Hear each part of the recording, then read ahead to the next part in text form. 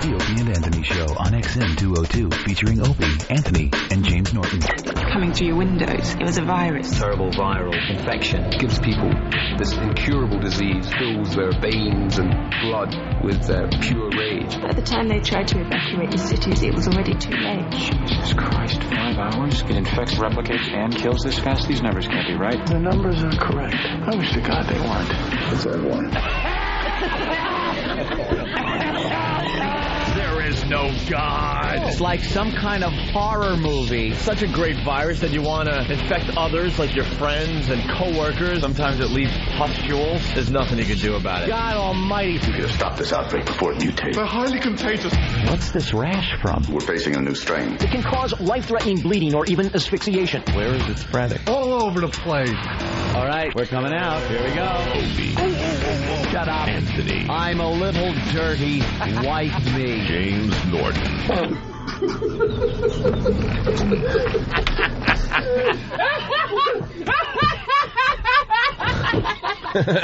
But enough of this palaver. Let's get the show on the road. Yeah. And we're off and running. Good morning. Good morning. Go. You're checking out the Opie and Anthony Show. Hi. Got a lot of bass in my mic today. Every day, the microphone sounds a little different. But you get used to it within seconds. Today, it's very bassy. The ONA virus spreading across America. Glad you're aboard. Tell a friend, will you? I want to say hi to everybody that's waiting online for a PlayStation 3. A PS. Do you really want to say hi? 3. Why not? People wait online for a video game? They're boobs. They are just boobs. They're camping out. Yeah. I guess there's only 400,000 of them for the whole United States of America right now. So people, hype it up, and then they pump out a few billion of them, and everyone has them. But if you have to have them now, you got to wait online. It's a marketing ploy, isn't it? Of course it is. What other reason could there be that they're only shipping 400,000 of these over here, but to make hype? They got plenty of them little people over there. They could just solder those things together and ship them over here. Please. It's very smart. It gets everyone talking. Yeah. I walked by one of these lines last night on our way home from dinner with the Hollander brothers. Yes, that was lovely. The Flying Hollanders. They're a team. They share dessert and everything. It's so cute. It's adorable. They're brothers. They could do those things. Yeah, but they order the same type of food, steak and lobster, and then the end of the night, we're talking about our bosses, by the way. The end of the night, they get a little cheesecake to split, like you would with your girlfriend or wife. Wouldn't put it quite that way. I would. It was creepy to look at. Certainly, especially when they lock their arms, they wrap their arms and fed each other. The dessert tray comes out, and they're like, I don't know. What do you think? What do you Well, want? I've been good lately. I'm thinking cheesecake. Me too, but that's such a big piece. All right, we'll take a cheesecake with 2 forks. Ugh, creepy. Like, I would do that and Get your own cheesecake. You're rich enough. And then split it in half. Huh? I would do that, split it in half, 2 different plates. But they're eating off the same plate. I would be wasteful. Just get your own cheesecake, have a couple bites, throw the rest of leave half. Throw the rest of it away, knowing there's African children starving somewhere. Stomp on it in front of a homeless person. What are you talking about? I earned that cheesecake. I earned that. Dinner was great. What good food. Yeah. The Palm, and it was fun just tattling on everybody I hated to the big boss. Oh, it was great, wasn't it? Sitting there just being a tattletale. Very interesting, because for many years, Jimmy just flat out wasn't invited to these things, but he's now getting invited to these high-powered meetings. Yes. With the big boss. Mm-hmm. And, man, Jimmy uses that opportunity to tell on everybody. He gets something on his mind, and that's it. He opens his mouth and just rats it. You'd last in prison for like a day. I know. See, They would just keep you out long enough to rape you, and then they would kill you. and I, we're cordial, and we know how to kind of work these dinners where you get your stuff in, Jimmy's all about, this is what I heard about this. Jay Leno wants the guys on the show, and someone's blocking that. Oh, he's just telling on everybody. As my coat was coming off, hello? Hey, listen, this is what I heard. Right. The word on the street. I got the skinny. Let me tell you about this guy who's ready to stab you in the back. Right. My main complaints with the San Francisco station editing the show, and the fact that I know people at the Tonight Show, and it was absolutely confirmed that they wanted Opie and Anthony to be on the Tonight Show. And of course, you did Letterman, and you're going to do Letterman again. That's great. But it's now a reason you can't do another show. We would absolutely be thrilled to do Leno. The Tonight Show was told that, well, they're not interested right now. By who and why, and we were never told. A publicist or something said that about these guys. They're not interested in doing Leno. They never asked, never consulted. They're not interested. And if it was you listening to the show right now, you're in trouble because of little Jimmy Norton. That's right. Snitched. He ratted you out. Jimmy was telling on everybody that I got this feeling that when we started walking down the sidewalk that he went in to tell on us. Anthony. To tattle something about us? Yeah, I have a feeling. Tattletale. We were dining with the future ex-governor of the state of New York. We weren't. He was in the same restaurant. Can't we make it sound like that? I want to make it sound like that. We were dining. Were we not eating? We were eating. Was George Pataki there? Yes, he was. See, dining with the governor, the state of New York. What an entourage he has. Speaking of 18 governors. friggin' black SUVs in front of the restaurant. With lots of security. Oh, plenty of security. Speaking of governors, you should go work for Elliot Spitzer, you tattletale. Spitzer. I really should. You are the Elliot Spitzer of this program. I even followed them down the street. Joel, I almost forgot to mention. let me tell you about this rat. Oh, my God, it was awful. It was uncomfortable. I couldn't wait to fire that stuff out.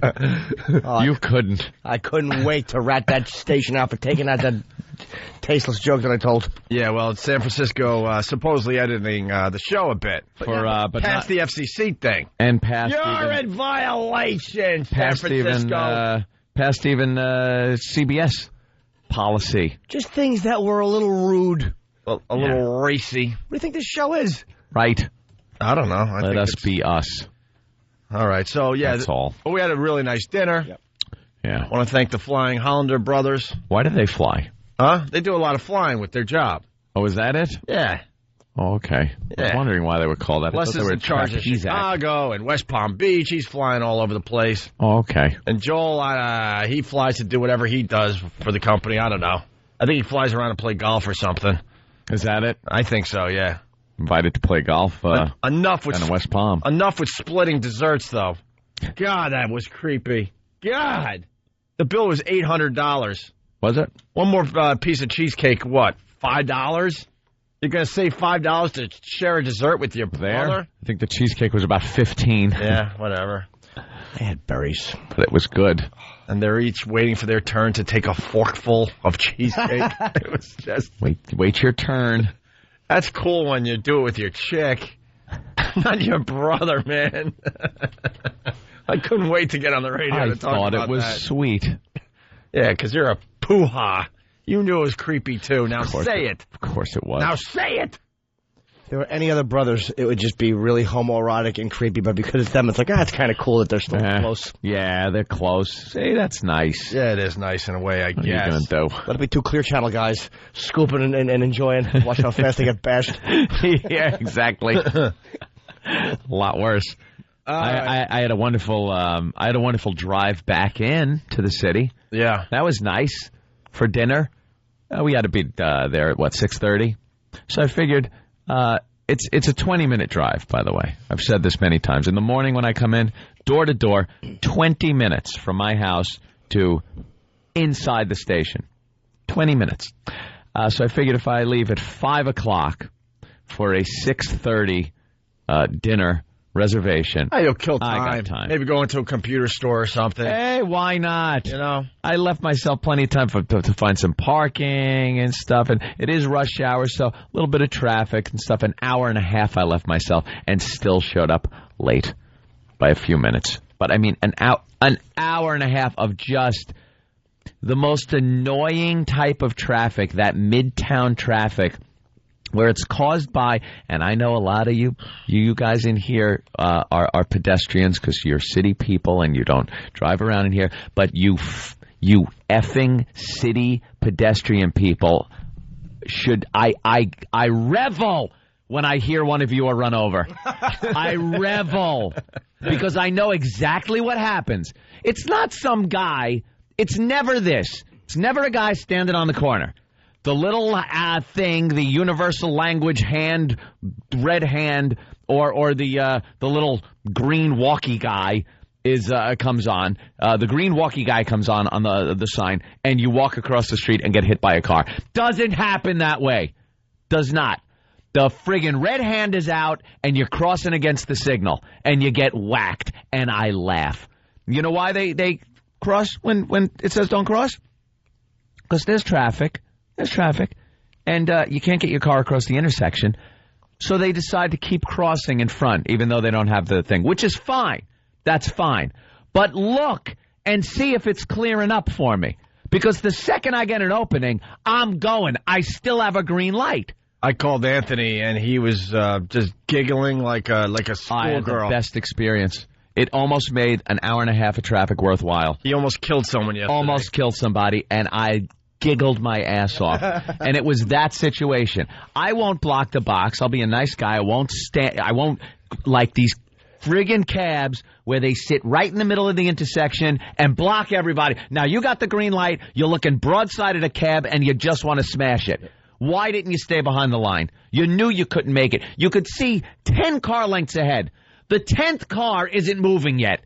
The light's turning yellow. You're going to make it? No. So I'm sitting there waiting behind the line for traffic to clear up. Now, whenever the pedestrians see your stop, they start crossing, which I said, again, is fine. But look and see if that starts clearing up for me, because the second it's cleared, I'm going. This guy, it clears up for me. This guy just doesn't even look, walks right out, and now he's got the red signal, because he's got the red don't walk. Right. Steps right off the curb, and now I have an opening. I gas it and jam on the brake so it screeches and beep the horn. And I saw him. I knew what I was doing, but this guy grabbed his chest and turned around. His eyes were giant. He actually thought at that moment he was going to die. His life flashed. His life flashed. Dude, he saw an Escalade grill coming at him, and there was nothing he could do about it. Was his eyes like the black dude in Caddyshack in the rowboat? In the rowboat. Yeah. They were that big, where he was petrified. So I roll the passenger window down now as I pass, because he jumped back on the curb. You didn't add insult to injury. You didn't add insult to injury. I did the slow roll past as I clapped and went, "Good job, a-hole. Good job. Almost ended up in the paper. Another dead pedestrian. Good for you." Oh, I hate you pedestrians. Hate them. Why are you so uptight? Because they're the ones that made me spend an hour and a half in traffic. Them and cabs. Mostly, though, pedestrians. Yeah. Pedestrians screw up traffic in this city. Make tunnels or bridges over every goddamn intersection. That's what I say. All right, look at this. They're showing the lines. People camping out all over the place for the PS3. Can't wait for the riots when the doors open.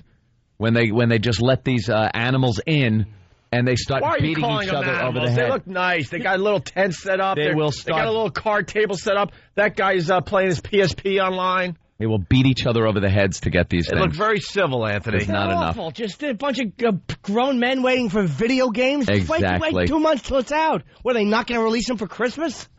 I don't know. Yeah, that's what they're doing. They're trying to make hype for the holidays. Hype. Everyone's going to get the hype PS3. it up. All right, let's say hi to Keith in Connecticut. Keith, what's going on? Hey, good morning, guys. Good morning. My brother's been camping out since yesterday, 11 o'clock in the morning. And last night when I got done with work, I picked up my daughter, and we went to the parking lot and whipped marshmallows at him standing there like a fool online. I like that. Have a good day, guys. All right, thank you, Keith. All right, we're just getting warmed up. Jimmy, you want to maybe get a little treat from Starbucks and share it? Oh. 2 spoons? I'd like that. Maybe a yogurt. It was creepy, I say. Creepy. Crumb cake. The clinking of the forks. Your turn, my turn. Oh, you go. It was creepy. Why don't you just stop that? And then it's awful because one. You're then putting the fork in your mouth and cutting another piece of cheesecake, and then your brother now has to take that piece of cheesecake that has the fork that you just had in your mouth marks on the front of it. Well, the worst part was when they split a 4-pound lobster, and like one of them would take a piece of lobster out and the other, and then do the airplane thing and make the other one eat it. Yeah, open the hanger.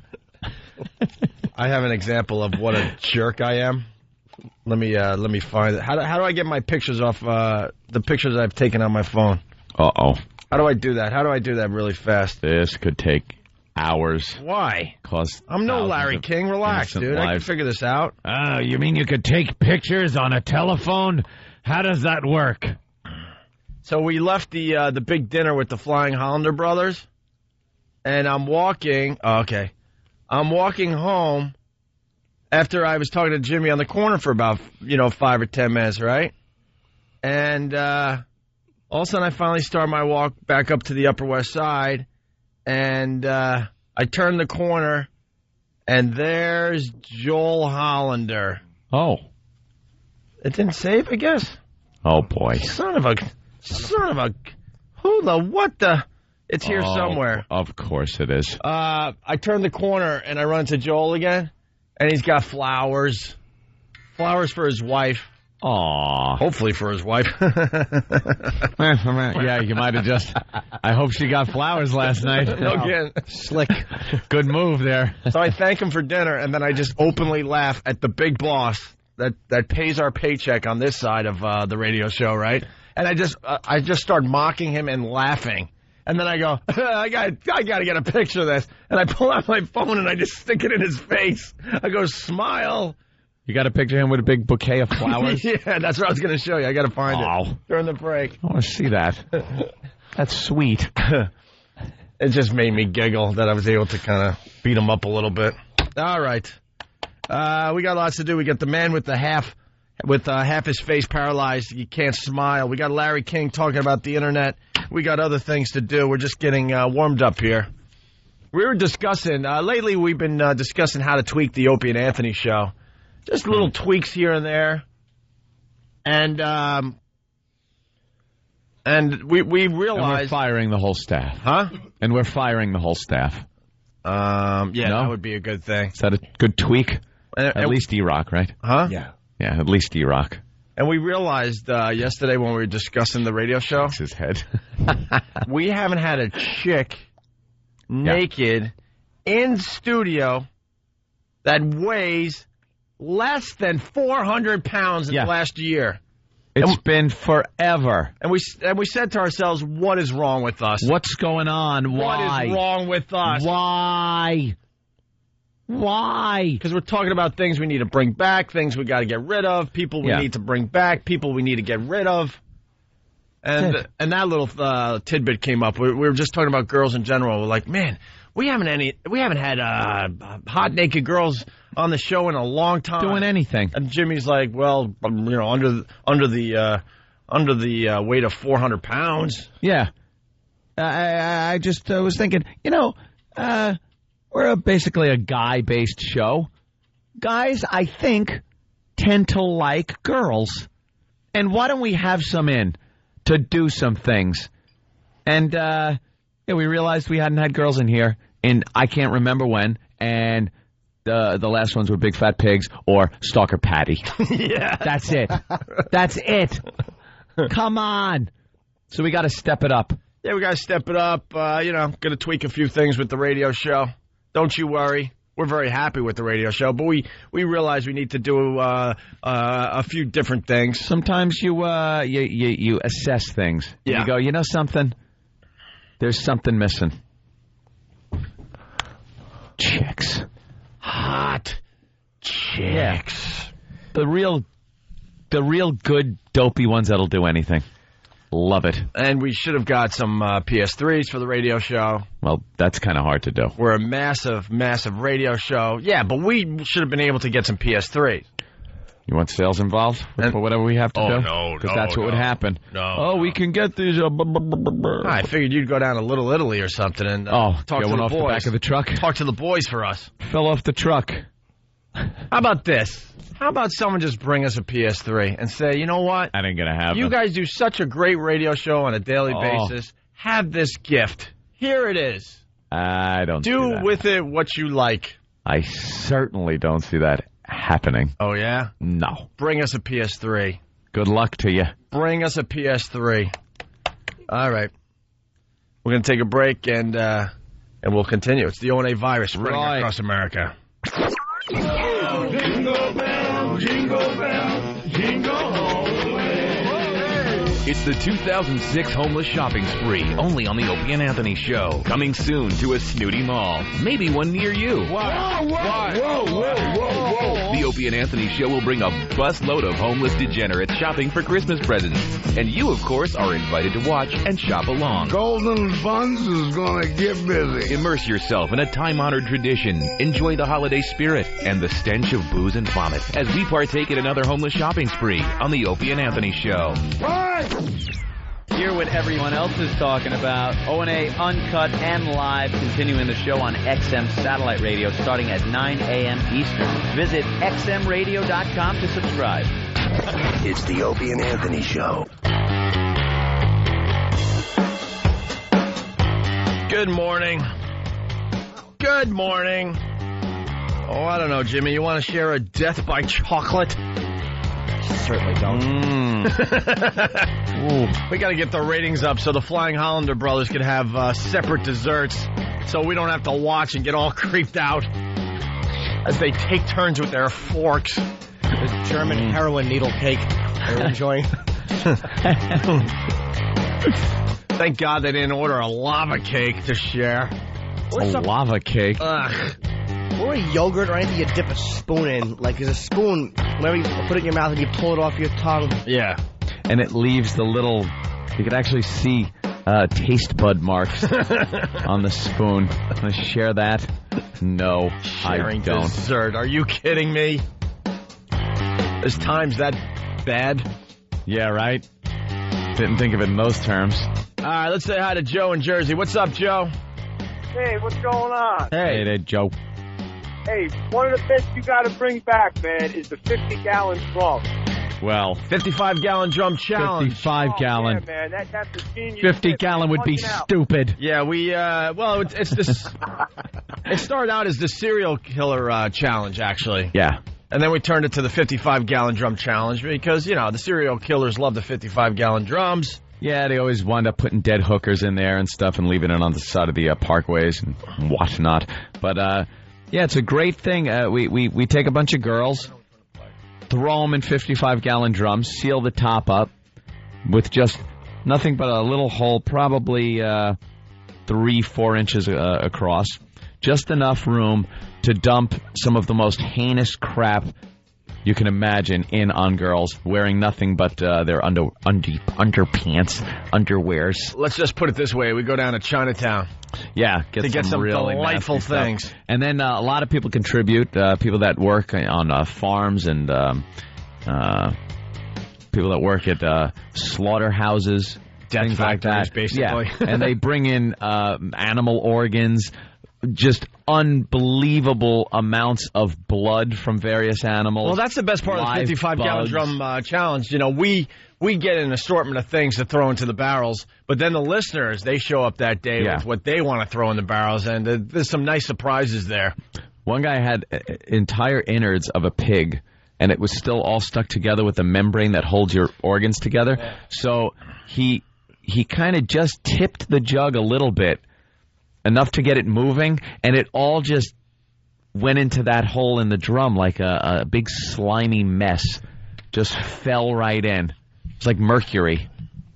That disgusted me, that competition. The smell in the studio was abominable. Well, we had to take Vicks and put it under our nose like crime scene investigators. Or Quincy. Yeah, or Quincy. Or he would do that, too. The smell is permeating the room, Sam. Dude, that's unbelievable. I love your impression. I love that goddamn impression. It's amazing, Jimmy. It is Klugman. Worst smell ever, by the way, I've ever smelled. Yeah, that was really bad. All right. Dead animal. You know what? We're going to bring back the 55-gallon drum challenge. 55-gallon drum challenge. Game on. We have to get through the eggnog drinking contest, which is going to happen in the first or second week of December. Yeah, we got a guy trying out for it tomorrow on the show. And then we have to do the homeless shopping spree. Yeah. I believe the date on that is going to be December 16th. Now, a homeless shopping spree, don't we usually bring in various homeless before we actually have the shopping spree to interview them? Yeah, Keith is supposed to start bringing them in any day now, so any day. It could be today. I don't know. I don't know what he's got planned. And, again, all points bulletin on Andrew. Where is he? Yeah. We want to have him involved in this. He earned it. Hey, by the way, we're getting a communique from Al Dukes. The last time you guys did the 55-gallon drum challenge, we had to change out the carpet in the studio and all around the studio. That whole part of the building, they pulled up carpeting and put down a regular floor with no carpet. Oh, yeah. Oh, whoops. Well, I would hope this time there would be precautions taken. Like we had precautions. We had tarps. It just seeped everywhere. Yeah, because we had all sorts of just disgusting liquids that just started, getting through the tarps and everything. How many drums did we have? About 10. Were there that many? Maybe we could cut back on Remember the fatty that wanted in on the contest and we couldn't say no? Oh, my God, yeah. She wouldn't fit in one drum. One drum, we couldn't. We had to get one of those landscaping green, huge garbage pail thing. Yeah, you know those huge green garbage pails that landscapers use to put the grass in, and you see them on the back of the trucks with the Mexicans? We had to get 2 of those. Yeah. And she stood in it, and then we took another one and put it on top of her and duct taped it where they met because she couldn't fit in a 55-gallon drum. Yeah. She was so big and fat. All right, we'll bring back the 55-gallon drum challenge in the new year. Yeah. Because the rest of the year is going to go by fast, and we got a lot of great bits. Because we still got to do Money Snatch as well. Want to do Money Snatch, of course. We're going to do Money Snatch, Homeless Shopping Spree, and the Eggnog Drinking Contest all within the next month and a half. So it's going to get very busy around here. And John from Brooklyn has a suggestion. I think this was something good that was good on Friday. John? Yeah, you should bring back the lesbian couch. Remember the lesbian couch? Wow. This was something that was just, it had no value whatsoever. There wasn't an end game to it. It was nothing but getting a couple of broads, sometimes 3 at a time, to get on a couch in various states of distress, not distress, and sometimes distress, and just hang out for the day and make out with each other. Well, the first step is to get rid of these homoerotic couches that are around this joint. These are the gayest couches I've ever seen. Stupid, oversized lips that are formed into couches. Yeah, the big, That's the only gaudy thing I can red figure out. couches that aren't comfortable looking. They aren't conducive to girl-on-girl passion. They're conducive to man-ass. Yeah, that's what it is. You could just see a power bottom going wild on that thing. Dan. Yeah, that type of crap. You can see the cushions on the side, easily biteable. Hey, those little twinges. Hey, I got a quick clip from a past homeless shopping spree. Ooh. Listen to this. This is the hissing cockroaches that were added to the drums. Wait, that was a 55-gallon drum. What did I just say? Homeless shopping. Oh, I'm sorry. 55-gallon drum challenge. Which would have been recorded from a homeless guy's I'm tired because we went out to dinner with the Flying Hollander brothers. Yes. Could have got home early if we didn't have to sit there and watch them share a dessert. It's creepy, I say. Extraordinarily creepy. Oof. Don't do it anymore. 2 forks, no waiting. Maybe they could take the dessert they don't eat because they don't want to get too fat, and they could bring it in when we do the 55-gallon drum challenge and just throw it into the barrels so they could contribute. The worst was one would start it like when one would say moment on the hips and the other would go lifetime moment. Oh no! Moment on the hips. And then they had to order the same meal too. That was a little strange. Like twins do that.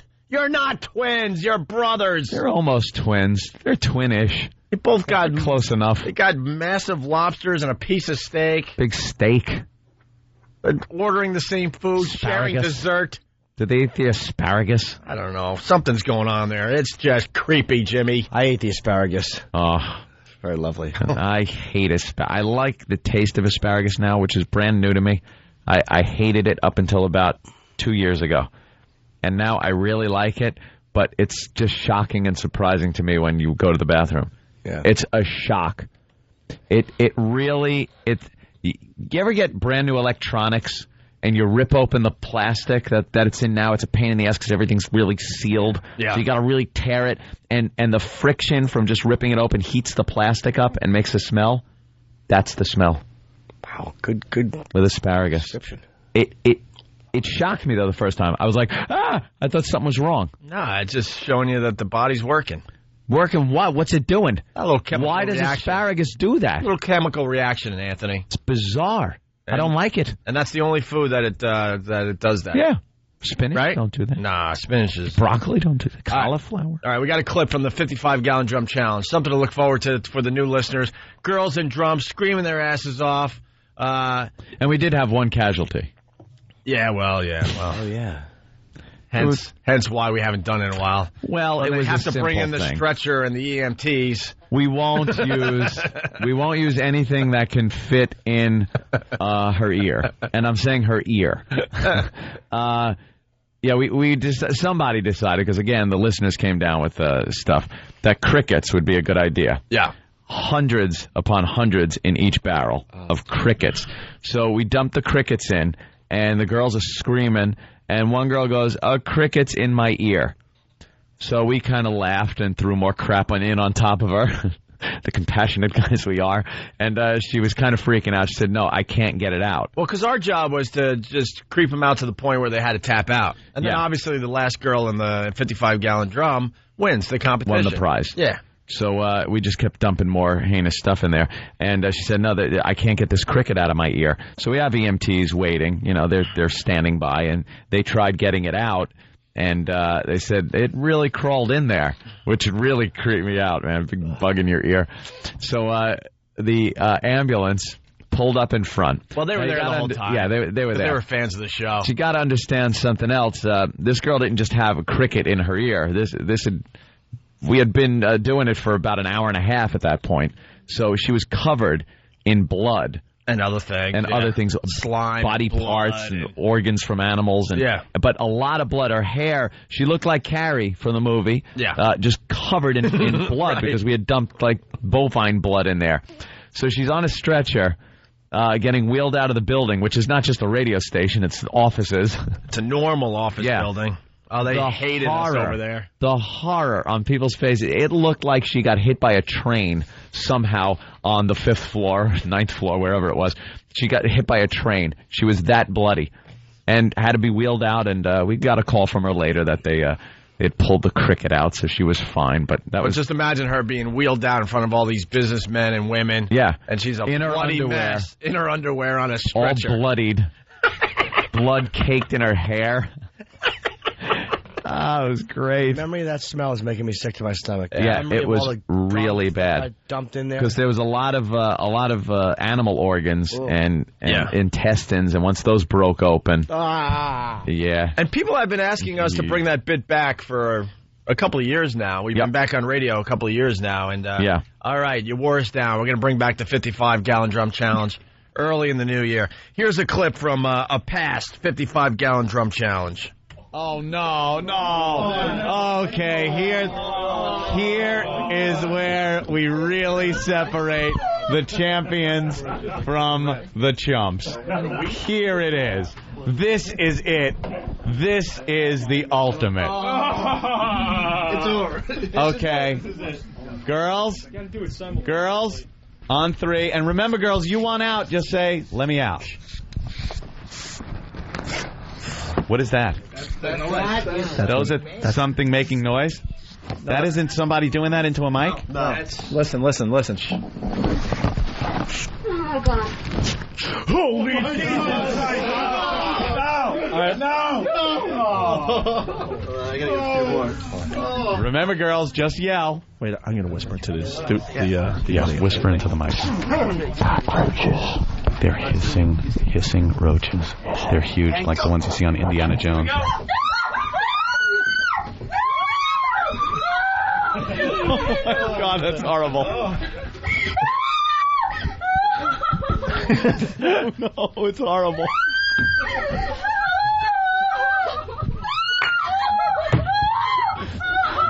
Best bit ever. Oh my God. I can't take it. I give up.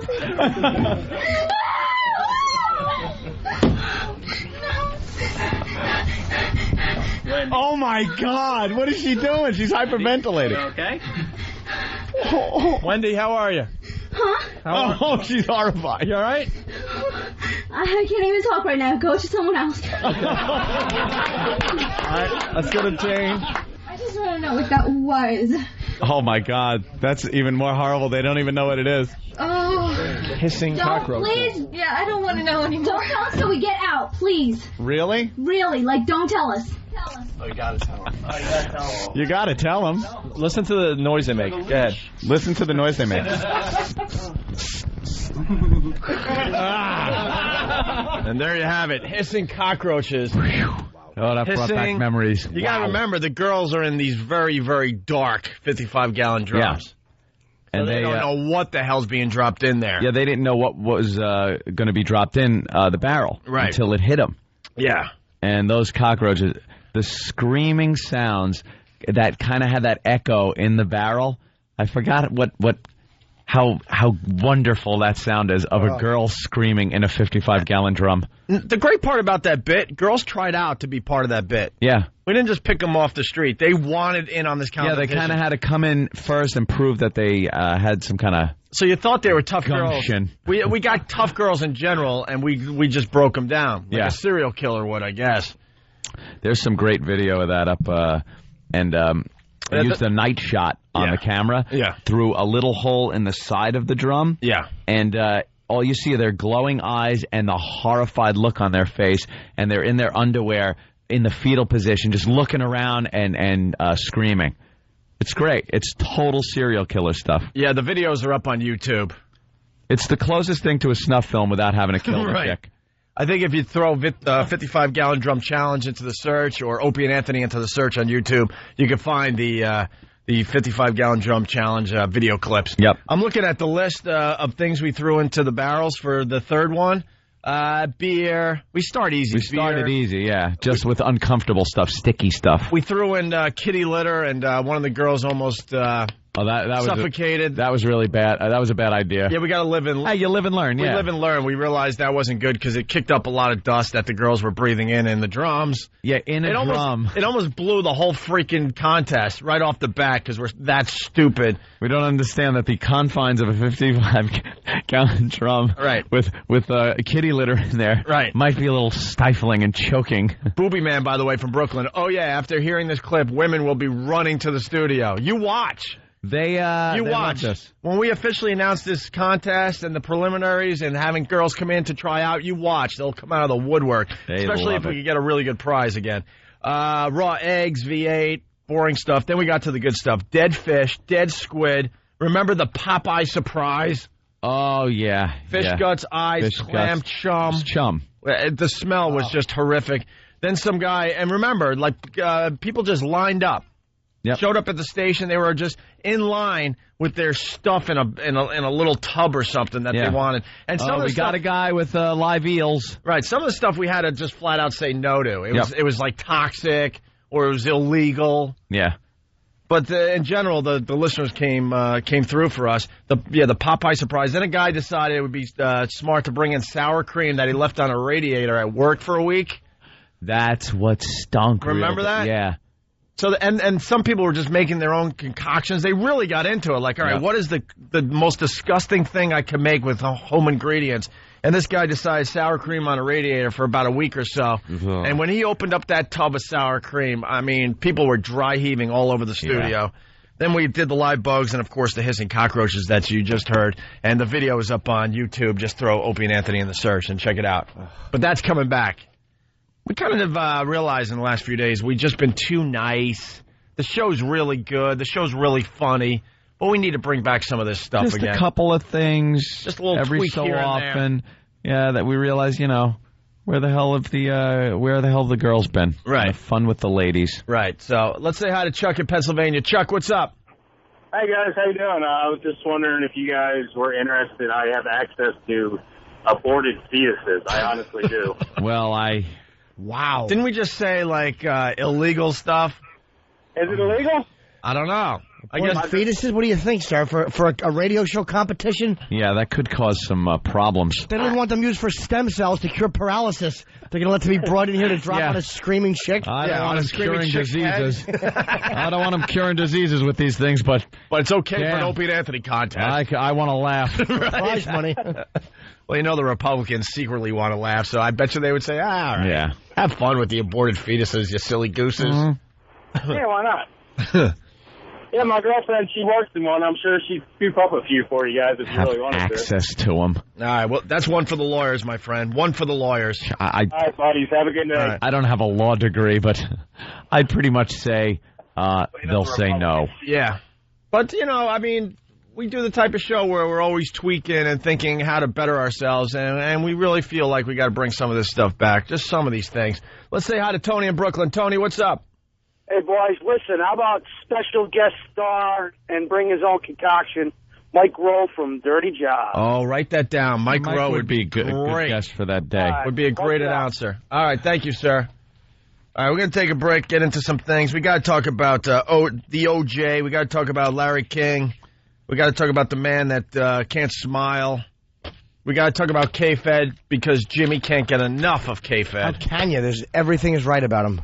All right, it's the O&A virus spreading across America. Opie, Anthony, Jim Norton, and the comedians of the Opie and Anthony Show are appearing in a special holiday edition of FHM, on sale now. E-Rock's creepy photos from the FHM shooter, now online at opieandanthony.com.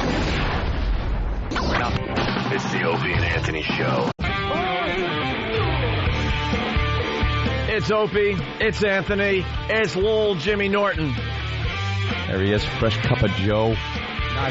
Oh, you have the last bite. Oh, are you sure? Are you sure? Fight over the last bite of dessert. Did they? I didn't catch that part. Oh, I'm obsessed with the fact the Flying Hollander brothers shared a dessert last night during our big meeting. That's what brothers do, I guess. The radio company can't be doing that bad. Get your own dessert. It's creepy. You ever share a dessert like that with your brothers? No, any of them? With my chick, yeah. Never. Oh, honey, you have the last bite. Oh, I don't know. When they ordered that malted with the 2 straws, though, that's when I had to leave. Yeah. Just couldn't sit there and watch them staring at each other's eyes and drinking that malted. And they were both wearing the same sweater. Like one had lettered and given the other his sweater. These guys are very powerful in the radio industry. Of course they are. And they're sitting there with their fork eagerly waiting their turn on the cheesecake. Looking, is he taking a good piece? Oh, my God. They had to come to a decision together. The dessert tray comes out. They're thinking it over. I don't know, mixed berries? No, I'm gonna treat myself.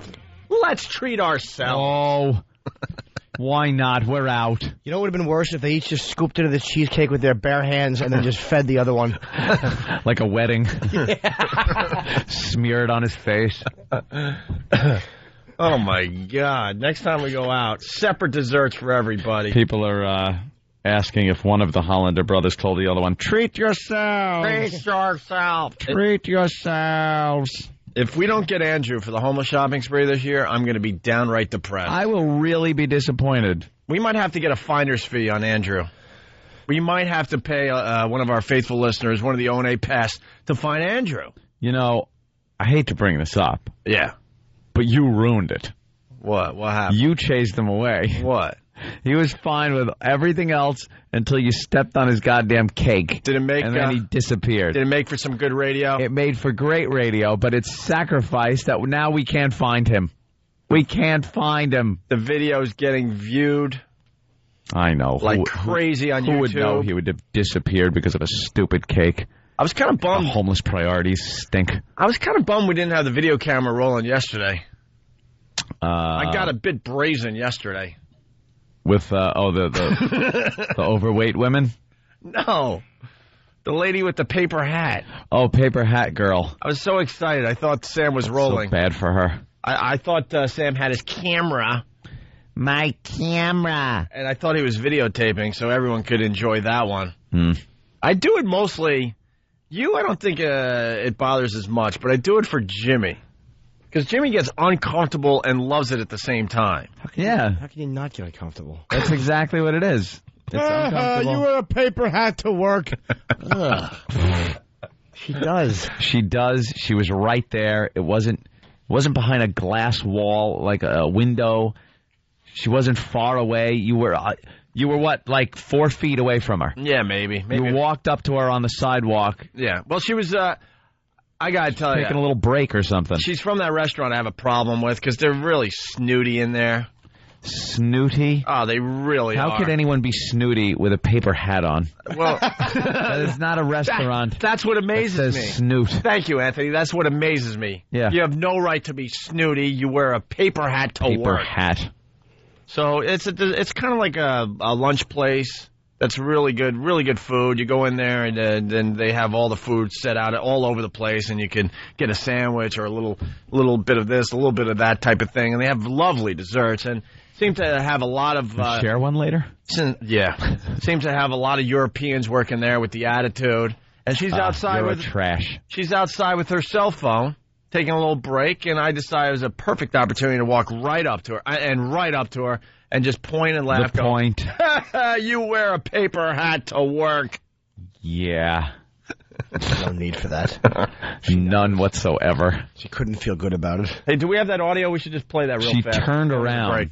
She just turned around so as not even so much so she didn't have to look at you. Yeah. But it's that so we couldn't look at her anymore. Yeah. She felt so bad. Can someone get a copy that grab this on the news? This is American tsunami, ? No. Wave hits the West Coast. No, that was a bust yesterday. Oh, God, they just want to tie every disaster into our country.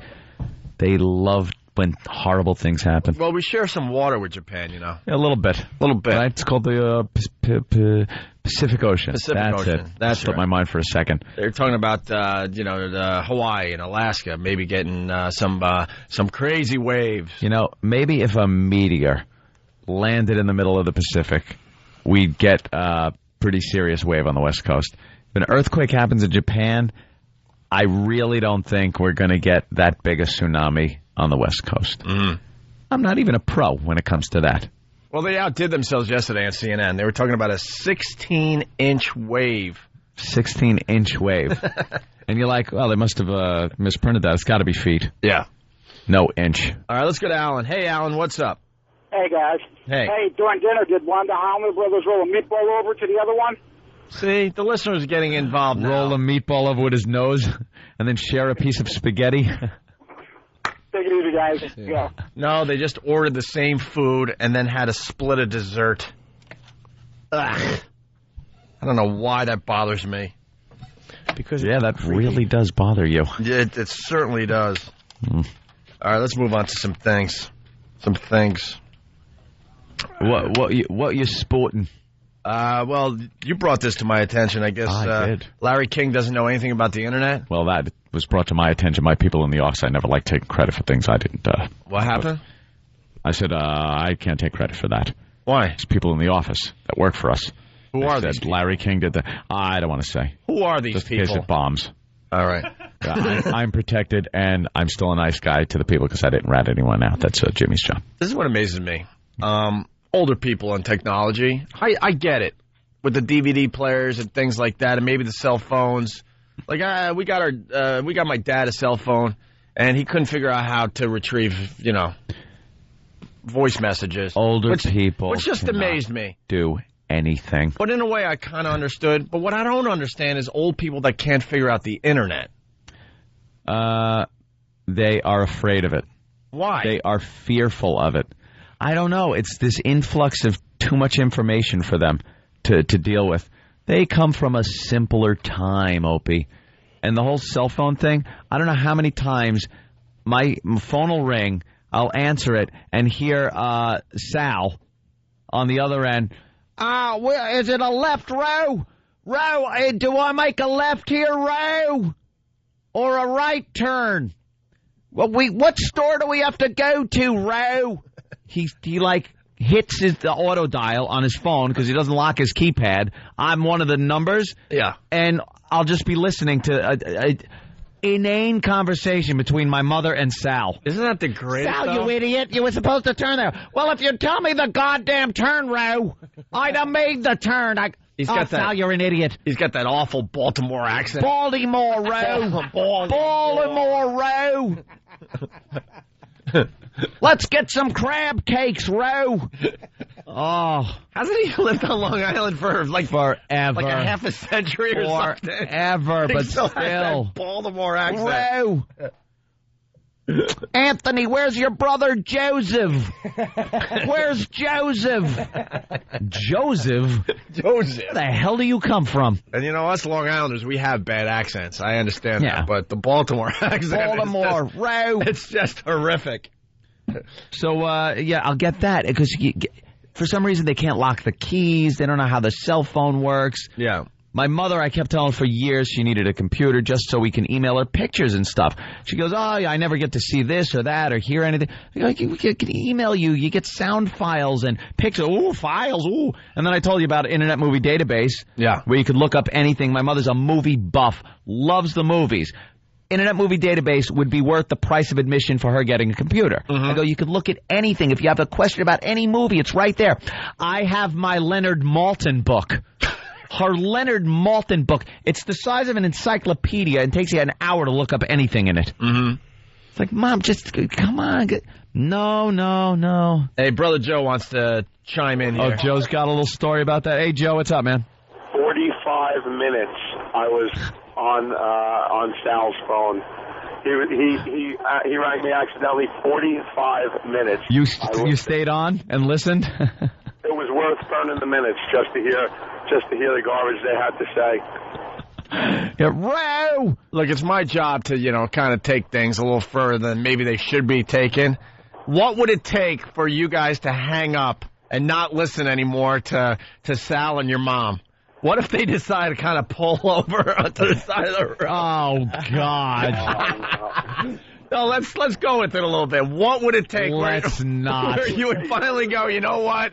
I got to hang up. It would take Sal having a prostate again.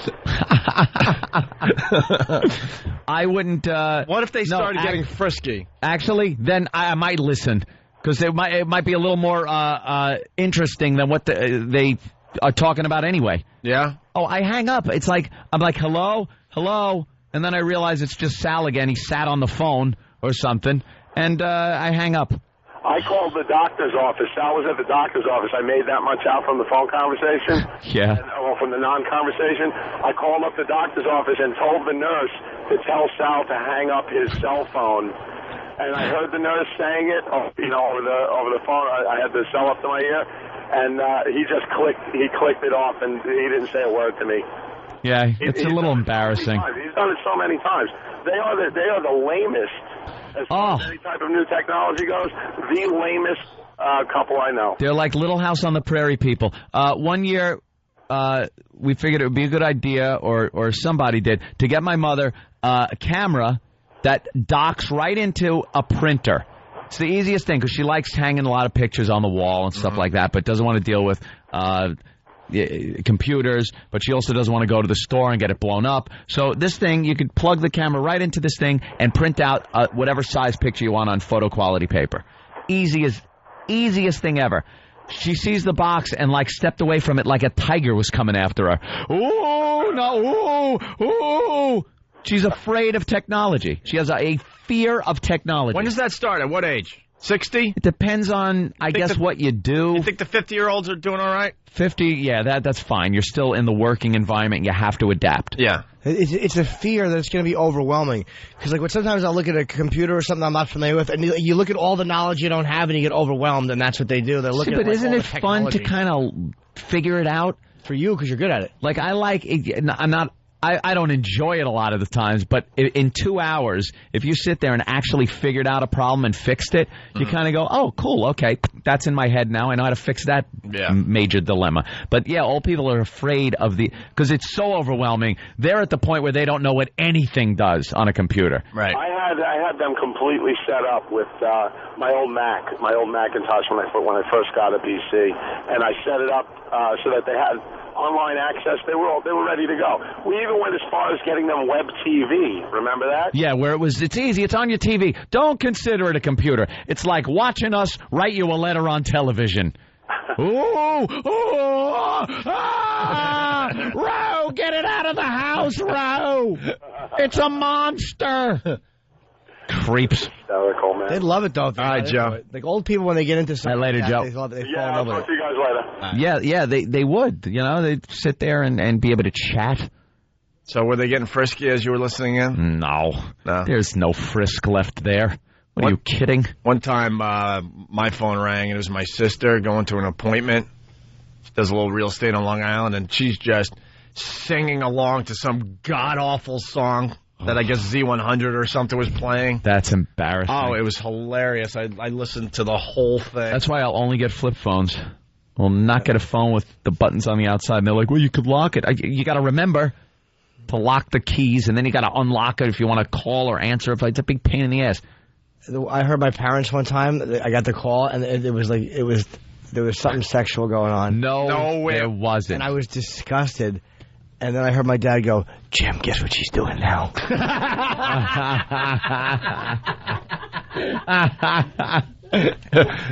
You always get me. Oh, that's great. Damn you. Let's say hi to Chris. Chris, what's up? Hey, Chris. What's up, man? Hey, Chris. How you doing? Good. Did Carson Kenny get back here from the relief effort in Japan? Using his hair to stop the water up. That dry head of his. Yeah. Over and outside and go. Oh, my God. Speaking of Club Soda Kenny, the whole ride in today. So then I called the airline and then the flight. Oh, shut up. His OCD. He got to tell you already. Every step of everything he did. Well, Jimmy's flying out to Vegas for a big show. With Saget. With Bob Saget and everything. And Kenny's stressed because he doesn't know if he's going with Jimmy or not. And there's been all sorts of problems with the flights. And I had to hear it. All I said was I walked out of the door, and because we were out late with the Flying Hollander brothers, I really pushed it. I set my alarm for 4:50, and I was out the door at 5:01. Oh, boy. I gave myself 10 minutes, brushed my teeth, did a little, like, Puerto Rican shower type thing, and I'm out the door. What is that? You never heard of the Puerto Rican shower? Of course I have. I want you to say it, though. Use your imagination. The hair looks terrific, though, right? Right, fine. Has bounce, has luster. Yeah, run it under the faucet for 2 seconds. Oh, okay. I go, hey, Kenny, how's it going? Oh, let me tell you how it's going. There's all sorts of problems with Jimmy's flight, my flight. I don't know if Jimmy wants me to go anymore. How many seconds did it take before you realized, oh, my God, why did I ask? Yeah, now if people would just listen to me, I would have had this figured out last week, but last-minute planning is always getting in the way. I'm like, oh, my God. I wished for green lights. It's only a 5-minute ride. And then in the elevator. So then what happened was with Pete and Jimmy, they said just book the flight. But then I went back online, and the flight that was $500 originally is now $860. But I wasn't sure if I should book it because I didn't want to get in trouble with Jimmy. So I waited another 12 hours. And then when I went back online, it went up another $80. The door shuts, and it was more expensive. Oh, my God, bro. His OCD. But the ticket was each floor is hearing. Right. And I said it should have been the price that I had given for it. But then, dude, there's more tickets, but then, you get a better rate. Yeah. My mom suffers from OCD horribly, and I know I have it to a point. I feel so much better about myself because of you. Little Jimmy Norton. Not OCD. No, just your problems in general. I don't have OCD. No, just your problems. and of course, Club Soda Kenny. It's just out of control. He needs a little pill to keep him calm. We all think each other is crazier than we are. Yeah. But we all, think that way. Yeah. See, I think you and Jimmy are 10 times loonier than I am. But you both think I'm crazier than both of you are. I have no doubt in my head. Jimmy thinks you're crazier than he is. You think that we're crazy? I think you two are crazier than me. No. I think you guys are richer. I mean, we all... I have no doubt in my mind that you are the craziest person on the show, Anthony. No. There is no doubt in my mind. Nope. It's just been hidden. I was stupid enough to admit a lot of things over the years, but the stuff is starting to creep out. Look at him, Jimmy. No. What? No. What? No, I what? didn't. No. But it's starting to creep out, and I think it's terrific to watch. We're all self-supporting in that way, though, because no matter how loony you think you are, I could look over at you two and go, well, at least these two are crazier than me. Yeah. But you can all say that. Yeah. Well, Kenny... Nice little system we got. But Kenny's OCD. Kenny's nuts. Kenny does this thing, too. He'll tell you something. He has a way of making bad news, worse, but under the guise of doesn't mean to give you bad news. Kenny, when he hears bad news, internally he goes, ooh. He loves bad news. Does he? Yeah, and I told him that's the only way to do it. He gets that little lilt and his eyes open and the head shakes a little bit. But I don't know what they want me to do. If they don't want me to book it, I can't do it. He's just nuts, and he is nuts. Is that funny? See, he drives me every morning, so you don't get this. You don't.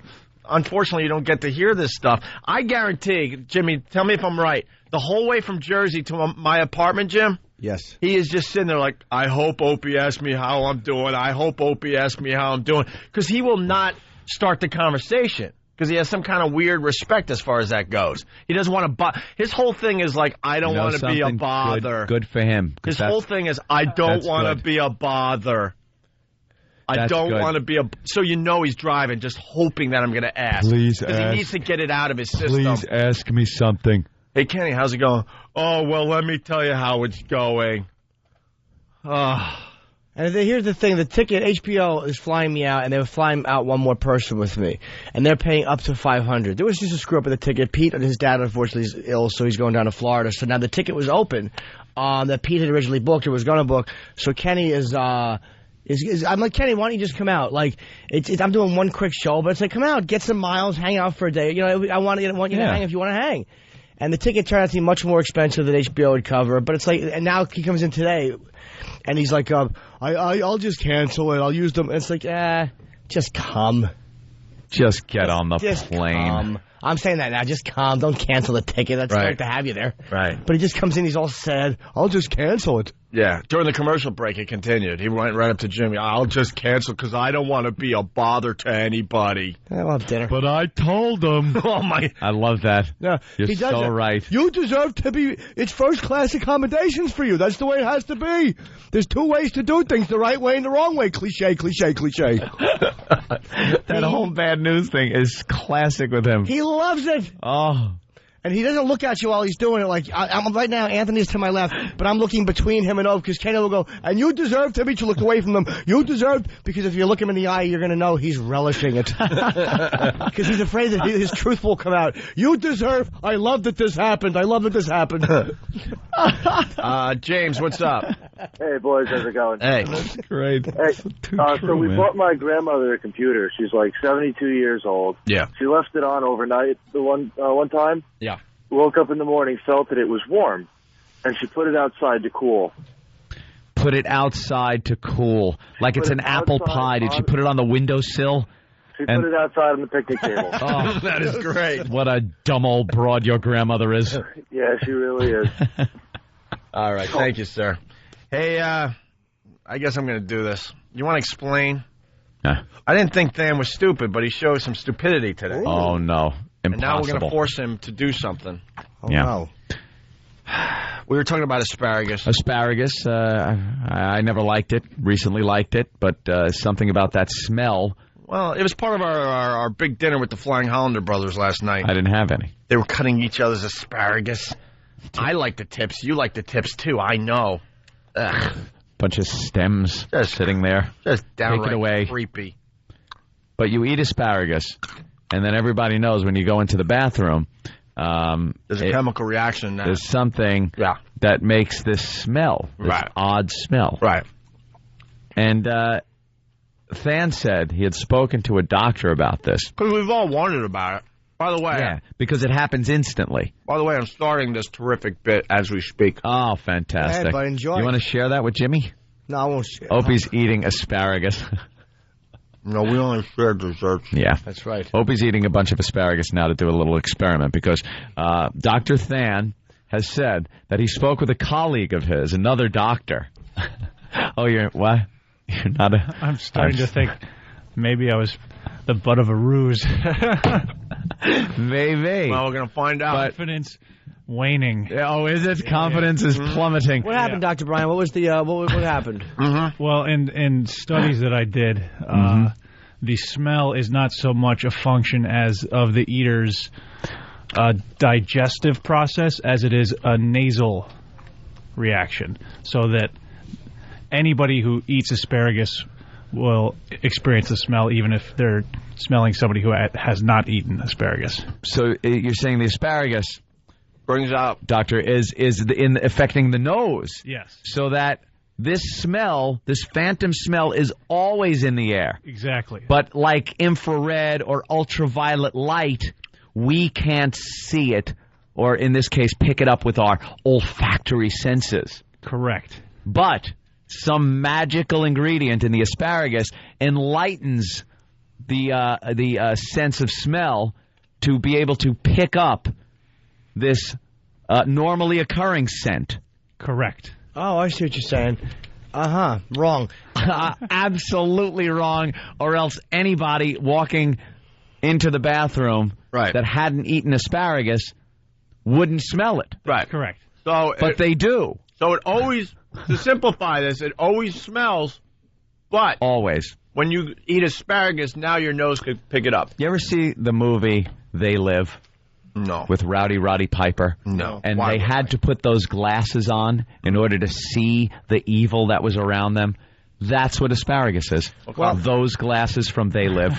We all know what scent we're talking about, and let's be honest, Than, not to disagree with all of your studies and your colleagues, but I think you're talking to a grunt here. You are.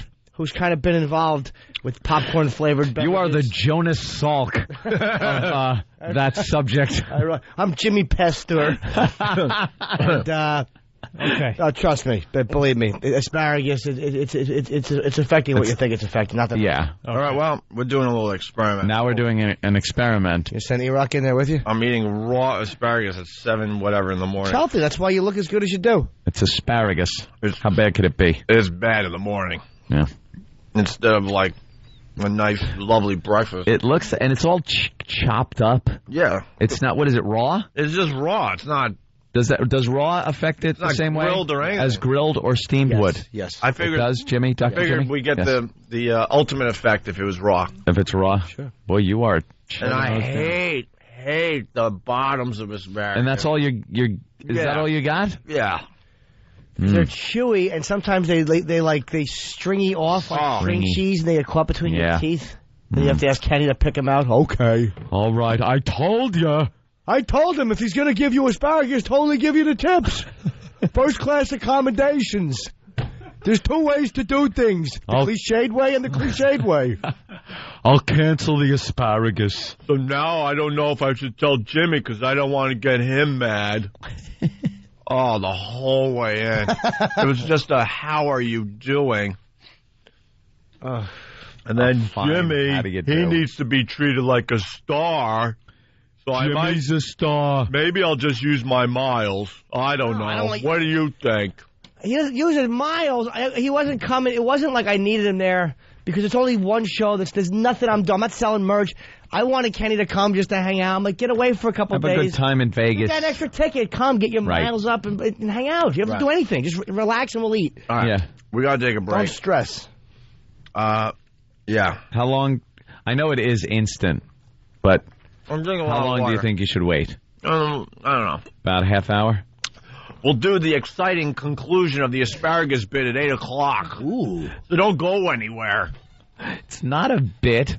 It's an experiment that is taking place during our program. Don't go check out Preston and Steve, you asses. They stink, and you know it. Like asparagus. asparagus. Little message for Philly today. It's the O&A virus spreading across America. Oh, jingle bell, jingle bell, jingle all the way. It's the 2006 Homeless Shopping Spree, only on the Opie and Anthony Show. Coming soon to a snooty mall. Maybe one near you. Whoa, whoa, whoa, whoa. The Opie and Anthony Show will bring a busload of homeless degenerates shopping for Christmas presents. And you, of course, are invited to watch and shop along. Golden Buns is gonna get busy. Immerse yourself in a time-honored tradition. Enjoy the holiday spirit and the stench of booze and vomit as we partake in another homeless shopping spree on the Opie and Anthony Show. What? It's the Opie and Anthony Show. You're checking out the Opie and Anthony Show. Thank you. Thank you very much. Tell a friend about what we're doing, okay? Still making the biggest comeback in radio history. We got the ups, we got the downs. We tweaked this, we tweaked that. And someday, we'll be back on top again. That's what we think. Tom just came in. Right. Tom was talking about a mattress. Yeah. He's like, yeah, we have mattress sponsors. I mean, he's like, you guys okay with mattresses? And Kenny goes, you might want to need something. Kenny's like, no, thank you. I have a Thermopedic. And it Thermopedic creeps me out to picture your form just being burned into a Thermopedic. You have a pedophilic creep.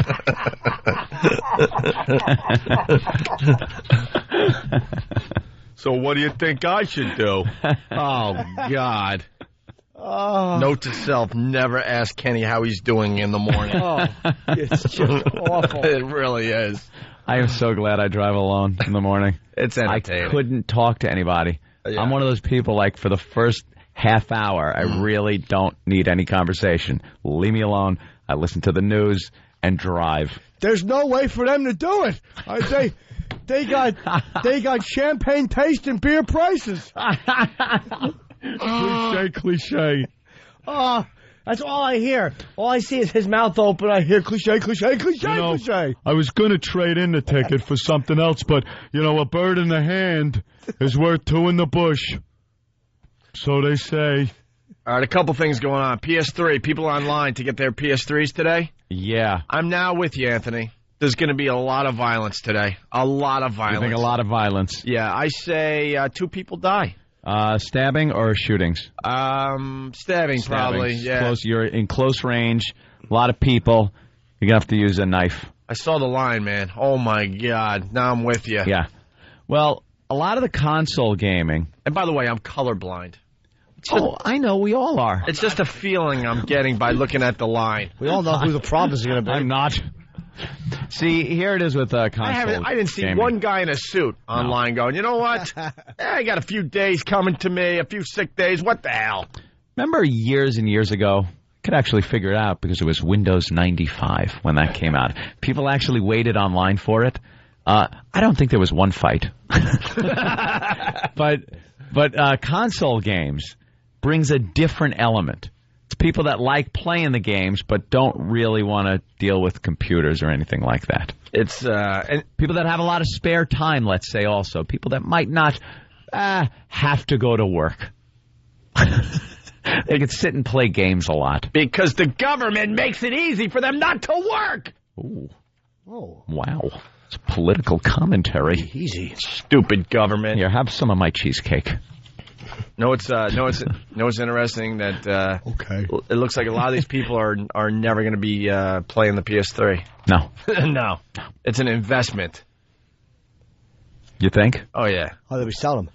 Oh, yeah. You could tell. Yeah. Well, because only 400,000 in the whole country. And they're saying they're going for over 2,000 on eBay. So are you kidding me? Why do you need the game that fast? Gotta play. Douchebags, they're going to release it for Christmas. Are they? Yeah, they have to. Or they're gonna How many new games are out for it that you can't play on PS2? One. There's one new game. I don't know. Is it? I can't believe that there are 100 games out there for this new system. The asparagus game. 20 that'll only play on this system. Yeah. I hear some older games won't play, but they probably suck anyway. This is true, by the way. People hired homeless to wait online. Of course they did. They always hire the homeless for things like that. Golden Buns is here for a PS3, and you know I could deliver some of what P and S stand for right here. He's in charge of the line. Yeah. Oh, what a mess. Get Tippy Tom back on the show. All right, so that's going on, and I'm ready for my experiment. And lucky me, I get to decide who goes into the old bathroom with me. Is it long Put enough? your hand down, Eric. Has it been long enough? I don't know. Someone tell me. I just ate like a half a pound of asparagus. It was disgusting. I know it's instant. I drank a bottle of water. Am I ready to go or what? Should I just jump up and down and shake it up a bit? I don't know if that'll work. I don't know if that'll work. It'd be funny if you did it wrong. Now your spit smelled like that. All right, I'm going to decide who gets to go in the bathroom with me. It's going to be a treat. Ooh. I want Than. Because it was his idea. If you're just tuning in, Than said that... the medical journal entry you made. He said that your you-know-what always smells, but it's the asparagus that makes your nose better so you could smell it. Asparagus has something in it that might do something to your receptors in your nose that you then pick up that scent that asparagus is famous for making. So basically, he's saying if you eat asparagus, you're the only one that's going to smell it. Yeah, in the bathroom, yeah. Everyone else would not smell it because they didn't eat the asparagus, so they don't get these superpowers with their nose. Superpower of smell. God, I thought Dan was smart, too. How come there's nothing He was my else? last hope on this show.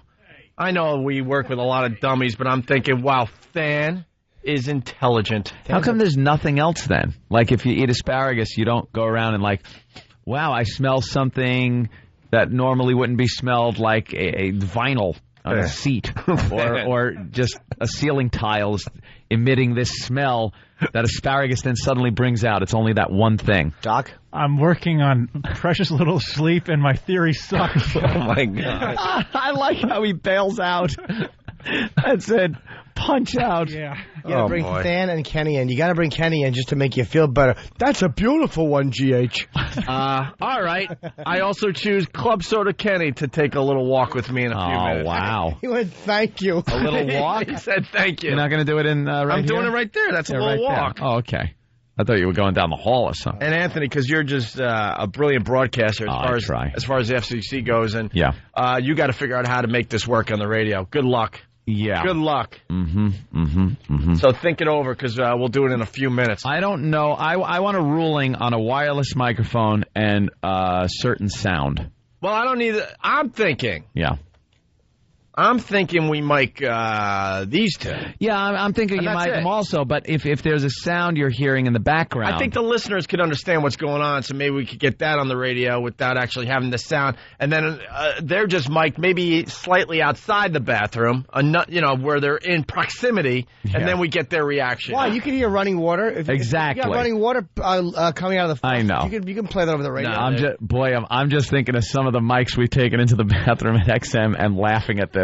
Yeah. Because there have been some shows where, wow, it sounded like a World War II incendiary bombing going on in the bathroom.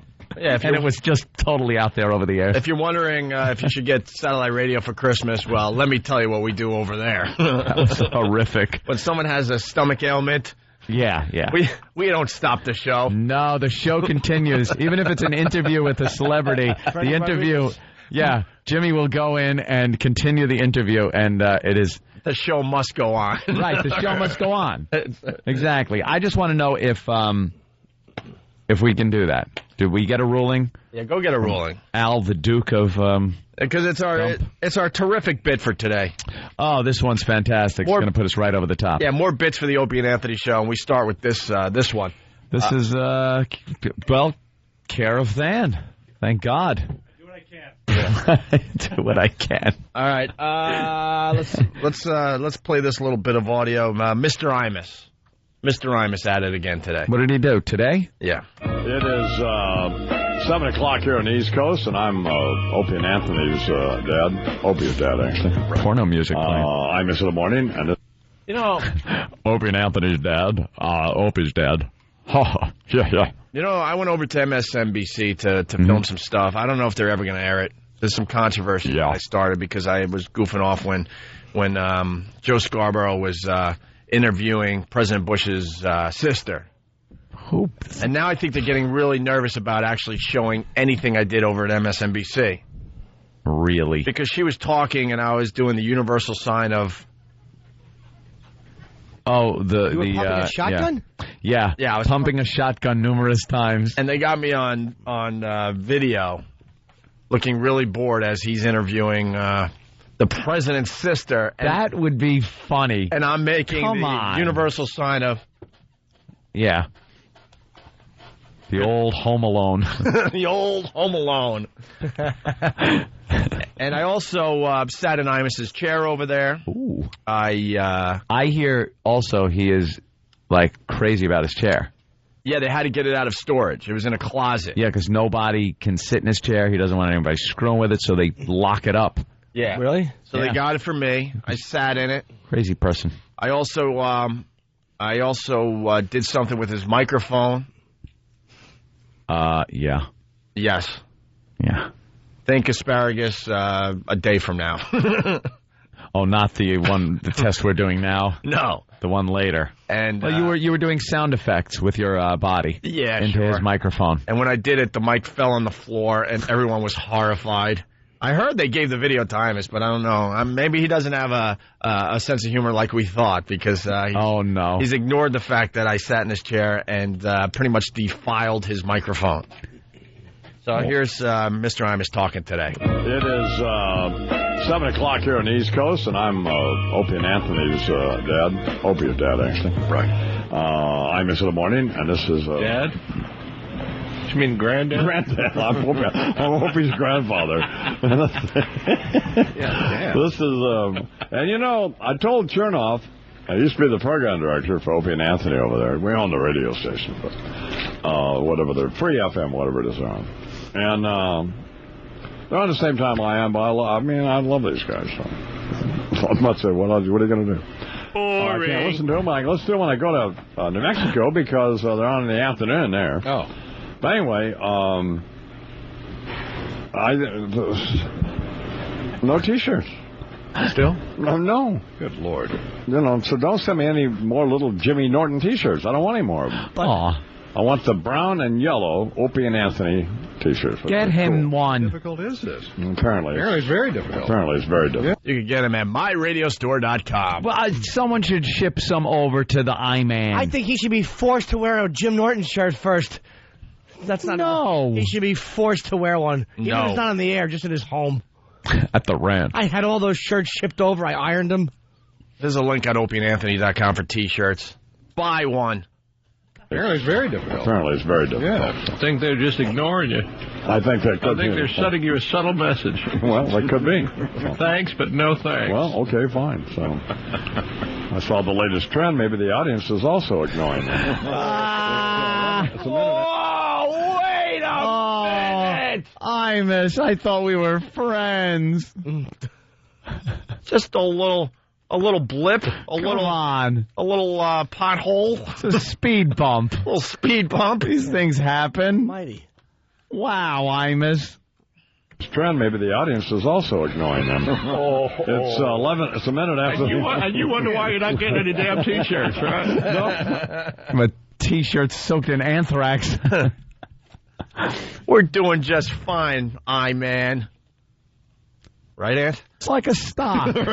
You look at a stock, and what does it do? It doesn't go up on a daily basis. It goes, but as long as it's, kind of moving up, but you're going to have your, you're going to have your peaks and valleys, they call them. Oh, man. No. I don't know what. The latest trend. What's that gift you got over there? It's to Howard. What's that? Turned on a dime with a sledgehammer. No. That's not. They're doing fine. U-turn. You're a petulant child. Well, whatever. You didn't get your 90 different T-shirts, and you got to go turn on them like that? I have not turned on Opie and Anthony. I resent that. Is it just their audience's turn on them? Yeah, it's not me. Okay. All right. I'm still there. It's a pile on. They're piling on. We are finding the trend. Let's relax. Every road has a bump in it or a little pothole Sometimes it's just a pothole that maybe you normally see at Everest. Sinkhole. All right. Oh, we got the clip from the walkover yesterday, and then we're going to take a break, and then we go into the bathroom. Me, Fan, and Club Soda Kenny. To test out this He's saying theory. thank you again. He's very happy he was picked. If this theory actually works, I'm seeing some kind of a Nobel Prize for you, or what's the other prize? Isn't there another prize for medicine? The Darwin Award. We'll figure out something, but I'm sure you'll be in the Journal of Medicine and Well, we got. But I think you just turn up looking like an ass. We got instructions how to do the thing, by the way. Oh, really? Yeah, we'll set it up after the break. Right. But first, E-Rock has this from the walkover. That was a very uncomfortable moment for, I think, Jimmy more than Anthony. I was uncomfortable. I just walk away from those situations. Yeah, I don't think you carry the weight, but Jimmy really kind of relishes in it and just kind of enjoys it, and then he's horrified and laughs at the same time. Yeah. All right, I got one. Ready? All right. You got to wear a paper hat to go to work. I can't look at her. Oh, no. I can't look at her. Don't look at her. I'm sorry, miss. Drop something. Yeah, good show. Wow. Wow. Hi, sir. It was awful. Oh, is that awful? It's awful because she has to. And she was right there. It wasn't like he did it with her across the street or behind a glass wall. I don't hide with my comments for the most that part. Was horrible. How close was I? That wasn't a comment. That was an assault. Look at this Frenchman. Ha ha. You got to wear a paper hat to go to work. Oof. That really was awful. It just makes me happy, though. All right, we'll do our asparagus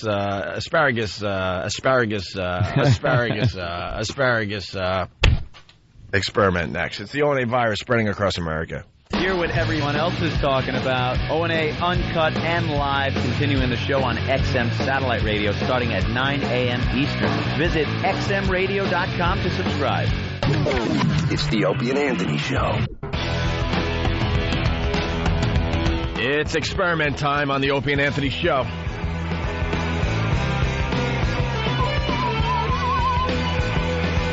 Why don't you do the big setup, Anthony? Well, Opie, we noticed, of course, last night, went to dinner with the bosses and had some asparagus. And there's a thing with asparagus. That thing, when you eat it, almost instantly, if you have to go up and use the restroom, if you've been drinking a lot of water, there's that smell. You get sort of an aroma from asparagus that you don't get from anything else. It's ridiculous. And I hate that smell. Well, Than had a doctor tell him, he said, this theory that is just poppycock, that it's not the smell of the byproduct. It is the fact that the asparagus does something to your nasal receptors. You get bionic part of your brain. You get bionic smell. And the smell is constantly coming out of the byproduct, but you just can't smell it. It's invisible. It's like a phantom, a ghost. But the magical asparagus allows you to smell it. So if you ate asparagus, theoretically, you could walk into a bathroom if somebody's using it, and you would smell that smell. Yeah. Because it's just emanating from everybody's all the time.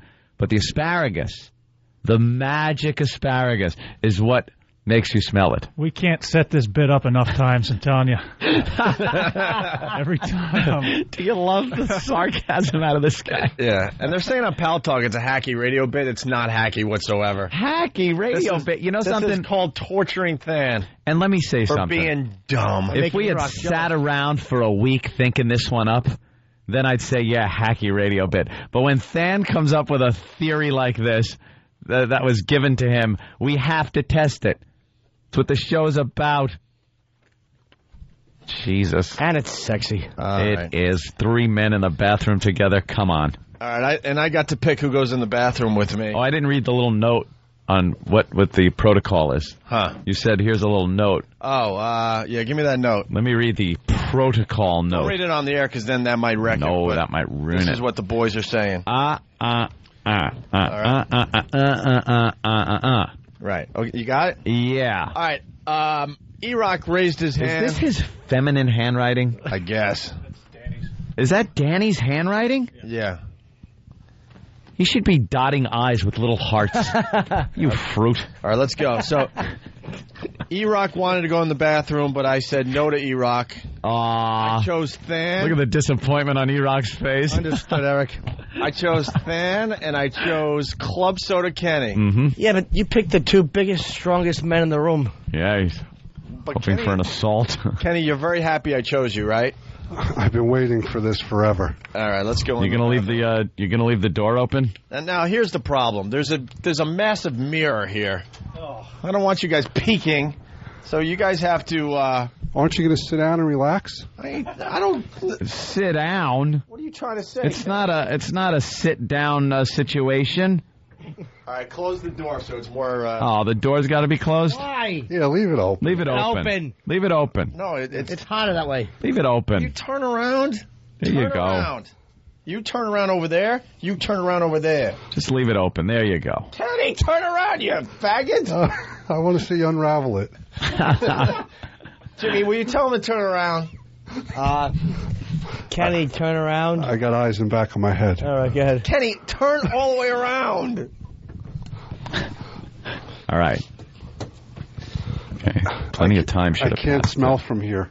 Well, just hold on. Well, then get closer. You got to wait. All right, you guys can back up. There. Don't touch my...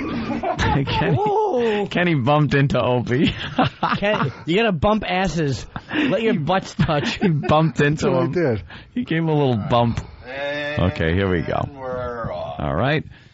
Now let's see if we can prove Than's theory. That this indeed is the asparagus enhancing the smell instead of what everybody has thought for years and years and years and years and years, that it's the asparagus working on your own body. It's a nice color. And its byproduct. No descriptions, Kenny, please. Thank you. No descriptions whatsoever, Kenny. It's just always the way. He's just stupid. That's good. That's a nice one. Hey, buddy. Wow. Okay. This is good. I feel like I'm at the track. Kegman. All right. Now with the super asparagus nose, Opie, are you noticing anything? No. No? You didn't wait long enough. I didn't wait long enough? I don't know. That's the only thing I can think of. Oh, God. All right, well... No, maybe get your nose down there. No. I didn't wait long enough because there's nothing going on. There's absolutely nothing going on. Damn it. We'll give it time. A little bit later, I'm sure. I always notice an hour or so. All right, drink more water. All right, we'll try again. Oh, is that annoying? Jiminy Cricket. Absolutely nothing. What a bust. All right. Except for the fact that Kenny backed into me. Yeah, he did. You know, Kenny's a peeker. Kenny's a peeker. He just wants to peek, that's all. Kenny's a looky-loo. I told you, that's what I like. I said I'm a looky-loo. You deserve first-class accommodations. There's two ways to do things, the right way and the wrong way. All right, well, we need a doctor or something because there was nothing. Yeah, there was nothing going on. I didn't wait long enough? You didn't wait long enough. Or maybe that was the water that was already in me? Maybe. I think it's got to digest a little bit first. So far, I'm half right. That's all I know. Hey, wait a minute. Wow. I didn't smell anything, so I'm half right. Don't worry. We're going back to the Opie and Anthony lab in a little while here. The fact that Opie didn't smell anything is key. Yeah. Yeah, not every experiment works the first time you do it. No. John in Miami, what's up? I'm very impressed with the scientific method that's been done here. There was a hypothesis formed. Yep. Experimentation. Yep. Observation. And then we got to reevaluate what happened, but apparently nothing happened there. Well, so far nothing. And John, you forgot the most important part of a bunch of queers just masquerading as scientists checking each other out in a men's room. You almost put your brains together, and unbelievable things happen. All right. Yeah, see? All right, what happened? What are we getting? Actual 15, 30 minutes. Some of the constituents? Okay, look. It's going to have... constituents. Yeah. Wow, I've never seen it spelt out. Sweetie. I have never seen constituents spelt out. Talked about this.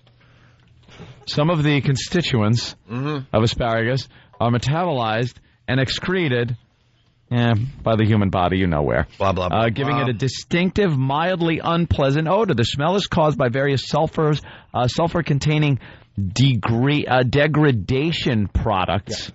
Example, thiols and thioesters. Yeah, studies show that about 40% of the test subjects displayed this characteristic smell, and a similar percentage of people are able to smell the odor once it is produced.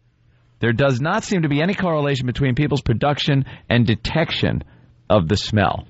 Interesting. So there's no correlation between the production and detection. To notice it. So somebody else... I rest my case. No, this is saying somebody... No, we're going to... He goes, I rest my case. Rest your case. Flush it. The speed, and here it is, the speed of onset of the smell is rapid and has been estimated to occur within 15 to 30 minutes from ingestion. I was under 30 minutes. Oh, you're 3. Yeah, so we got to try it again. We'll try it again before we get out of here. Basically, none of us knew what we were talking about. Everyone was wrong. Apparently, according to us, I thought it was 100% of the time. Yeah. Fan thought it gave you magic powers and you could fly. Wait, brother. It helps you see the beauty in people. Brother Joe. Yeah, just one time for you guys.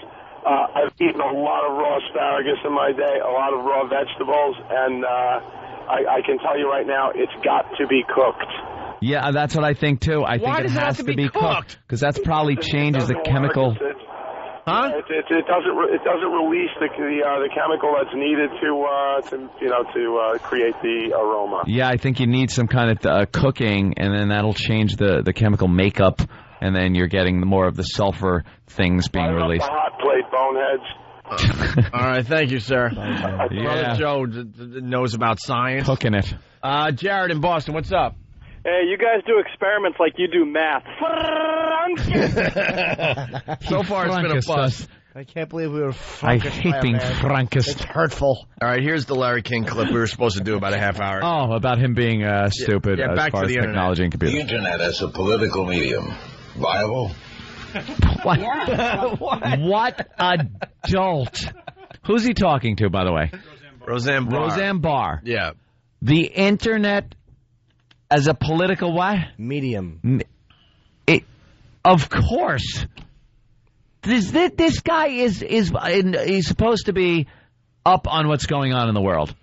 He's a newscaster or an interviewer, or I don't know what he does. A lot of people I don't know what you describe it as. A lot of people think he's a brilliant broadcaster and great at interviewing people. Not really. How do you not know? He just sets you up. That the Internet is huge politically. It is now influencing more people politically than probably any other medium. It's where you go to research the candidates. It's where they can put out information that they can't put out on television. Who the hell researches the candidates? I don't mean in-depth research. I mean, you pop on CNN, you pop on a candidate's website, and you're getting dirtier commercials. Ooh. I don't mean dirty that way. I mean, mudslinging. You look at a political ad, and then you go, okay, I got to vote for the other guy because this guy is just not right. That's all. The Internet, though, is blogs, message boards. Blogs? Political. Yes.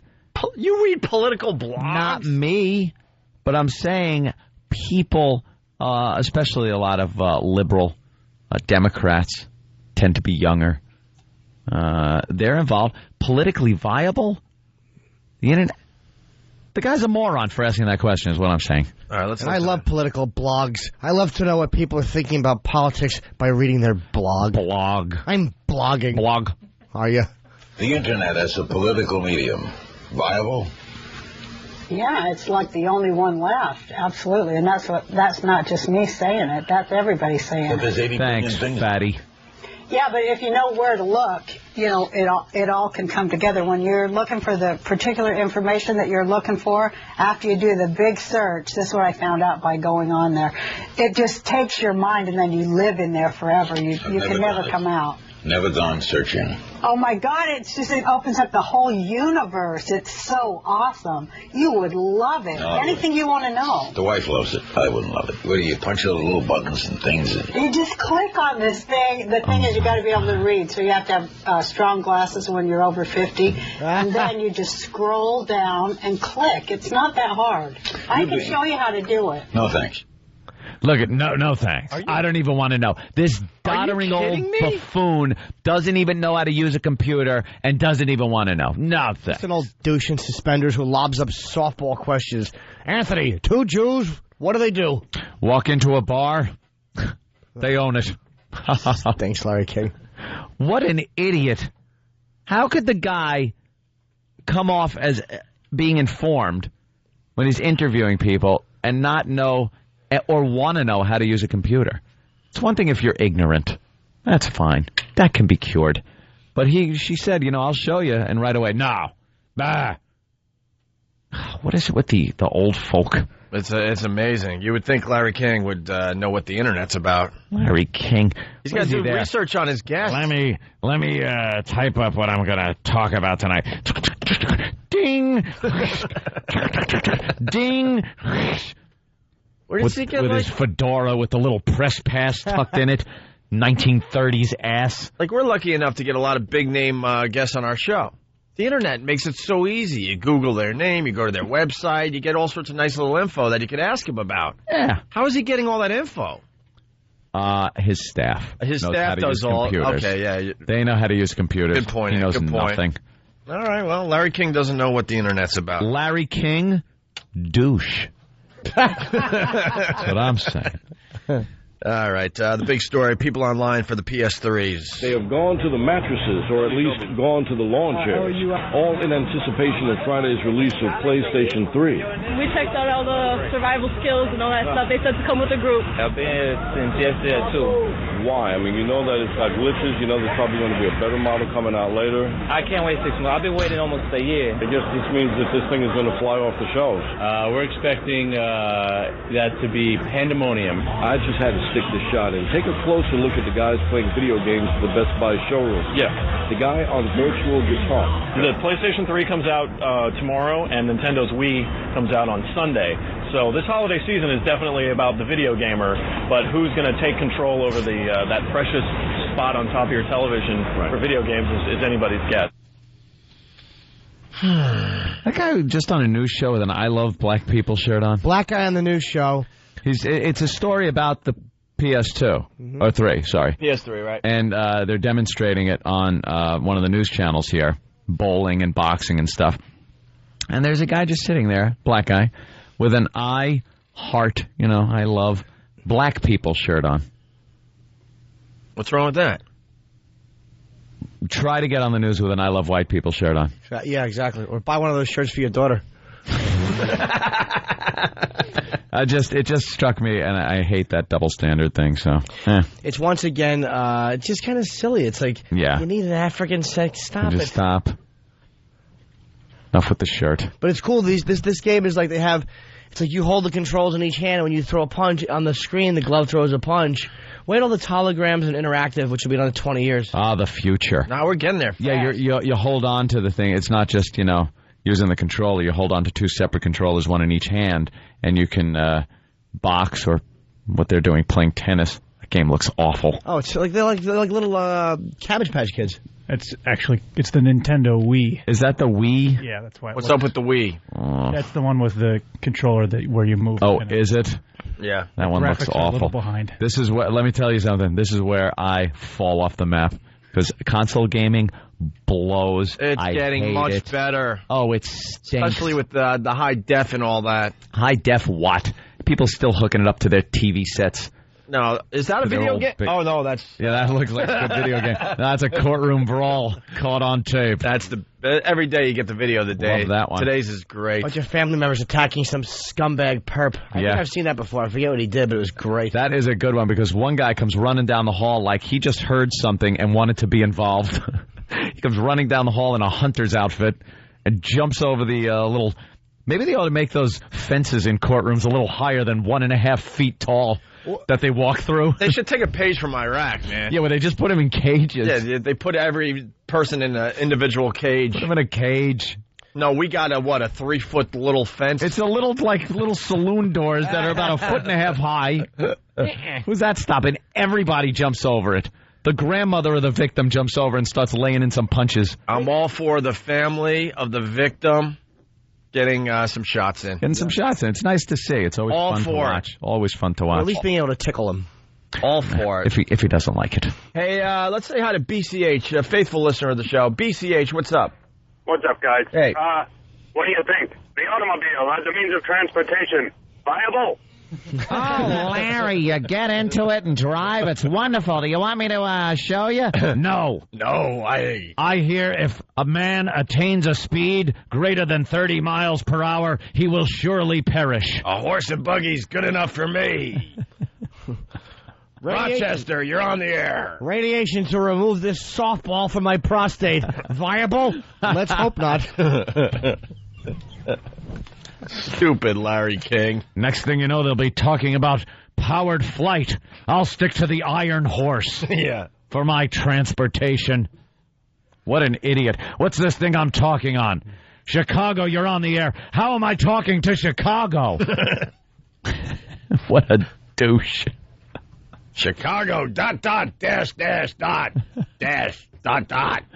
Ooh, I invented that. Oh, yeah, well. I hate his stupid studio backdrop. Looks like Light Bright. Why can't TV... It does. Light Bright, making things with light. Before the show, does he change them around a little? Yeah. I want a little more red over there, a little blue. I want it to look like a rubber ducky. The only kind of computer game I like, Light Bright. Or Battleship. He probably plays Battleship, but he can't figure out how to make the little ship stay. More PS3 audio. I took a week off of work. How's the boss feel about this? He doesn't know. I hope he's not watching this. Craigslist has deals online with people who will wait online for you, for a fee, of course. The console was released last Saturday in Japan, and they're already selling on eBay for, just look at those prices, 3 times more than what they cost. But these folks say what they get is not going on eBay. Now you see why some people think you're crazy? Yeah, I can see why, but it's worth it. Technology at its best. How so? I mean, for most people, technology is a cell phone. No, a cell phone that's going to be obsolete real quick. It's a piece of future today. The joy of saying I got it first. Pablo Guzman, CBS 2 News. Did I hear someone in there say that the cell phone will be obsolete soon? Yeah, explain that, Einstein. Yeah, what is that one? Please explain that to everybody. I hate when people say anything's going to be obsolete because they just don't know what they're talking about. Oh, morons. Obsolete. How is the cell phone going to be obsolete? Not only is the cell phone not going to be obsolete, we're going to be doing more things. More with the cell phone. It's not like the cell phone goes away and gets incorporated into something. Into what? Other things will get incorporated into your cell phone because that is what everyone carries now. That is the electronic device everyone carries with them so that you have to then bring things into the cell phone. What an idiot. I just hold my PSP up to my ear and talk into that. Sorry, I just don't get it. Anyway, once they do actually hit store shelves, the 20-gigabyte PlayStation 3 will retail for about $500. The 60-gig model will go for about $600. The news lady doesn't get it. No, you got to get it to a certain extent. People are really into their gaming. Yeah. I think it's a little silly to stand online. Yeah, standing online is silly. Did you ever stand online for anything? Ozzy concert overnight. Overnight? Used to be concert ticks. Sure. But that's a once-in-a-time event. I mean, you look at these idiots. If people on this line oh my God, worked look as at hard those at guys. school. Holy Jesus, they're going to wait till people buy it and rob them. You know there's line cutting going on, too. They're like tailgating. There's tents. They've set up tents. How do you use the bathroom? Oh, that parking lot needs a 70-year-old man that mistakes the gas for the brake. Well, just right up that sidewalk. It crushes them all against the Best Buy wall. That'd be great. And then the doors open and someone just walks in and buys one as he looks at the crushed people that were there for a week. Well, it's funny you say that because there was an incident in Kentucky. Oh, good. And the scum that is the news people. They left something out of the story until the very, very end. Why don't you guess what it is? Wait, did Steve walk up and eat through a tent? I smelled something. It was computers. We begin tonight with a drive-by shooting involving people waiting in line for a video game. Drive-by shooting. All right. We've had our first bits of violence. Drive-by. Little drive-by going on. 4 people were hit by BBs, including our own reporter. And now police are... The reporter got hit with BBs. Put an eye out. I want to get my slingshot out of the attic. Yeah. Get some acorns. Are standing guard outside the Lexington store. Elizabeth Dorset is live at Best Buy with tonight's top story. And Elizabeth, first of all, are you okay tonight? Amber, I'm actually okay. I was just hit in the back of my left leg. Now, 3 other... Oh, God. I was just hit like she's in Baghdad. I was just about to say that, Anthony. Stop it. If you didn't know better, this is a report from Baghdad. I've got a welt the size of a dime on the back of my leg. Back to you. Back of my left leg. Now, 3 other people who have been camping out here were also hit by BBs. 2 of them have packed up their campsites, saying a PlayStation 3 simply isn't worth it. They've packed up. I love this shooter, whoever he is. Yeah. Who is that? Come forward. 24 people are camping out waiting for their PlayStation 3s. Many are shocked and angered by the drive-by shooting. You're not expecting to come out here and sit and wait for a system. I didn't expect to get shot at. While we were talking to Brett Combs, both of us were hit, shot by BBs aimed at the crowd. Ow, that really, really hurt. I think I got a shot with the BB. That's the audio. That's it?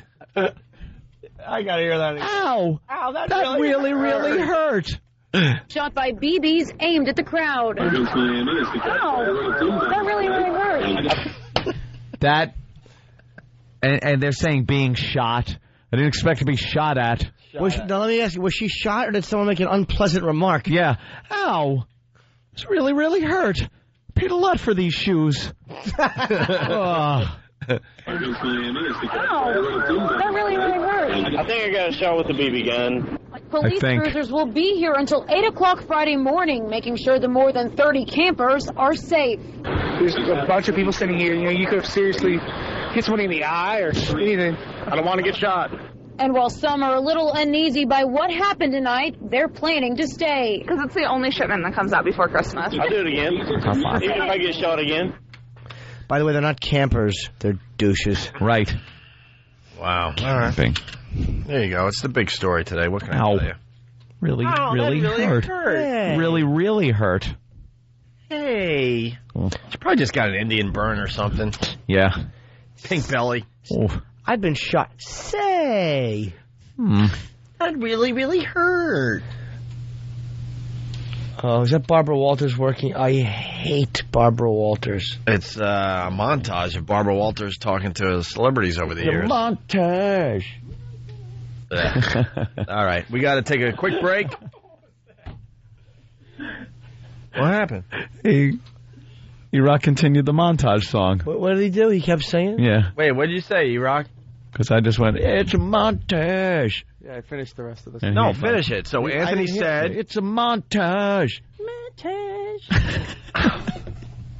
Oh, my God. Why do we work alongside these people? I don't know. Why did you feel like you had to continue the song, E-Rock? You just have to. That's how it goes. What? I can't hear you with no mic. You just have to. Yeah, one more time. Anthony? It's a montage. You're making me sick to my stomach. You know that?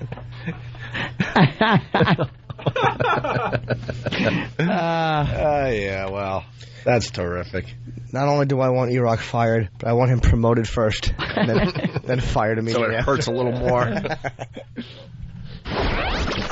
Opie, Anthony, Jim Norton, and the comedians of the Opie and Anthony Show are appearing in a special holiday edition of FHM, on sale now. E-Rock's creepy photos from the FHM shooter now online at opieandanthony.com. It's the Opie and Anthony Show. Coming this Monday to the Opie and Anthony Walkover, it's the official launch of The Virus. A new channel, new shows, and a new logo. XM202 becomes The Virus on Monday, November 20th. Join Opie, Anthony, Jim Norton, and all the regulars for the Walk to XM, including Walkie Talkie Guy, Guy Who Smells Bad, Consistently, Guy Who Takes Pictures of Everything, Flea Man, Backwards Walking Fat Guy with Webcam, and other highly unemployable individuals. Join the walk and get lots of free... Forget it. Get the fuck out. Join the walk and get lots of free shit. T-shirts, undies, and special deals on XM satellite radio. You know, that thing that you already have because you're hearing this right now.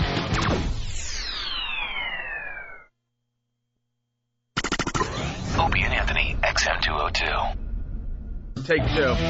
We're back with the Opie and Anthony Show. The O&A virus spreading across America. Here's the deal. We need to find an O&A pass or a faithful listener that could get me a PS3.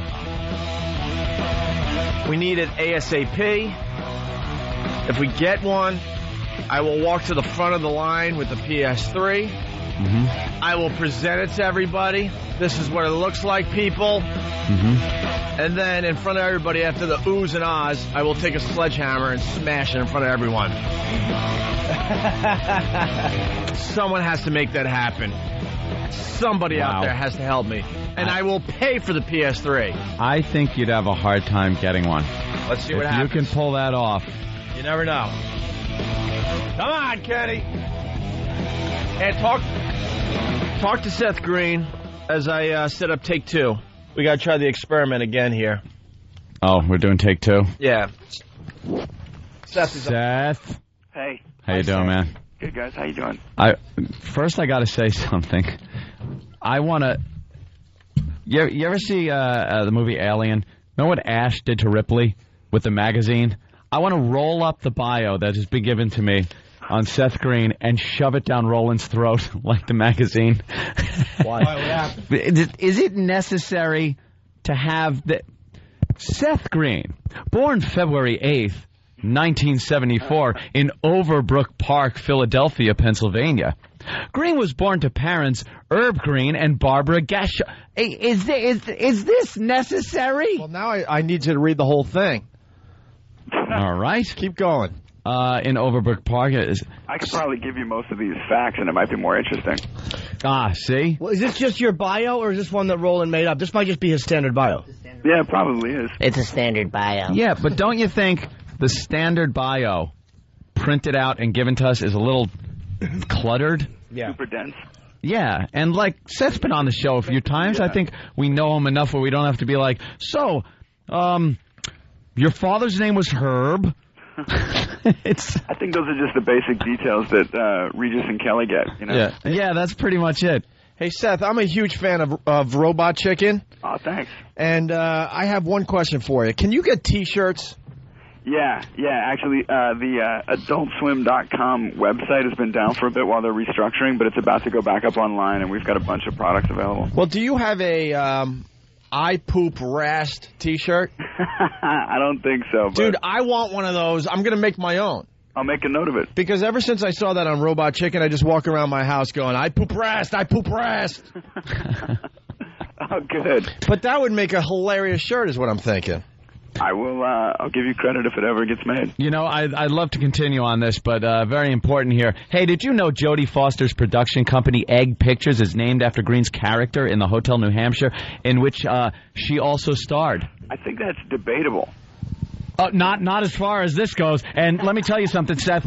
I got it right here on the paper that Roland gave me. Well, you know what? You want to because I had a whole piece of paper that said there were WMDs in Iraq. Okay. Roland, comment. Hold on, Roland. Do you want Seth? This is Roland. He books the show. And I want to get to the other important thing that Roland made sure we had, that you have an older sister. I would love to get to that. But Roland, first, do you want to explain this? Yeah, I didn't realize it was 9 pages. I was on my way to a movie screening last night. What were you seeing? The Fountain with Hugh Jackman and Rachel Weisz. The what? The Fountain. The what? The Fountain? Darren Aronofsky's new movie. The Fountain, though, he said. The Fountain? The what? The Fountain. The Fountain. The Fountain. What? I know the movie. I've seen the trailers for it. It looks pretty good. Is it called The Fountain? The Fountain. Yes, or The Fountain. Ew, The Fountain? What is it called? The Fountain.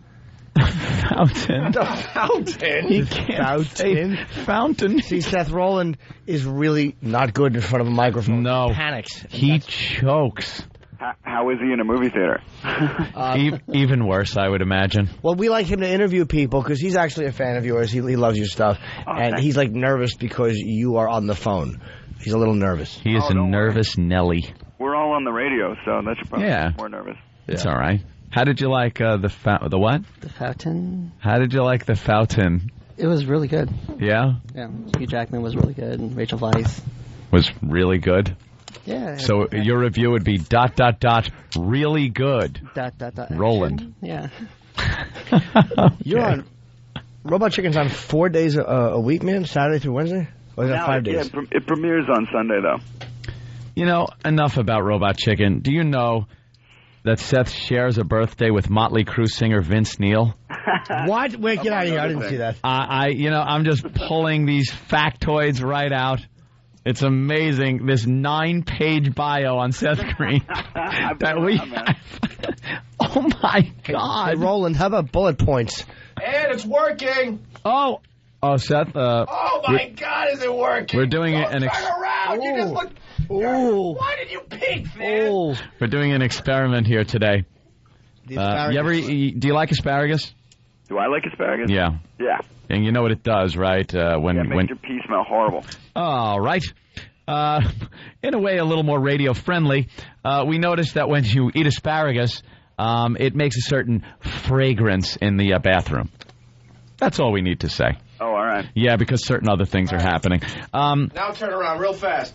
Now, Than, one of the guys that works for us, says that it isn't actually the byproduct that has the odor to it, but the... Listen how ridiculous this is. The asparagus makes your sense of smell like magical, where you can smell this smell that's coming out of everybody all the time. Sort of like the glasses in They Live. Thank you. That's the example Anthony That's the example I gave. That is exactly it. The glasses in They Live. Until you eat the asparagus, you don't smell the evil smell. Well, it was really bad. All right, so now Opie had asparagus about an hour ago, and now you just went into the room and checked it out, and you were able to smell something, Opie. It was brutal. Brutal. And then when I screamed, it was brutal. Than turned around and got a peek at what I'm packing, first of all. Did he look?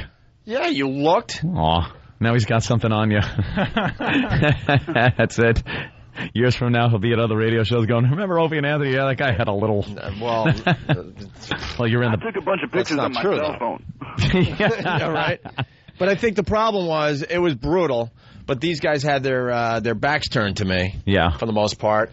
So I don't think they got to... But they could have turned back around when you were done and kind of hover over what you left there and kind of gotten the smell. Yeah. And we did. You did? And I'm right. No, you're not. No, you're not right. Did you smell it? No, and neither did Kenny. Kenny, did you smell anything? Kenny has the sinuses of the Sphinx. He can't smell anything. I know. I didn't want to say that, though. I got to go for a shot once a month so that I don't blow boogers out every time I cough. So did you guys change the format of your show from entertainment to science? Yes. I'm glad you realized that. We're a science show now. Look, man, it was brutal, but the experiment is still flawed. We're going to have to, try a few different things still. Hey, Seth, I got a question for you. How long was Family Guy off the air before it came back on? 3 whole years. Wow, okay, that's encouraging. What exactly was it that got you guys back on? Process like that happened? It actually, the Cartoon Network's Adult Swim attempted to buy the episodes for rebroadcast on Adult Swim. and then they realized that it was going to be very successful. So they approached Fox about producing new episodes, and what really got us back on the air was Fox released the first two seasons on DVD, and it sold ridiculously. Okay. And once that happened, Fox was like, "Oh my gosh, I guess we can make money off of this show that we never thought would make money." So they put us back on the air. Excellent. Yeah, Jimmy asked that because Lucky Louie got canceled, and Jimmy was a huge part of the show, obviously, on HBO, and the DVD's being released in January. And the show just shouldn't have been canceled. They should have gave it another season. Yeah. It's tough, though, because TV nowadays, like, the stakes are so high with all the other means of broadcasting things. And just how much the internet is starting to catch on with, like, downloads and stuff. People at the networks are not really willing to give things an opportunity. It's like one episode they're giving some of these shows. Look at something like Smith. Smith was only on for 3 shows. 3 shows. Well, they aired us all 12 episodes, and the main problem was, I mean, a lot of people loved it, a lot of people hated it, but a lot of the critics hated it. We had actually a very good amount of viewers. It was more just the HBO's kind of they get very used to critical acclaim, and this one the critics hated, and I think that bothered them. And some of it's the expense, the expense of a show versus what it's returning and what they estimate it can make on DVD. There's so much more business in politics than you think. I mean, Lucky Louie had a cost in the tens of dollars. $8 an episode. Wardrobe was garbage. None of us are actors. We're all just schlubs. Sounds great. My apologies nonetheless. Nobody likes getting canceled. No. So what are we promoting today there, Seth? The season finale of the second season of Robot Chicken is on this Sunday, and there's a telethon at the end of the episode where the other creator, Matt Senreich, and I are soliciting funds for a 3rd season. Nice. So you got to call in and give us money to make this show some more. Do you know that Seth Green was named number 7 of the top 10 sexiest men of the Buffy Angel universe in a fan poll by the Buffy the Vampire Slayer fanzine? I think there were only 8 guys on the show. I was going to say that. Jesus Christ, that's an insult. My God. It would be, except I never really put much stock in that. Who'd you beat out? Who was right behind you? Maybe Danny Strong. I don't know. I don't know who that is. Thank God. Seth is the voice of Chris Griffin. On Family Guy. Yeah, but it has to be written down for us. We're going to work on bullet points. Yeah, bullet points. And then the last bullet for Roland's big fat head. Seth was among the guests at Jessica Simpson's 25th birthday party. Hey, Seth. Is that in my bio? Yes. Is that in my bio? Hey, Seth, if you don't mind, I want to hand Roland your bio for a second. Here you go, Roland. And maybe, Roland, I want you to look at that bio for a second, take the headphones, and ask Seth a question or two off that, because that's what we're supposed to work off of, and I would like you to look at that bio, and you have to have headphones on so you can hear Mr. Green. There you are, sweetie pie. And maybe ask Seth a couple of questions and do an interview with him, because he's here to promote something. Okay. Are you guys trying to jump this guy in? What's going on? No, he's here on the mic. Jump him in. Yeah. All right, man. If you want to roll with us, you're going to have some interviews, man. I know it's going to be hard, but you're going to get the homies' love after you ask the right questions, man. That's how we roll on radio. You get jumped in. All right, so we got Roland here with your bio, which is what we have to work off. Go ahead, Roland. When are you going to start filming the Brazilian Job? Say that again? When are you going to start filming the Brazilian Job? I'm missing the first part of the question, but I'm hearing Brazilian Job. He speaks so low, you cannot understand what he's saying. And his mic is cranked. And he's a mushmouth. Yeah, get right up on the mic and speak a little louder. When are you going to start filming the Brazilian Job? Oh, I don't know. Yeah, no one cares about that. They've had this movie in development for a couple of years now, but it's because we did the first one, and now since it happened, everybody has gone and done other things. Like, Charlize Theron won an Oscar, and Jason Statham's headlined a bunch of movies, and Mos Def got nominated for a Golden Globe, and Mark Wahlberg's a big fat movie star, and I'm just out of their price range, so. Hey, I'd love to. The truth, though, I read a draft not too long ago that was really good, and I don't know. They're just working on getting it together, but they want it to be good, so. Seth, fine. But you are thanked in the sleeve notes of Blink-182's Enema of the State. Blink also thanks Idle Hands and Can't Hardly Wait, both movies featuring a Blink-182 song, and coincidentally, both have Seth Green in them. Yeah. Roland. What is Enema of the State, by the way? I'm a little confused. It's exactly how it's written. Enema? It's a song. Enema, yeah. Enema of the State, yes. I thought it was Enemy of the State, no? That's the movie, but this is was probably a parody on that name. Boy, am I... We call it Common Day a pun. Yeah, boy, am I a dummy. Hey, Roland, there is a question that I want you to ask him, because that's kind of interesting. It says, based on your Chris Griffin voice, is based off of Buffalo Bill from Silence of the Lambs. Loosely, yeah.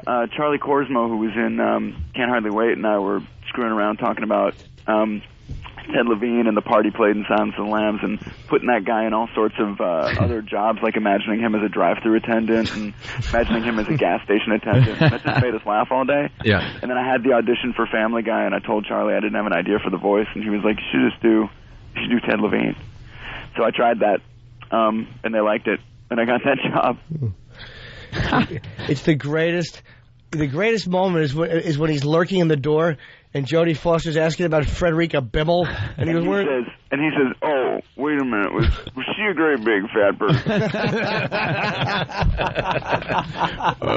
And when he goes for the card, I think I got a card inside.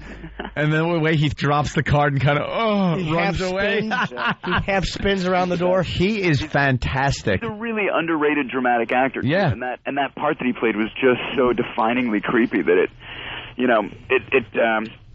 it's unforgettable. And the thing is, what better place for serious drama than in comedy? Putting him in different situations. Whenever you see him in another movie, it's just that guy in a different situation. Well, he's not quite as as affected in any other movie, but yeah, we thought it would be really hilarious. We had him working at like McDonald's and working on the drive-thru. And can I ask you a question? I just want to know if you want a large soda with that. Can I ask you a question? I'm going to go ahead and make your cheeseburger, but I was going to know if maybe you didn't want any onions on it. And are you a size 7? Did you see him in the remake of The Hills Have Eyes? I didn't. Yeah, he was in that, and just hysterical. He's in like Heat, He's in a bunch of really good movies. Well, you just hear that voice, though, and it kills me every time. It's like, here's the guy. Hey, Seth, we think these guys are just slipping into town and making their way out. You are mistaken. One stepped in, bang, bang. He didn't hesitate. That's really good, man. Seth, that's really good. We're running out of show, unfortunately. Yeah, damn it. So we got to give the plug. Well, let Seth Green do it as Chris Griffin. All right. Ooh. If you're one of the few morons who's not watching Robot Chicken, you should get your head surgically removed from your anus and put your eyes in front of Adult Swim at 11:30 on Sunday night. Absolutely. Season finale this Sunday night, and then you guys are doing a telethon, or is that you just kidding? You are doing it? Yeah, well, that's a sketch in the episode. Yeah. Oh, nice. Ow! Oh, I just dropped the bio on my foot. Oh, God damn it. Hey, if you're serious about the T-shirts, Oh, wait. Go ahead, Seth. Sorry, I almost hung up on you. What's up? I said if you're serious about the T-shirts, the website will be back up in a week. Yeah, the Robot Chicken website? No, it's AdultSwim.com. AdultSwim.com, I'm sorry. Yeah, I pooped Rast. They spell it R-A-S-T. I would wear that shirt all the time. I'll mention it. All right. Hey, Seth, it's always a pleasure. Thank you so much. Nice talking to you guys. All right, man. Later, man. Seth Green, everyone. We're out of here for today. If you're not joining us over at XM, have yourself a great day. Hey, bye.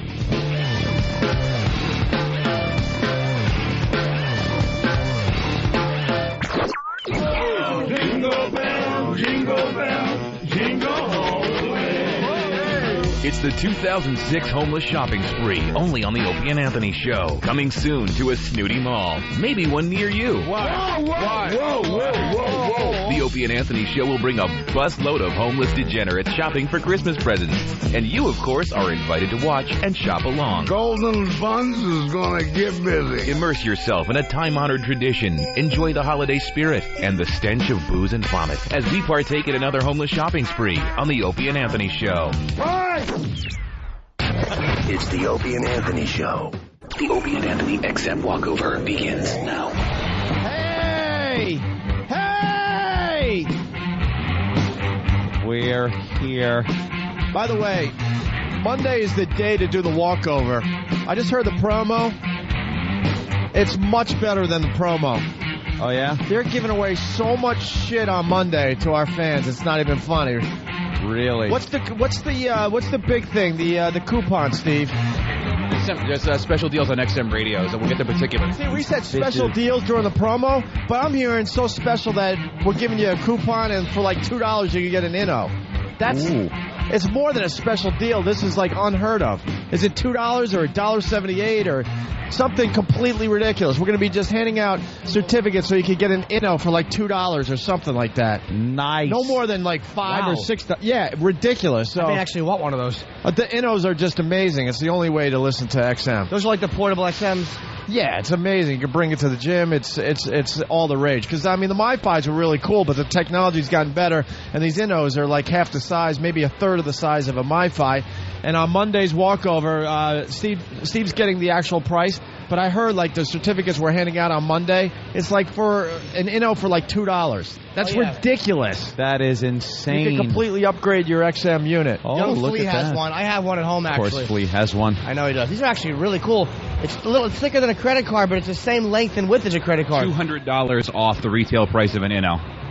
That's what the coupons are for. He actually tapped me and took it back. What am I going to steal it? Relax. Yeah, Jesus, Flea. He tapped me. Oh, okay. Wait, $200. Smart. $200 off, but how much does an Inno cost? That's what I'm getting at. Puts it at puts it at $179 total. $179? Yeah, for an Inno. Oh, I'm thinking $1.79. Forget it. That's all right. Boy. I'll forget it. All right, don't show up. Don't show up on Monday. Why? That's still a great deal, man. An Inno for $179? Yeah, but it was just $2. Oh. So now it seems like, Someone gave me wrong info. I swear to God, someone told me $1. That's why, like $1.78, $1.79. Yeah. That's still good, but that's, that's pricey for some. I was thinking, like, a bunch of the fans could get them literally for free. That would be, like, a really smart marketing ploy. I wish we didn't clarify it and that Steve had to pay the difference out of his check. But it's still worth coming here. Own salary. It's still worth coming on the walkover on Monday because we will have a ton of stuff to give away. Lots and lots of things. So tell your friends. We want to see a huge crowd on Monday. Something else going on, Anthony and Jimmy. Our own Craig has cut the line. He is first on line to get a PS3. What? Wait, first? But he's going to have to wait till what, midnight or tomorrow? How did he cut the line, though? How did he cut the line? Without them killing him. Well, I want to go down there because it's at the Sony store. You can't make it that far. The mics won't make it past Fifth Avenue, right? Nope. Dude, I'm telling you right now. We got to get someone down there with a cell phone or something. I will pay $1,000 for a PS3. $1,000. But you have to get it to me before we get off the air in the next couple hours. And then what I'll do after I hand you $1,000 for the PS3, I'm going to walk to one of these lines. I'm going to go right to the front of the line. I'm going to show everyone the PS3, and then I'm going to proceed to take a sledgehammer and smash it in front of everybody. I can't. Someone bring one down, and then XM and CBS will fight over who actually has to pay the $1,000, and then it will be taken down. Yeah, right. I want to smash it right in front of everybody. But Craig is online. Bouncy, bouncy, bouncy, bouncy, bouncy, bouncy, bouncy, bouncy. Yes, she had some. She had some bouncers. Big uns. Hey, who are you, sir? Who are you? Talk to that guy, Jimmy. He's out here all the time. He's out here every day. Yeah. Do we talk to him? Okay. He's out every day. How are you, sir? Oh. He's a regular. Oh, Danny, almost bumped into that mountain. Sorry. So, hi, miss. You anticipating the rain? No. AIDS. When we get on XM, we'll call Craig to see how he's doing online. How did he cut the fucking line? I don't know. Where's Sam? Amazing. Sam knows. How did he cut the line, Sam? Sam, how did he do it? He just told people that he was interviewing people, and then just literally went through the entire crowd, walking through, stepping over chairs, and then he just kind of said, okay, thanks, and stayed at the front of the line. And no one's kicking him out? Not yet. He said he's worried about security, but... What do you mean he's worried about security? What security? I just called him, and he said that... I asked him how long he thinks he can wait, but he said that as long as... until security finds him. Finds him? He's at the front of the line. Yeah, he's number one. He's number one? He's number one right now. Is that one of the stores where they're going to sell them at midnight? Or does he have to wait till tomorrow morning? They haven't given out certificates yet. Hello? They're giving out certificates at 9, I think. Hey, don't bend that. Don't bend it. Big sign on there, do not bend. That was really funny. That's a visual. What the fuck are you going to do? Nice visual, but it was very funny. All right, well, we'll talk to Craig in a little while. Yeah, we'll have to get someone down there with a cell phone because the mics won't How can we get a PS3? I'm serious. I don't know. Steal one. What about our pals that love us from around the corner? That joint. RCS? Yeah, we did live broadcast for them. Yeah. Do we have a connection? Can we call them? I don't know how that friendship will go when a lot of money's at stake. What are you talking about? I'm paying for the PSP. I just need one of these people to just bring it down. Call them. Try to go to 8th. Oh, you want to try to go to 8th? There's another line on 8th. Yeah. Where? At the store you shop at, eh? Oh, up there? It would never make it there. CompUSA? CompUSA? There's a line there? That's 8th and 57th, right? What are we going to do when we get there? I don't know. We're just going to talk to people and hear nonsense from people with bad... Whoa! Hey! Whoa! Oh, hey! he's mad. He's mad, too. He's mad. Oh, he told you, man. Oh, he's pulling over, too. Let's find out what happened. Yeah, what happened? Want to go find out? Talk to the cabbie. Yeah, and see go what ahead. All right. Hurry, talk to that Hurry, savage. hurry. Sir, what happened with that lady? Why was she so mad? Because of the traffic. Huh? She said because of the traffic, she had to go out and then close the She's door. mad at you for the traffic? Yes. Oh, what a bitch. You ought to drive up on the sidewalk and run her over. Pardon my language, ladies. Oh, okay. I like this guy. He actually talked to us. All right, thank you. She ran because of the traffic. All right, thank you. Clarence Williams III. I appreciate that. Did Madonna adopt your son? Madonna wants another one. She's making a chess set. Yeah, she needs another rook. Wow. Oh, my God. Look who that is. Who is that? I don't know, but she's old and she's dressed like I should know her. Yeah, all right. Hey, that guy looks like Laszlo. Yeah, who is that? Oh, it is Laszlo. Of course it is. Laszlo, could you get me a PSP 3? I want to smash a PSP 3 in front of everybody. PS3. I can see if I could grab you one. I keep saying we got PSP. some people in front of Best Buy, in front of Rockstar, that have been there since Monday. Really? Yeah. No, I need someone inside the store to help me out and give it to me now. While they're still waiting online. You want to smash it like when it comes out? No, I want to smash it while they're waiting online. That's a good vibe. It is a good vibe, man. That ain't gonna happen. Once you get it, it's just gonna overheat anyway. Oh, really? Yeah, they run a little hot. They run a little hot, do they? Yeah. Do they get warm in your hand and shit? You get to hold them and they'll cook the room. Wow. From what I've heard. See? So wait they're for the trying to second fit all that generation? computer graphic I don't technology even know into how a many box. games are out for it. 3? Yeah, 3 games are out for it. Exactly. Some of the old games you can't play on it. I just can't believe people would wait for days and days sitting outside in the rain for a video game system. Exactly. They're douchebags, aren't they? They just want attention. I know. They want the media to talk to them. I'd love to run through with like fucking a super soaker full of gas and then have somebody run through with a match. You know how the news would react if you set a line full of people on fire? Good morning, ma'am. How are you? The hell's that old broad? Why did you win a medal, ma'am? It's old Cottonhead. What did she win the medal for? Ugliness. Like, Hitler gave it to her for the Olympics. Be nice to the old lady. I think a PlayStation 3 would be great. You go to one of these stores where there's a line, but you do a little acting. Yeah? I think come out and go, yeah, look at the whole crowd psyched that you got one, and then trip and fall and throw it as somebody with a car runs it over.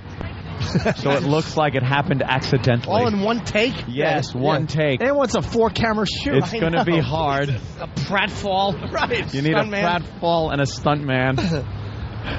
All right, well, it ain't going to happen, so why talk about it? Who's shitting who? A guy in a beautiful Porsche yelling, wah wah penis. Wah wah penis out of a red Porsche. Now the lights changed or we'd run out. No, let's just wait. What? I feel okay. We're actually talking again. I'm hoping we get back. Thank you, sir. Very concerned about your relationship, Yeah, Jimmy. he's a good boy. I was just trying to keep him there so people honked at him. I love honkers. And they did. Look at those glasses. That cab driver was you angry. look stupid.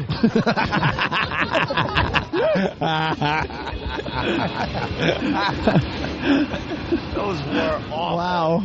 Just bright yellow frames. What a fool. Hi. Young go-getter in his suit. That was really funny.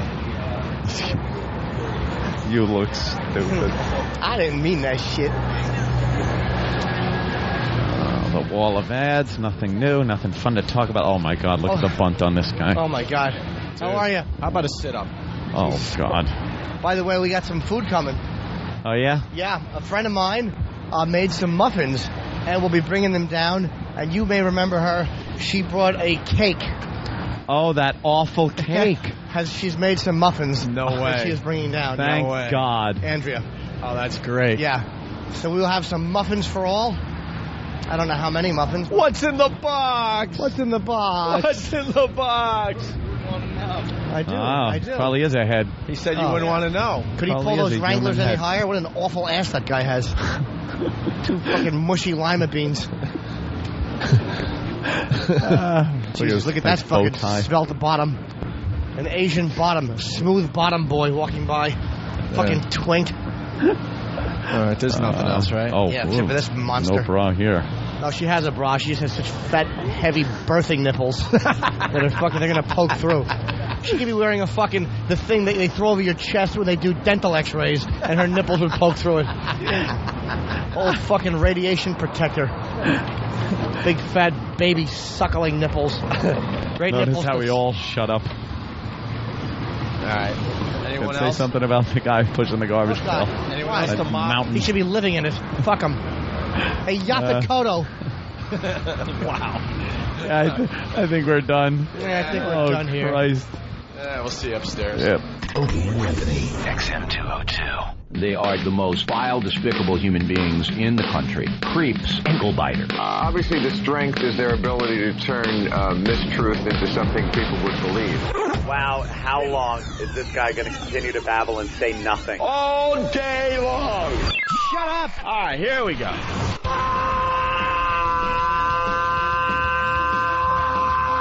Welcome to the Opie and Anthony Show. It's worse than I imagined. That's terrible. I'm sorry. We are a bunch of dopes. I think we're lewd. And we're probably pushing 20 arrests because of this radio show. Out of touch cornballs. 3 retards. We have the effect of Tylenol PM.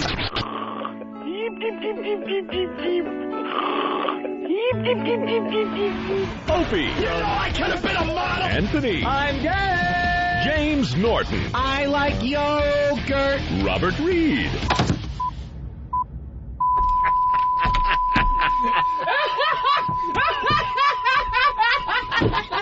But enough of this palaver. Let's get the show on the road.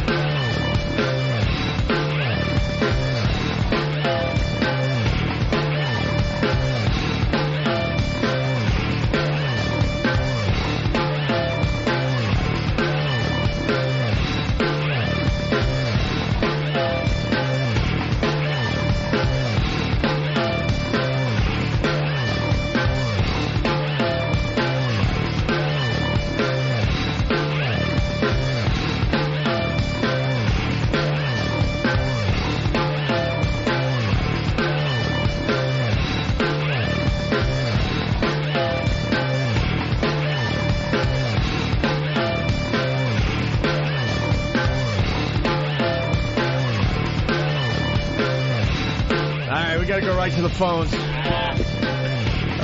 Craig is going to get kicked off the line. Music off. We got Craig at the front of the line trying to wait it out for a PS3. Craig. Yeah. Hey. I'd love to hear it. What's going on? I have no headphones. I'm in the just the front of the line. If this happens again, someone gets fired. Yeah? Yep. That's all I'm saying. What if Jimmy does it? And I have to fire Jimmy? I don't want to get fired. Report him. Craig, tell us what happened. Fuck. Nothing's happening right now. Just supposedly. What full volume on my head? Get away from me. What happened? Christ. It blew his ears out. Just fucking blew my ears out, too. No, it didn't, because you still got the wax in there. Thank God. Craig, what's going on? See? At 9 o'clock, they were supposedly going inside the Sony store to watch, like, Ludacris toast with Charlie Murphy. And security just walked by, and he just looked at me and just walked away.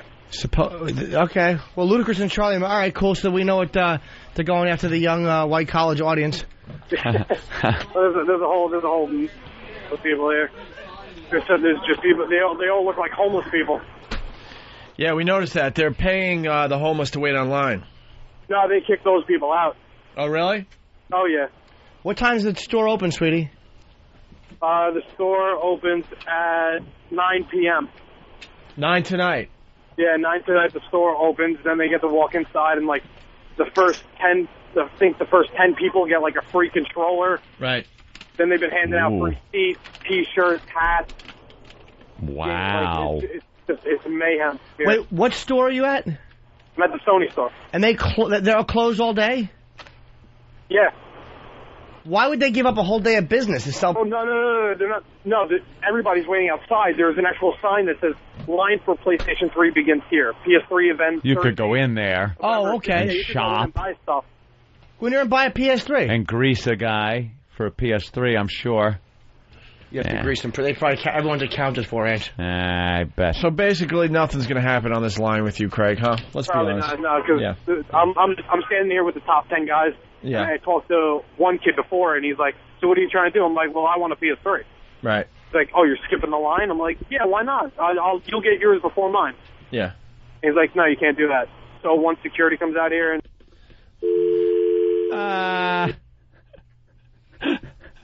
What happened? Oh, he's talking, and then he'll realize what happened. That his bit went nowhere. All right, listen. I like the fact he went down there, though. I like that Absolutely. Craig kid. We like Craig. Mike in Milwaukee. Hey, Opie, I don't know how XM thinks they're saving the fans tons of money on the walkover. You could get an Inno at myradiostore.com for $179 right now. I heard that they were pretty much giving away Innos on the walkover on Monday. Well, let's get Steve in here because we had a big fan come down opportunity. So it's, a lot of people will show up on Monday for the walkover because they are going to have like T-shirts and all sorts of stuff for everybody. But I heard that they were doing an unbelievable deal for the Innos on Monday. I'm actually making a big announcement on Monday. Monday. Yes. Are you? Yeah. Ooh. Leaving the show? Oh. No, why'd you say that happily? Happily. Who are you on the board? Fucking cocksuckers. No shit, dude. I'm right with you. Oh, but they all love Anthony. Anthony. No. I like so-and-so. He brings the funny. Does he really? Fat girl fucking way of speaking. Anthony can't do no wrong. Oh, yeah, sure. Now, what's the deal? Seriously. What, baby? $200 off on the Innos? I don't know. Let's get fucking. I want Creepy Steve in here. Answer. $200 off. Should we get Don on the phone? I say we get Elo. Don. Elo? Yeah. He loves me. He said on the machine. Elo, who doesn't call me back? He called me back. In my time of crisis? Who are you talking to, Steve? I've got Don on the phone. All right, what's the deal?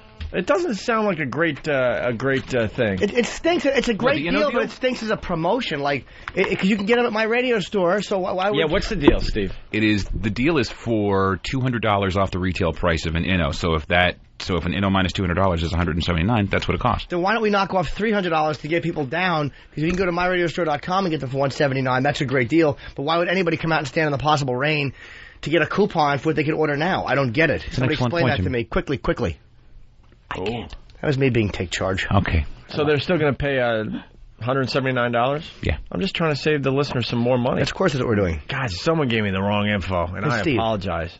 What? Someone told me with this certificate they were handing out, it was going to be like $1.79. Are you sure they didn't just say 179? You Like, sure, it should yeah. be 179 and you misunderstood? Positive. So someone didn't have, they had, you know. It's all right. Erroneous information. It's all right. I mean, it's still a nice deal. Don't get me wrong, but it's a lot different than what I heard at the time. Not so much filthy lies around this What else place. is going on? We got new virus T-shirts. We got like a girls in hot pants coming down from headquarters, I think. Hot pants? Or whatever. Monday. Whatever their kids are calling them these days? Whatever they're called, like hot pants. girl shorts. I'm touching my nipples thinking about the headquarters girls. Yeah, they're coming down on Monday. Fucking lovely. And well, I there's one girl there who actually took the cover photo with me, whose ass was so nice. No, we can't do this today. No, Jimmy, don't, please. No, don't do it. And I've wanted to see her soon. All right, let's go to Sarah in Louisiana. Sarah. Yeah. Sarah. Hey, Sarah.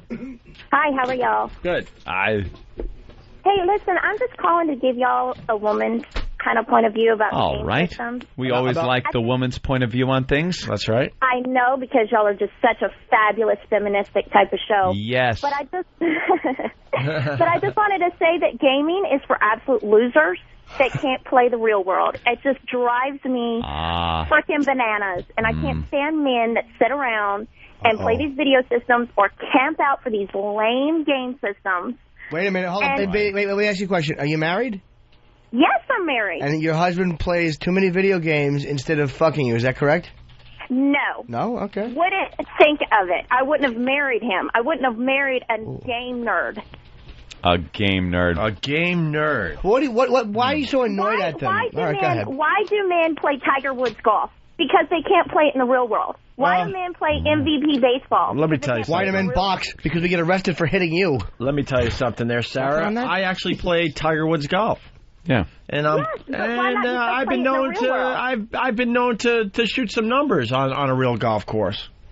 Well, then why not just go do that? I do. Well, you can't every day. But when you're on a flight that's over 3-4 hours and you got a PSP in your hand, it makes sense to me to play a little Tiger Woods golf. And if you want to play Medal of Honor, why don't we just go out and shoot people? Right. Yeah. It's like, you know... No, if you want to play Medal of Honor, just go join the military. But Sarah, See, that's a little extreme. If you want to be a soldier, Wait, Sarah, if you want to be a soldier, go join the military. I agree with you.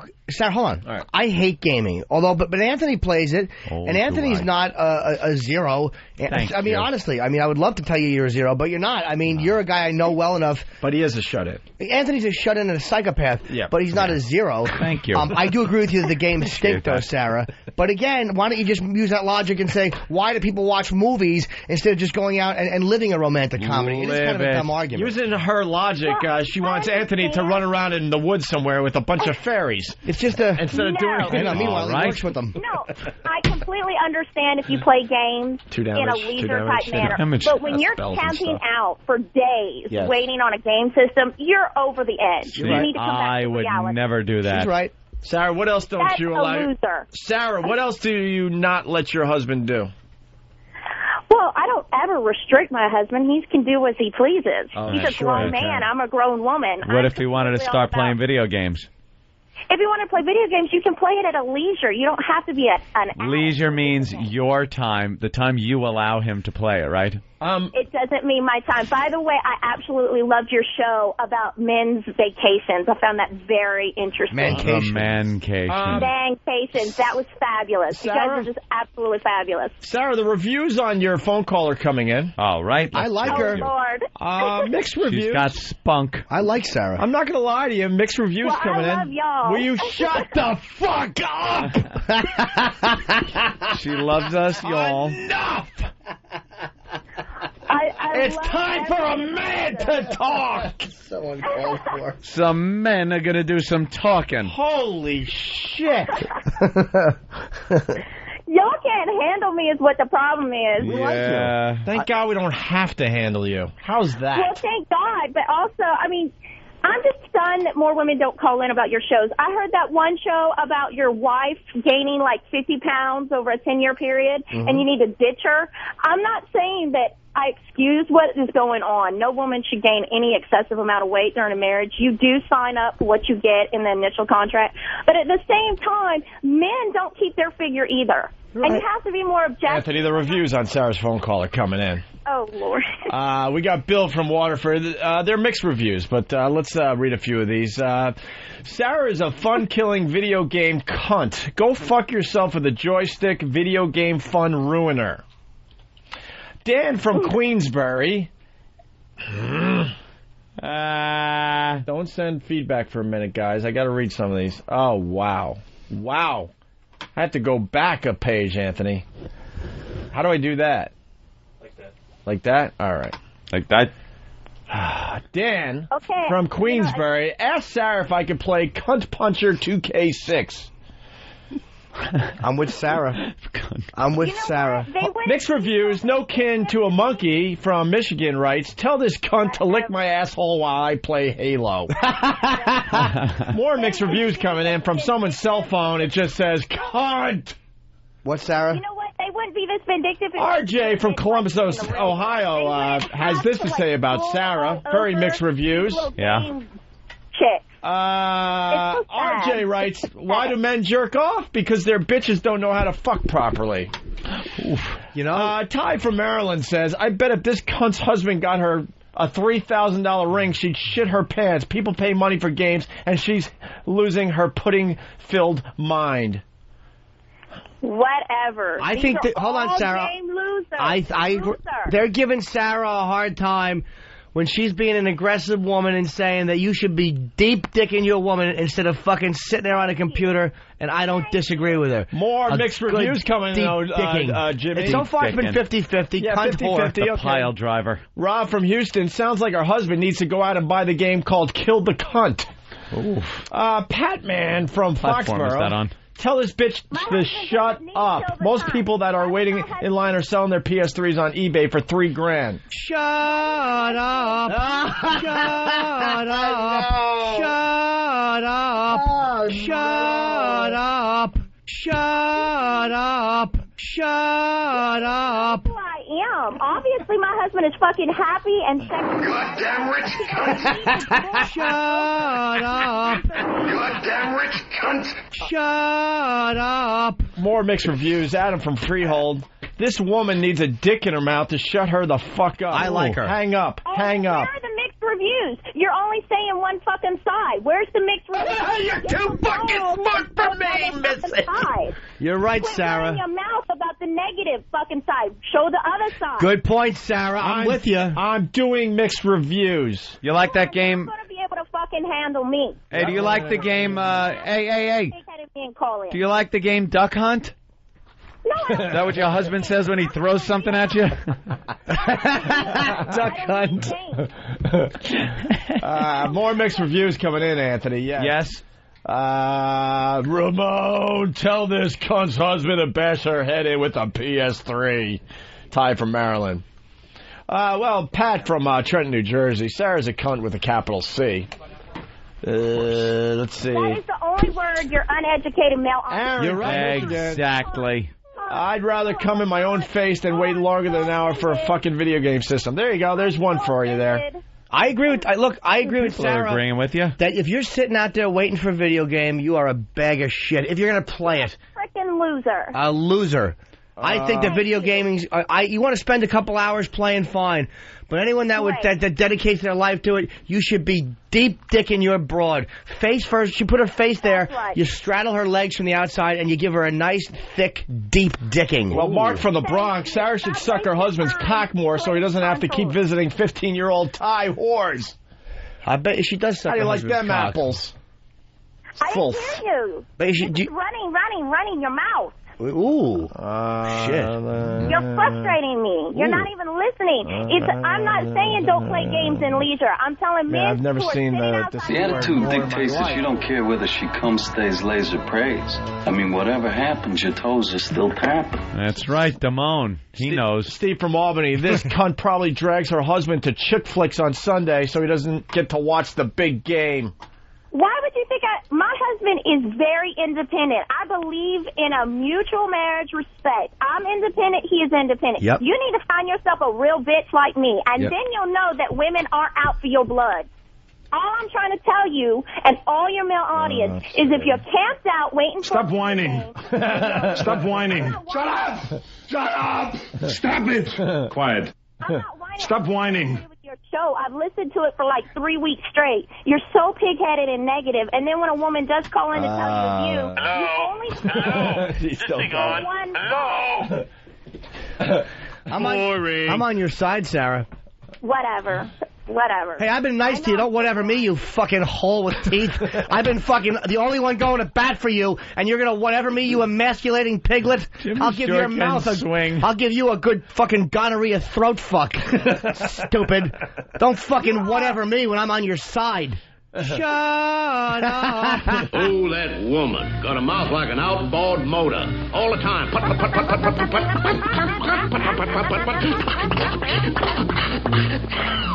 I had to play a video game called Give You a Teabagging and make you smell onions for the next 12 hours. How'd you like a nice fucking oniony ball bag on your nose bridge? Straighten you right out, Missy.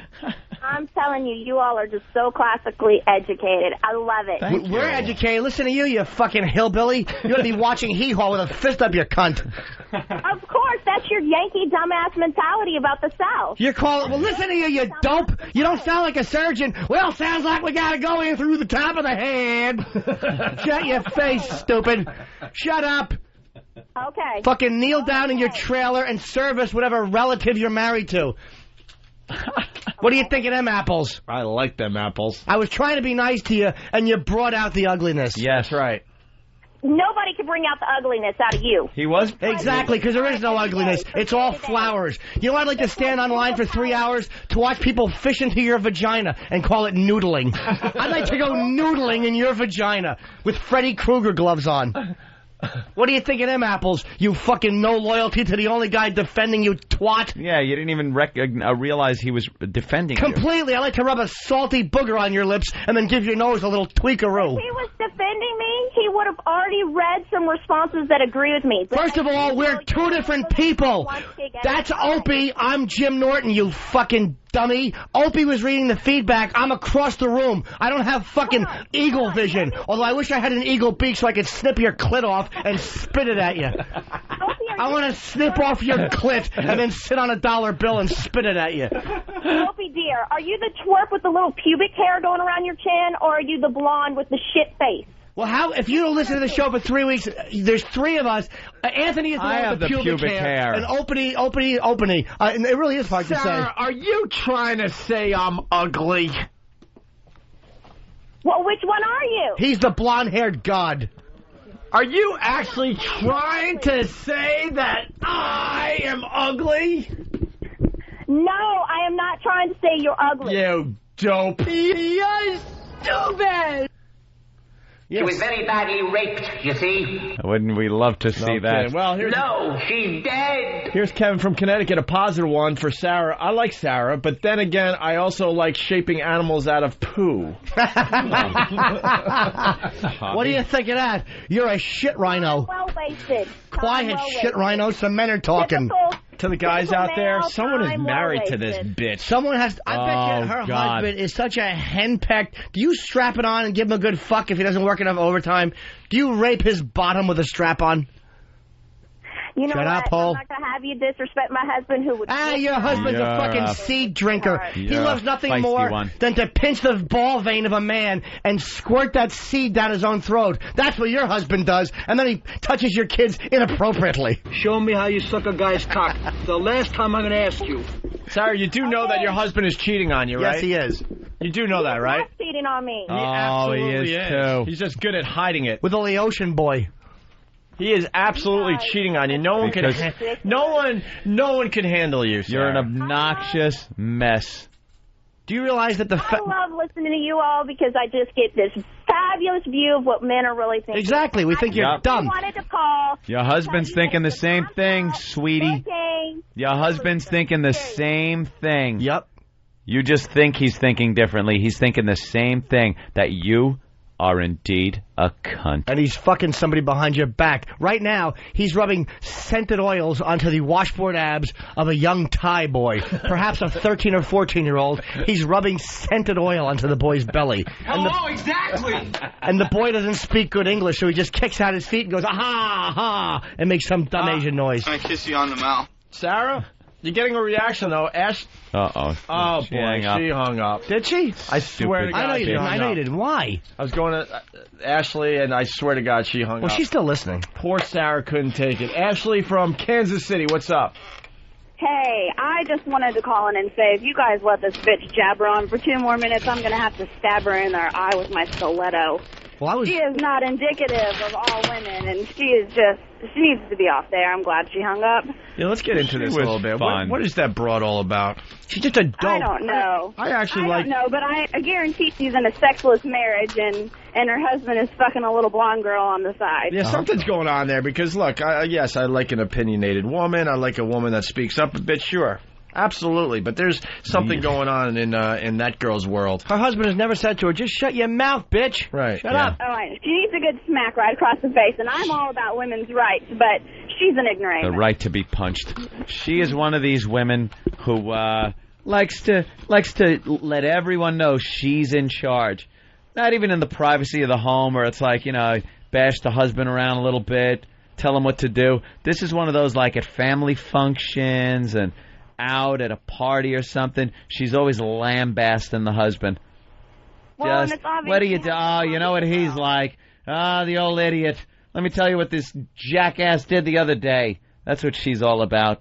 Just emasculating her man. And meanwhile, he's sprinkling glass in her food like fucking they did to Tony Masanti in the first season of Oz. I hope she shits a lot of blood and wonders why. But not even good, solid blood shits. No. But the type that go and spray the toilet with blood like it's a fucking paintball accident. That's what I hope. I hope you're taking a bleeding, loud shit. What are you thinking, M. Apples? The back of her bowl looks like spin art. Hey, Ashley, thank you. Thank you, guys. Punching out. That woman was a little too much, to be honest. There. And Jimmy was actually defending her, but that stupid twat couldn't even hear it.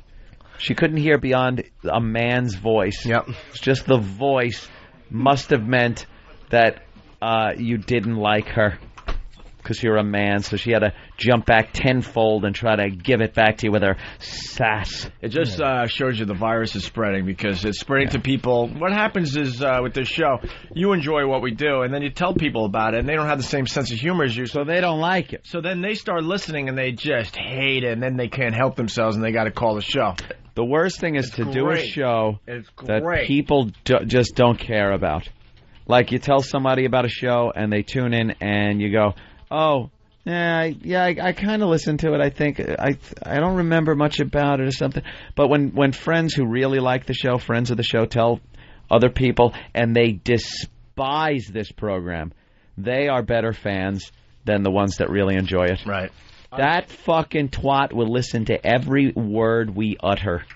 Every word. And I hope she calls back. Douchebag listener from Whackbag. Yeah, we can't let you off the hook on this one, Ant. Did you guys hear Ant's sounds of disgust when Opie said, I like an opinionated woman? Pretty funny. Oh, yeah, because I know you're just lying. I'm not. Absolutely not. Who likes an opinionated? Isn't that like bitchy? Isn't opinionated a good word for bitchy? Yeah. No, it's a woman with opinion. Smart Every and woman has wise, opinions. but opinionated has a negative connotation to it. It sounds like, oh, she's opinionated. It has her opinions. That should be heard. Yeah. Every woman has opinions. So what's wrong with opinionated? Hey, they're like assholes. Opinions. That's right. Yeah, they stink. All right, we got another broad on the line that hates White. Sarah. Sometimes there's blood on them. Tammy. Yes. You're a broad, right? What was that? You're a broad and you're happy to be a broad, right? That's right. And All I'm right. blonde and I'm beautiful and she's pissing me off. If she's going to dish it out, she needs to be able to take it. Right. Dish out the blowjobs and take the cocks in the ass. You're right. That's right. And my husband plays games and he works and he can play games whenever he wants. No big deal. But he also is not sitting in line at Best Buy this morning waiting for a game. No. Look, man. You know, to say that all gamers are losers is so stupid. I think only 99%. I really do believe the people online waiting for a PS3 are losers. Yeah. Absolutely. Or I think criminals. that Sarah needs to listen to the Oprah show, not y'all's show, because apparently she's not cut out for this program. So. All right. Yeah. But Maybe she's still Oprah. listening right now. Oh, she's right now. She is listening. Yeah. What do you have to say to her, Tammy? She's listening. She can't help herself. Well, she calls in and she's, you know, all self-righteous and everything and saying how she loves you guys, but once the tables turn, then she's all pissed off and she's cussing everybody out. I think she needs to get a life. All right. Get a life. You told her. They're easy with the harsh statements. Should she buzz off as well? Hey, this is Joe makes a good point. Thank you, Tammy. Got to let you go. Joe from Whackbag, I guarantee that she's going to go and tell her husband that he's not allowed to listen to the show anymore. Yeah. That happens a lot, actually, with this show. But she'll still listen. But she won't allow her husband to listen. Yeah. All right. We should take a break. When we get back, some trick. Cops bust Halloween Osama dresser. What? Oh, yeah. Why? Oh, well, you got to stick around to find out. But I want to know now. Oh, I don't know. You're doing like a news tease. Well, yeah. Osama in your neighborhood? We'll tell you about it. This guy is a class act, though. It's hilarious. It's a good story, yeah. All right. Looking forward to hearing it. Even though we already have your money, we'll tease you with that. Jimmy's eating fruit. I want to chew on a piddle-little today. Oh, that's my new favorite. Piddle-little. I want to chew on a piddle-little. With those pits with the fuzzies that come from the shape of your teeth. I love them. Like bitten off of it. Yeah. Green olives, and then you chew on the piddle-little. Where's my olives? Yeah, can we eat some olives? I want to throw olives in my oatmeal. Olives? Ew. No way are you putting olives in oatmeal. Why not? Because oatmeal needs sweet stuff in it. Get my olives. Yeah, we need olives so we could chew on a piddle-little. I want to. I'll chew a piddle-little. Piddle-little. It's the dumbest things that make me laugh at this show. All right. Ooh, olives coming up. Listen to this. The sound of olives. Ooh, careful. Ooh. Are we in break? Yeah. Yeah, we went to break a little while ago. Yeah, so we could just sit around and do nothing.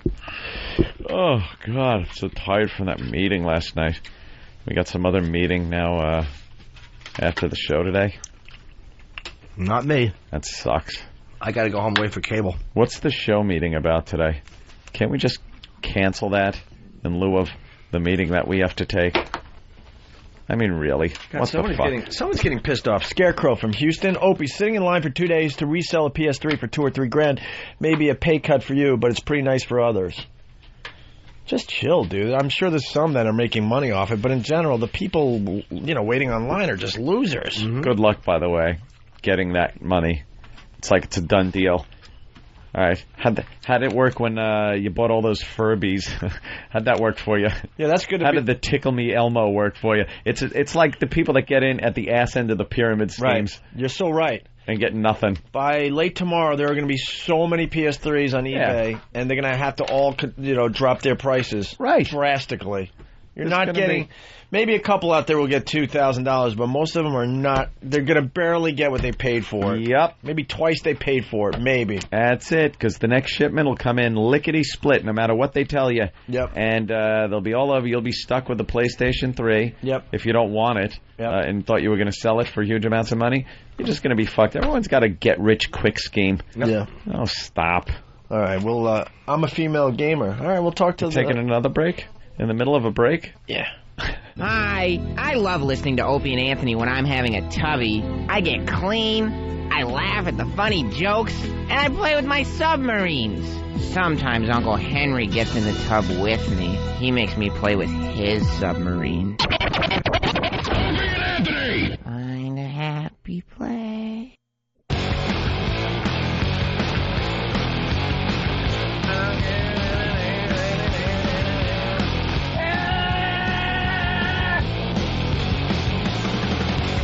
All right.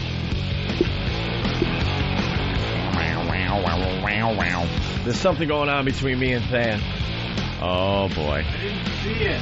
Was exciting and new. Get on, Mike. I was drilling him during the break. Do you want to kiss me? We were doing that asparagus experiment. Yeah. And when I got excited that my pee was smelling, I pretty much was excited. Yeah. And I got a reaction from Than, and his reaction was to turn completely around. And now there's a huge mirror in front of me as I'm taking a leak. Yeah. So he had to have seen my penis, and I just want him to admit that he saw my penis so we can move on, because there's an awkward thing happening here now. So I'm convinced he saw it, but he doesn't want to say he saw it. Well, his mic was on, so why don't we just play a clip of what was said in I'm a fucking idiot. Oh. I'm a fucking idiot. I'm a fucking idiot. Yeah. I'm a fucking idiot. You shouldn't have turned around. Fucking idiot. Fucking idiot. Fucking idiot. This is a giant cock. Oh, boy. Voice got a little high. Did you see my penis? No. Fucking liar. You're lying. I did not. Fucking liar. And I just want to explain, like, I was just trying to trim up down there, and like the right side got a little short, so I had to do the left side. You don't need to make excuses. I didn't see anything. And now I'm left with just a little, like, I don't even know what you call it from my dick. It's usually not like that. It was just a shaving accident. So please, shaving. I don't know what the norm is, and I don't know what it's like today. Dude, it's not gay if you saw it. You turn around because you thought you were going to smell the asparagus thing. So I understand. You got a little excited with the experiment. It doesn't mean you're gay, but I think you saw my penis. No, Excuse me while I whip this out. You corrected me fast enough that I was. And it looks like it has measles around the area because I don't know. Well, I might have used an older razor or something. Oh my God, measles! Your cock's a mess. It really is. So I just want to explain some of the things away here. Let's just get it out in the open. Did you see his measly cock? I did not see. You sure you didn't see it? Yeah, measly or otherwise. How big is he?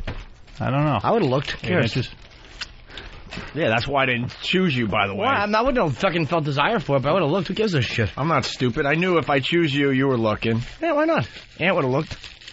Nah, I wouldn't. You're not curious about your co-host cock? What's wrong with you? Not really. In the list of things I'm curious about. I just don't get you sometimes. I don't even think I could come up with a number. No. Yeah. All right. No. I make a special effort at urinals and whatnot to just look straight ahead at a tile. Sometimes it's even got to be less than a tile. It's got to be a dot on a tile. So you're completely focused. You don't get the stage fright. And you don't get accused of glancing over and saying, hey, nice cock. People are accusing you of being a size queen there, Thing. Size queen. Size queen. And then you got Mr. Torrance from Whackbag. Fact 1, Than sees Opie's wee-wee. Fact 2, Ope says there's something going on between me and Than. Fact 3, Ope says I just pounded Than. Fact 4, Ope wants Than to talk about his junk. Oh. Than is a size queen. And then Bill from Waterford. Opie's cock has acne. It's an old razor, and now it's all like measly. Ew. Here you it's go. measly on the side. Yeah, I know Bob Zamoon is on hold. He can wait. Old razor. What, like a Bic, like an old Bic razor you used? Well, yeah. No, well, it's something nicer than that, but it's all about the rusty, the shaving cream you use, I guess, right? Jimmy, how do you do yours? He makes his own. How do you do cream? yours so you don't have measles around the whole thing? In the shower, I always shave the same way, but look at this. I'm not gonna shave my dick, but look at this. All right. I'll show you a little something if you show me. Oh, look at that. No, it's not. I'm not. This is really getting fucking homo. No, look, here's the problem. I'm not gay about that at all. All right, wait a minute. All right. When you're showing a man, if you only show him where you shave, it's like, look. All right, look. See, I got. Look. See. Why is he pulling you up, man? Yeah. See, look. See. Look at mine now. Look. Ew! Yeah, it's all measly. It's awful. You don't have a pubis. You have a 14-year-old frightened girl who eats badly. See what happened? I'll even show you my my hairstyle. All right, it's not gay. Because what happened was I was just trying to shave up the sides a little, keep it nice, right? And I'm left with this because I fucked up. The pad data, by the way, says E-Rock's dream. All right, you ready? Yeah. I fucked up and I'm left with this. Ew, what is that? All right. I've had it. I'm tapping out. What the fuck did you do to yourself? What is wrong with you? It's like shaving like... What, do you shave with a Bic? You shave one of those little... Get a fucking Mach 3. Those are the greatest, dude. Why is there a point pointing up? It's awful. It's awful. But it's up to like your belly button. No, it's not, dude. Because I shave. Want to look again? Belly button's way up here. Yeah, just look. See, look. See, look, Ant. Here's the thing. Look, see? No, you've already showed the side of your look, bag. No, but right there, you see? You see how like it's all smooth? Feel that. Someone want to feel that? Feel that. No, dude, it's like what happened yesterday. Let me explain something. It's kind of like when you do your sideburns, and this side gets a little shorter, so you gotta match them up. Yeah. And I did that a couple times, and now it's just a mess down there. It's got measles, and it's got some hairstyle I couldn't even describe to anybody. I don't know. All I saw was a pointy thing. Like, it's not that pointy. It's shaved like a pointy hat. Like your dick is a fucking court jester. Dude, why do you leave any hair on it? Get rid of all of it. Smooth shave it in the shower. Every other day I do it in the shower. And it's fucking girls love sucking your dick like that because there's nothing on it, man. It's fucking cleaner for them. Yeah, the $200 don't hurt either. I'm not saying it does. We got to take a survey. We got to ask the girls because I'm not sure about that. They love it. Some might not like it. I'm not brave enough to just wipe it all out. Well, the girls I fuck, I mean, let's be honest, they don't have any either. I mean, they will eventually someday, but I mean... They... Yeah, sure. All right. You know, I'm willing every once in a while, when it gets a little too crazy, you take the clippers and get rid of, you trim up the hedges. You don't fucking lay cement down in your front yard like some fucking Dago in Brooklyn. Listen to me. You got to keep your lawn nice, but you don't let it get overgrown and all bushy, but you don't rototill the whole thing up and coat it with cement. All right, who wants to feel... No one. No, not my dick, but the top. Who wants to feel the pubis? Again, no Just with the back of your hand. Who wants to with the back of your knuckles? Why? Somebody wants to feel the pubis. It's all right. Why would anyone in this room... Because it's so smooth. Who's fucked up recently on this show? Who didn't get my fucking headphones? Who's responsible for getting my headphones? Good, excellent point. I want to know. Who? Not me. Not Than. Than will not rat this person out. No, Than. Who is it? Who is it, Than? We have to find out. Someone has to set up who gets the headphones and whose job is to make sure my headphones are plugged in and here. Who is it? Craig. Craig, you gotta... Is it you? You gotta feel Jimmy's... How do you keep fucking this up? I understand that, like, it's not every day. I'm not saying it's every day. All right, you gotta feel Jimmy's What? It's not him? Well, who the fuck is it? He was online today. I was online for the PS3. Go fuck yourself then. Who doesn't plug in my headphones? They got to touch Jimmy's pubis. That's right, with their cheek. Why am I not being told? Why is Anthony? The boss wants to know. Then I'm going to have to exert a little authority over you, which I don't like doing. Yes. But being your superior, you being my subordinate, I must now insist. I must now insist that you tell me who is supposed to plug in my headphones. Gotta tell. It's not ratting. I'm ordering you, or else you'll be touching Jimmy's pubis. And you have to chew the rest of the fucking olive off these pits I'm spitting in. Well, you gotta chew the pit a little. Just a little. I gave you a pass the first time. You weren't being a rat or anything, and I said, all right, you don't want to say, that's fine. But I came in, and we went right to a phone call, albeit the suckiest fucking phone call we've ever gotten. And I couldn't hear it because my headphones weren't in. Again, someone forgot. So I just... Who did it? Who is it? You gotta say it. You, isn't it? It was Bodzini, wasn't it? It's you, isn't it? Is it you? No. Okay. Who is it? By the way, give me a clue. Does he roam the night sucking blood? And who's hearing this and not owning up to it? Yes, somebody's actually hearing it now and not even fucking Wait a minute, festive. hold on a minute, Dan. Before we get everybody... Are they in here right now? I think the problem is I think might be some confusion. All right, so it's Master Poe. Yes. Anytime anything's confused. Please say it's Steve. How am I? I'm with you. How am I supposed? I don't. My claws can't fit the little jack in the hole. Are you saying it's Mars? Oh boy. Is Mars supposed to plug in my headphones? It has not been firmly established. Where's you Mars? are like fucking Ronald Reagan. Oh, he's awful. On the stand. We're gonna get to the bottom of this. What's Mars, going on? are you supposed to plug in my headphones on a daily basis? Like Than said, it was established. I have my own headphones to test in the studio, so I never touch all you guys' headphones. All right, so mine are in this cabinet, I gather. So where do they? I guess. How do they get from the cabinet to plugged in? On a daily basis, they do, but occasionally they're not here. So somebody has to have the job of doing that they're not taking very seriously. Who put mine out today? Yeah, who put yours out today? Yours are always out there. Why? I don't want people using mine. My fucking name is on for a reason. I don't want people using my thing. All right, listen. What Jimmy, about... unfortunately, no one's going to be touching your cock today because no one's going to... I can't believe no one's fucking fessing I'm up to sorry, this. Jimmy. I was trying to help you I out am right now. stunned.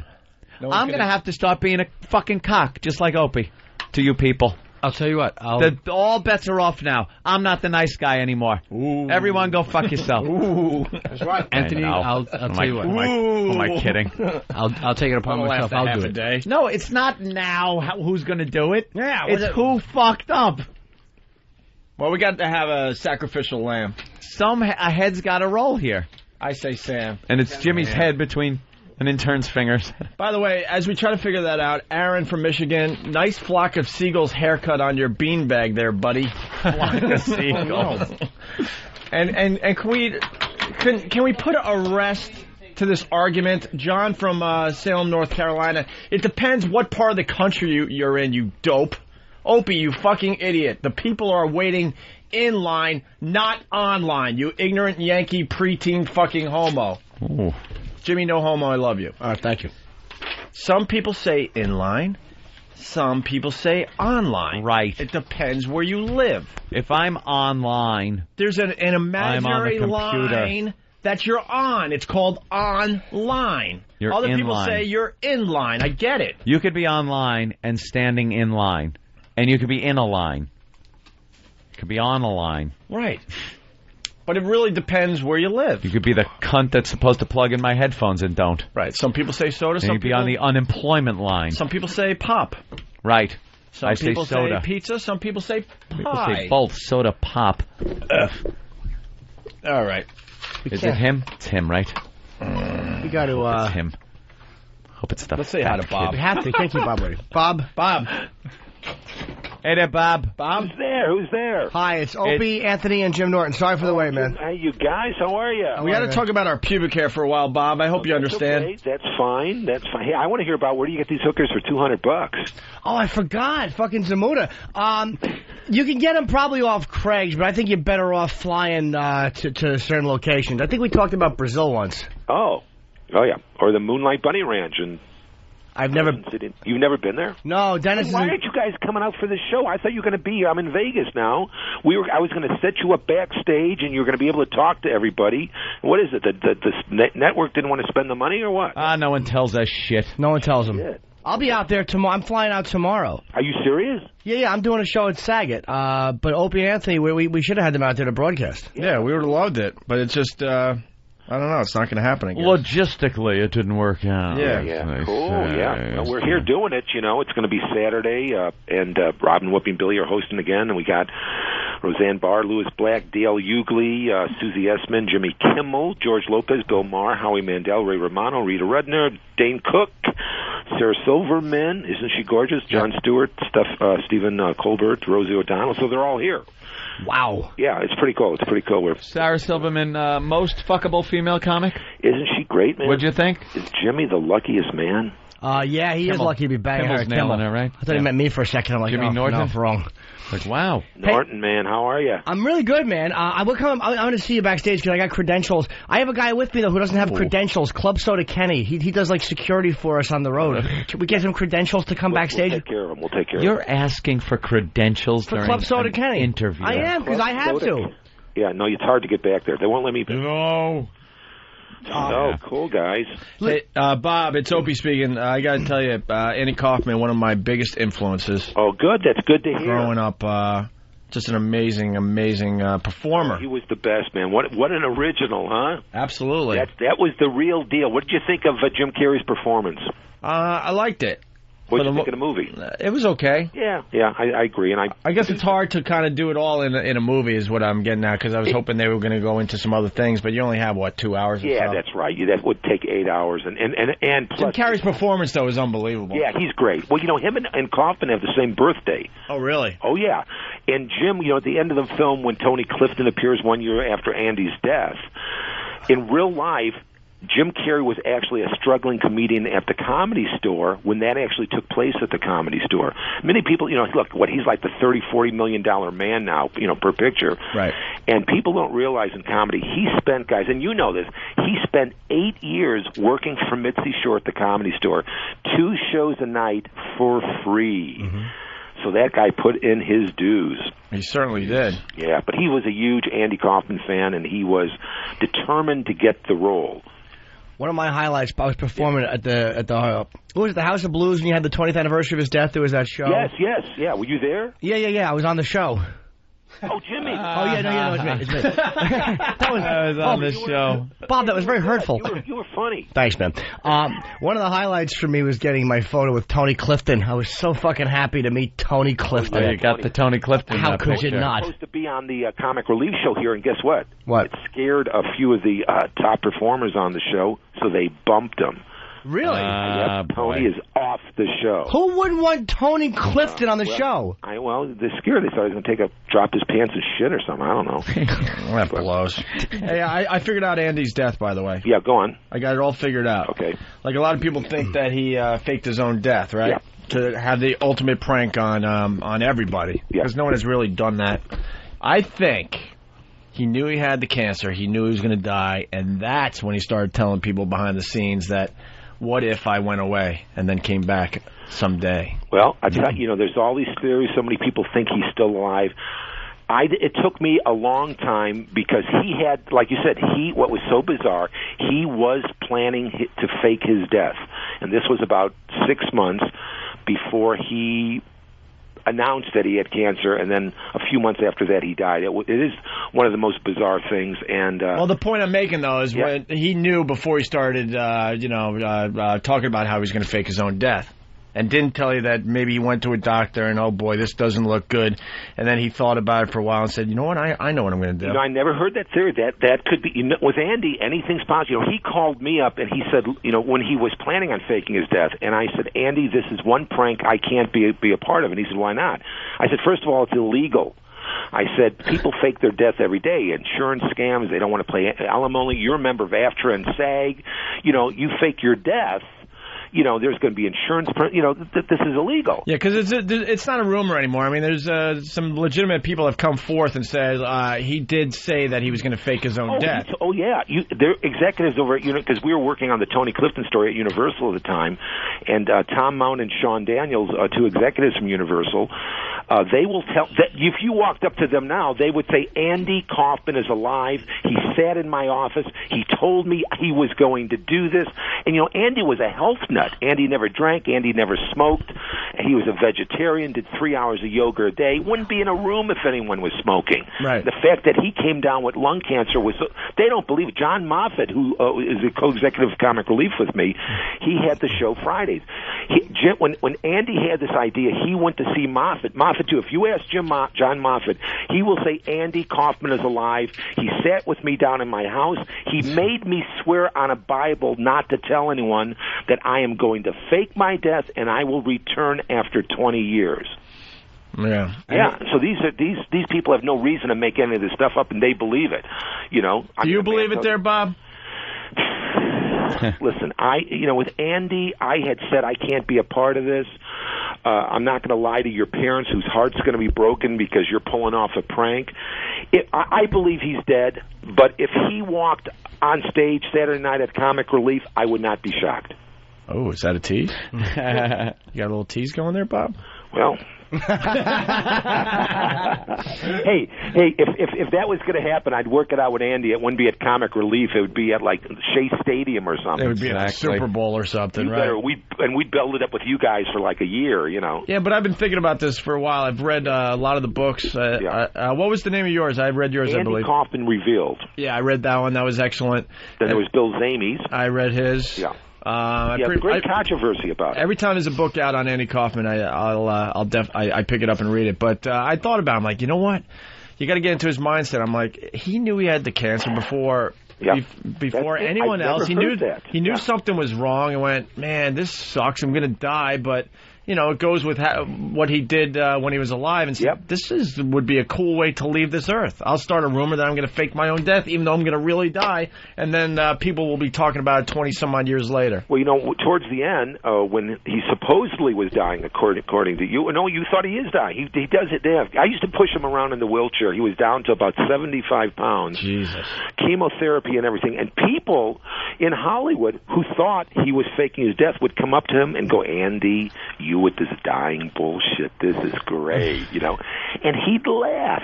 Kaufman would laugh his ass off. It was the most, it's so bizarre. But it's so great, at least for me as his best friend, it's great to entertain the thought that maybe he is still alive, or he did what you said, that he had the wits about him. Because, so many people, when it gets down to that and cancer and horrible disease, they lose it all, They lose what they were all about. And Andy was such a true artist, man. He stayed the course. Right. If anybody would do that, it would be him. And I remember when Elvis died, and all those rumors started.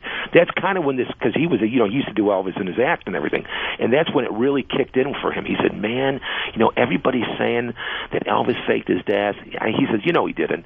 He said, but could you imagine if a performer did that and came back 20 years later? And I'd say, why 20 years? And he said, look, 1 year would be bullshit. 5, he says, if you were a real artist about it, you'd have to hang out someplace for 20 years. That's a commitment, man. No, that's Andy. Oh, fuck. Damn. I would stand on street corners and, he pulled off more pranks on the streets than he did ever on Saturday Night Live or Letterman or anything. Yeah, would you guys do shit in restaurants and stuff over a girlfriend or over a date? Oh yeah, I'd go into a restaurant, it was all pre-planned, and he'd be in there, and I'd play kind of a timid guy, like on a date with a girl, a girlfriend that I've been like dating for a while, and he'd come over and he'd say, I'm Andy Kaufman, to the girl, and what's your name? I go, Bob Zmuda, and he'd go, well, I'm a big star on Taxi, and I just wanted to know if you'd like to go out sometime. I'd say, excuse me, I'm on a date here with this girl. And people would hear this in the restaurant. Then he'd wait. I'd go to the bathroom, and he'd come over to the girl. And everybody in the restaurant would overhear this. And he said, look, that guy's a loser. I'm a star. I'm on Taxi.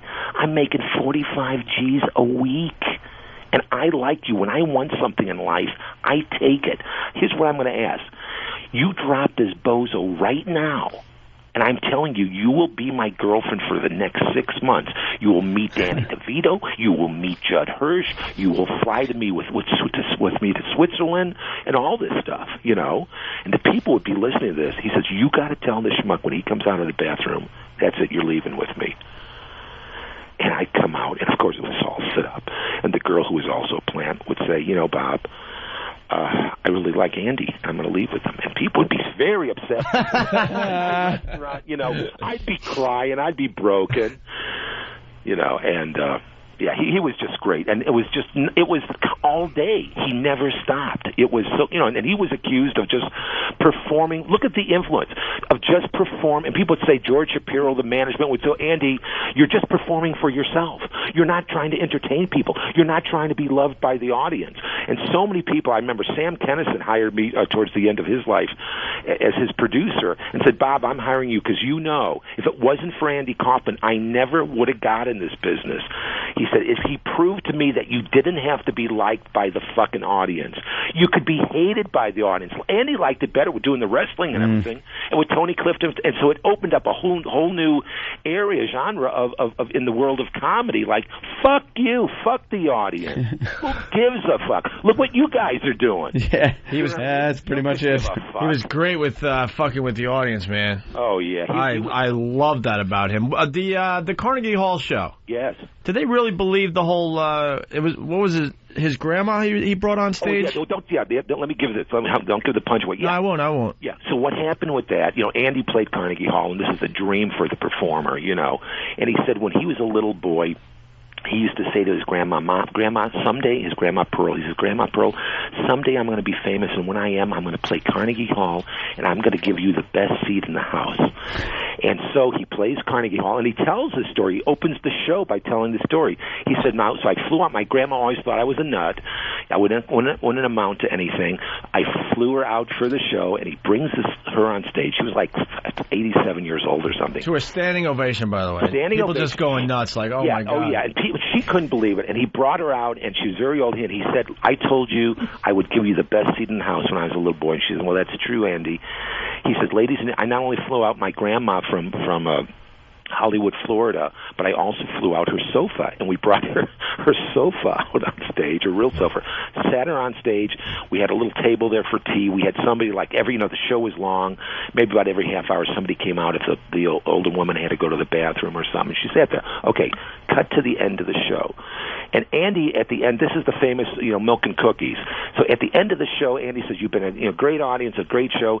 And he says, I'd like to thank my guest. I'd like to thank the Mormon Tabernacle Choir. And we had the doors of Carnegie Hall open up, the back doors. All 350 members of the Mormon Tabernacle Choir. These weren't plants. These weren't local people. We flew them out. Andy wanted it. They came in. They're singing down the aisles. He says, I also like to thank the New York City Rockettes from both wings of Carnegie Hall.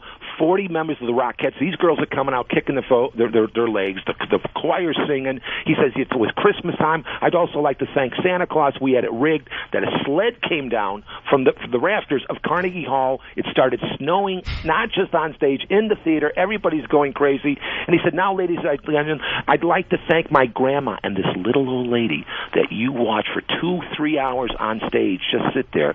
Gets up. I never saw a more thrilling moment in my life. Gets up slowly out of the chair, walks to the footlights with all this hubbub going on around her, reaches over, pulls the face mask off. It's Robin Williams. And he does this most tremendous bow. The audience leaps to his feet. Pandemonium breaks out. Andy tells everyone to settle down. He said that was Act 1. For Act 2, ladies and gentlemen, we're going outside. I have buses that are going to take you for milk and cookies. And well, everybody thought he was full of shit. Went outside. We had 35 buses. It took me a year and a half to get permits to get 35 buses in front of Carnegie Hall on a Saturday night. The whole audience went up there, moved the whole audience to the New York School of Printing, where we had every small little kindergarten table and chair we could find, had the audience sit there, gave them milk and cookies. Then we had strippers, sword swallowers, and people. This went on to 4 in the morning. And Andy says to me then, at that point, he says, Muto, and now George Shapiro is coming up to me going, he says, this overtime on the buses is going to cost tens of thousands of dollars. Andy's going to be broke. We got to pull the plug on this. So I tell Andy, and he said, well, what should we do? What should we do? I said, and just off the top of my head, I said, tell the audience to go home and get some sleep, that the show is going to continue tomorrow morning at 8 a.m. At the Staten Island Ferry. So he tells that and everybody leaves. Now, next morning, 7:30, both him and I got lucky with a couple girls from the Radio City Music Hall. So I'm sitting in my room, getting a fucking head and coughing, and about 7:45, the phone starts ringing in my room, and it's the next morning. And I know it's Andy because we said this thing about Carnegie, meet us at, over at Staten Island Ferry to the audience. And I'm not answering because I don't want to leave, and I'm all burnt out from staying up for weeks working at this fucking show. Finally, he's a knock on the door, and he's not stopping. I said, yeah, Andy, what is it? He says, do you think we should maybe go down to the Staten Island Ferry? Do you think anybody showed up? I said, Andy, I'm sure they think it was a joke. I said, let me go back. back here. I got this hot girl here, you know. And he says, okay, well, as soon as I close the door, I hit somebody. I go, what if there's one press person there? So I said, come here, come on, let's go. We all jump in. We all jump in the cab with the two Radio City Music Hall girls who were in these outfits still, because we wanted them to keep their outfits on, you know. No, because you brought them back to your room. Oh yeah. So yeah, of course. That was part of the deal. So we go down to Staten Island Ferry, guys. I'm sitting there. We get down there. Yeah. There are over 350 people from the night before. Jesus. It was one of the most incredible moments. And I mean, it brought tears to Andy's eyes. He bought each of them a round trip ticket on the Staten Island Ferry, an ice cream cone, and he wrestled any woman who wanted to wrestle with him that morning.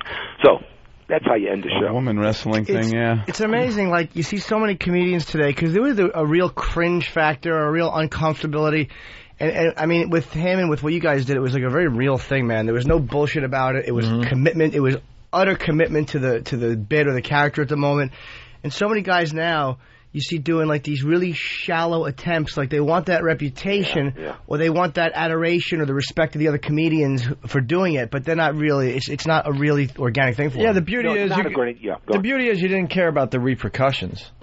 No, not you know what I mean? Some of these guys want to get edgy and crazy, but they're like, yeah, but what's going to, but you got to just commit and not worry about what the repercussions are going to be in the end. That was it. And that's what a lot of these newer guys that are trying to... his career. Huh? He didn't care. Yeah, absolutely. It hurt him. He was kicked off of Saturday Night Live. Nobody would touch him towards the end, just like the movie said. Right. And he didn't care. He said, fine, get me out of this bullshit. I don't want to be a celebrity anymore. Speaking of newer guys, what do you think of Borat, Sasha? Well, I haven't seen the movie yet, but I've been doing a lot of interviews, for the Comic Relief thing, and people say, well, aren't you upset that it's an Andy Kaufman ripoff? And to me, no, not at all. I think, if Andy's influence is far and wide, and I think that's great. Have you seen the movie? Yeah. I've seen his character enough. I think he's a different type of character. Because I don't know much about it. There's some similarities there. The movie was really good. A lot of laughs in there. Well, it's the idea of the commitment. I guess he gets in this character and stays in it and does shows. He got beat up here in New York because he stayed in character. What do you mean he got beat up?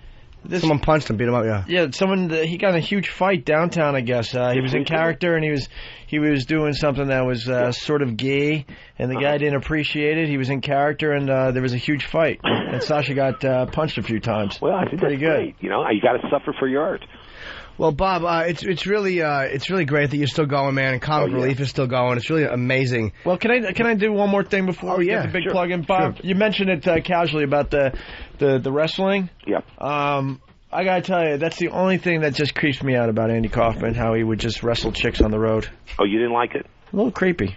Little creepy. Oh, I understand if he's getting women on the road and stuff, but he got women so he could wrestle them in his hotel room. Oh no, because if you ever saw him wrestle on Saturday night, I was the referee and I was always there, and it would be amazing. On Saturday, he did this, but he got off on just wrestling girls. Oh, right? He did this just to pick up chicks. Right. And he just thought this was the most self-indulgent thing to do, and that's when he did it on. And he used to get a huge fucking hard-on when he would wrestle them in front of people. It was like So before he means hard on, like he got a hard on. Yeah. Yeah. Not like. Yeah. Oh yeah. This was. Oh yeah. No. Most of the times he'd shoot his wad in his pants while he was wrestling. What a good boy. I was so scared on Saturday Night Live that when he finally convinced Lorne Michaels to get him to do this, because I know the whole thing was just about his sexual come on with this shit. Right.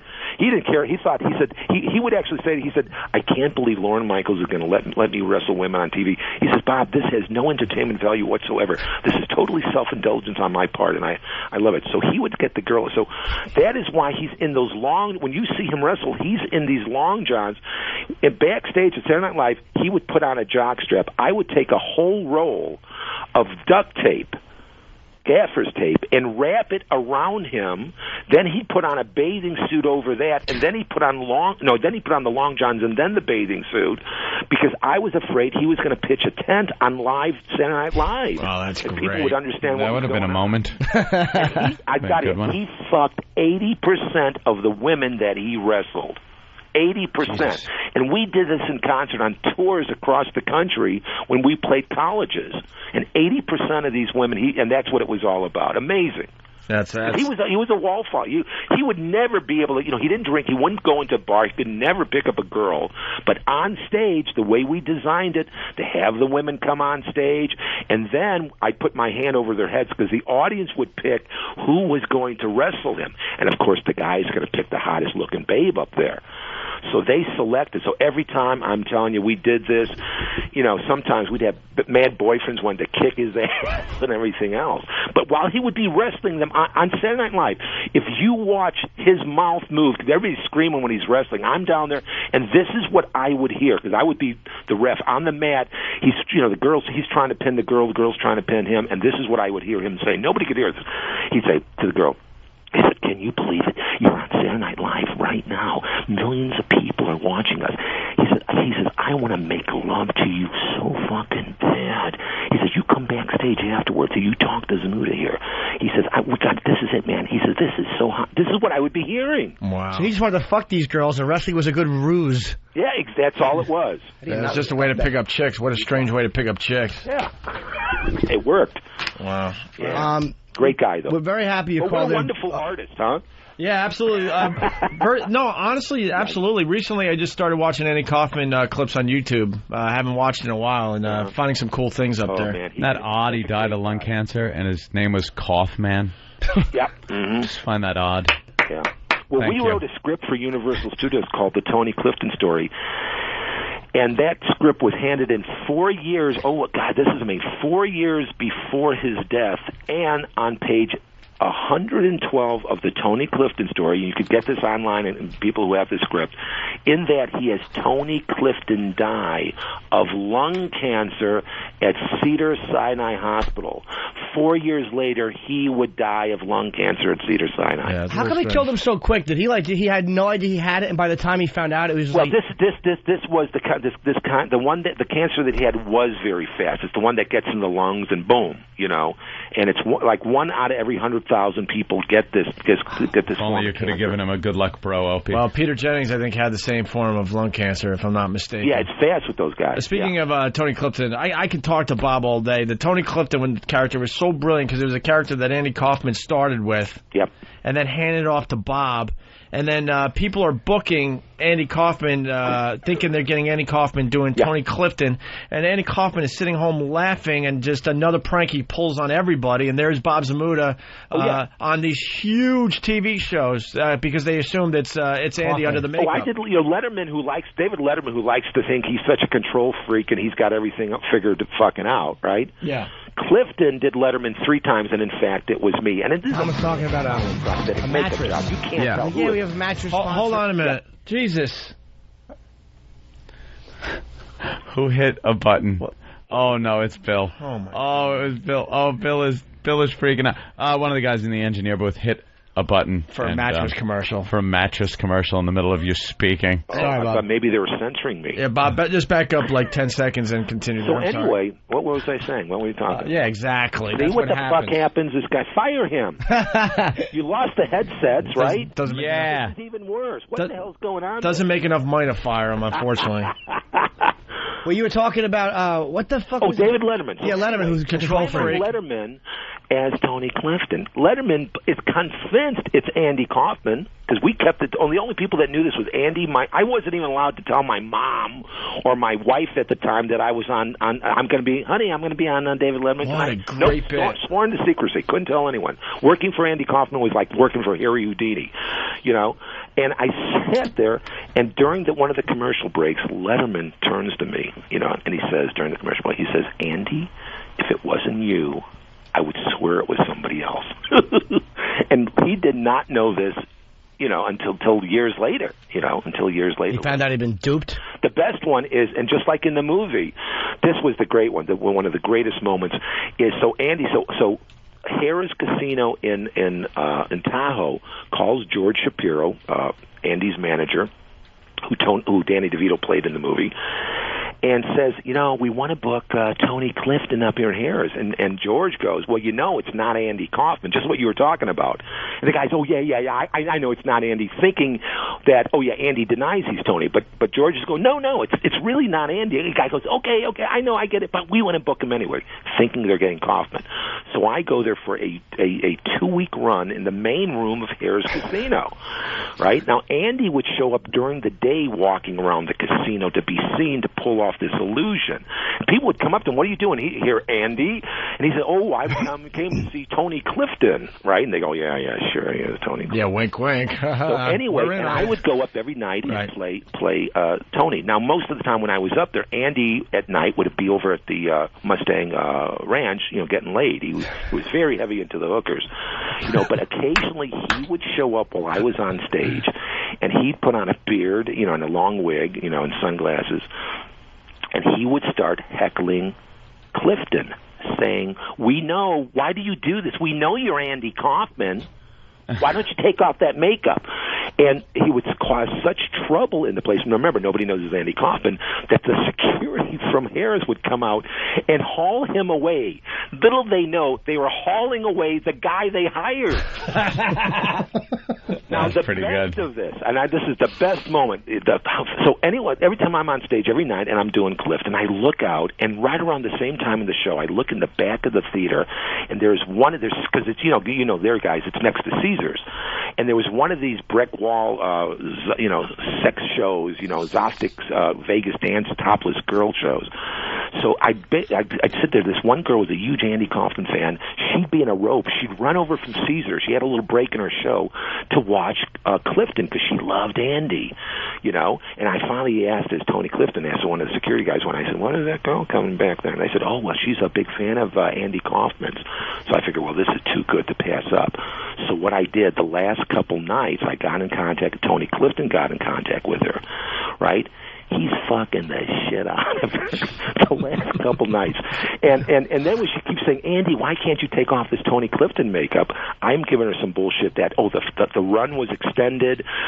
We have no more makeup prosthetic pieces. I got to keep these on. Because if she sees it, Smuda, she doesn't know, fuck Bob Smuda. Who the fuck is he? She wants to fuck Andy Kaufman. So this goes on. Okay. 6 months later, I tell Andy about this. It was amazing. She was so fucking hot. 6 months later, and of course I give her. She asked for my number, so I give her Andy's number. I have her number. I give it to Andy. 6 months later, Andy calls me. We're back in L.A. and he calls me. I said, Andy, what's wrong? He says, that girl, the girl from Vegas. I mean, from Harris. He said she's here at LAX and she wants to stay over with me for a few days. What should I do? I said, Andy, you already slept with her for fucking 3 nights. Have her come over. She goes over to his house, and he's screwing her for the next couple days. She stays there. Every couple hours he calls me, because I now know everything. I'm briefing him. I know everything about her family, her brother's name, and whatnot.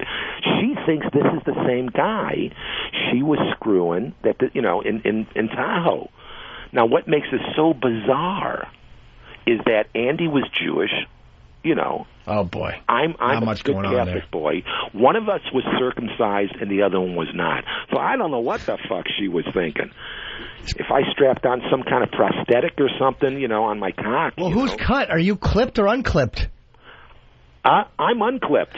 Okay, so she fucking saw foreskin and then she didn't see any. That makes it easier because she might have thought that you had it taken off. If she didn't see any and then she saw some, that's a problem.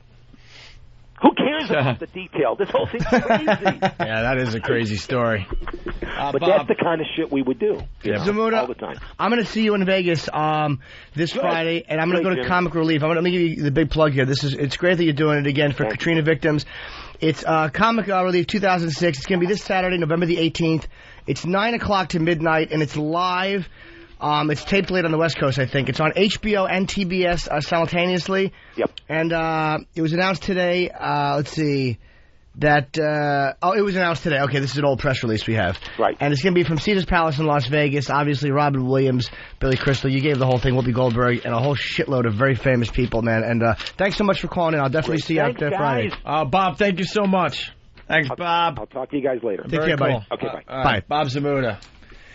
He's a great guy, man. He's really open. He doesn't fucking lie. Like, I banged her. She was blowing me. That he got hookers. There's no bullshit in this guy. And my fucking goal is to pull a train with him. I got to pull a fucking train with Zamuda. I have to. Wow, that would be something. As Clifton, if he was Clifton. Yeah. Yeah, please. As Clifton. Wait, you want him as Clifton?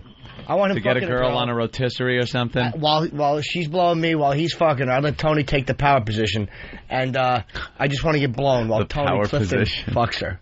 That's all I want to do. And then in the middle of it, though, the best part would be if Bill would hit a commercial. Poor Bill. Do you see his face? He just, panics. It's that stupid beard. And looks over, and he was shaking again. Whenever that beard comes back, all judgment goes out the window. Yeah. All right. Should Bill touch your smooth skin? No, he shouldn't. I'm sure he'd do something wrong. He'd poke it too hard. Right. He'd poke my pubis. How about we do a quick break? We'll come back. We'll do line of the day, the Osama thing real fast, and we'll get out of here. Cool. For to listen to Opie and Anthony is more good than to work in the fruit roll-up factory, making the fruit roll-up.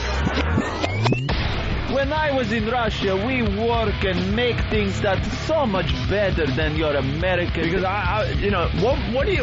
Let me just. Well, you already know, but you don't want to work. Work good for you, right? Why you don't want to work? I was farting so bad, and it stunk so bad. You fat American, right? Russia is so much better than you, my friend. I think that would be something that maybe people should need to know. Okay, back to work.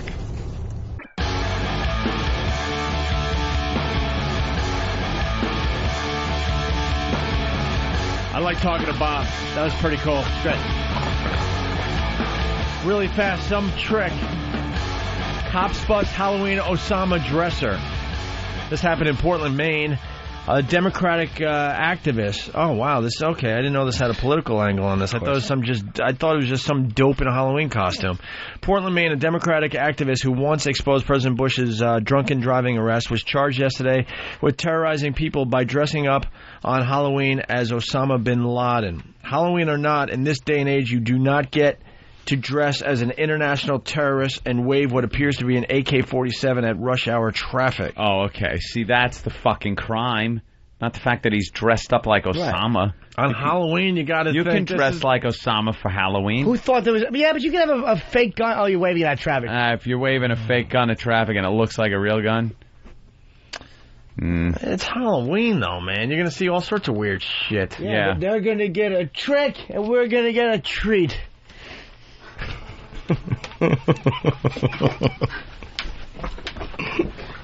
Yeah. Oprah's gone for that. I don't know if he knows that one. What happened? That's a Patrice story.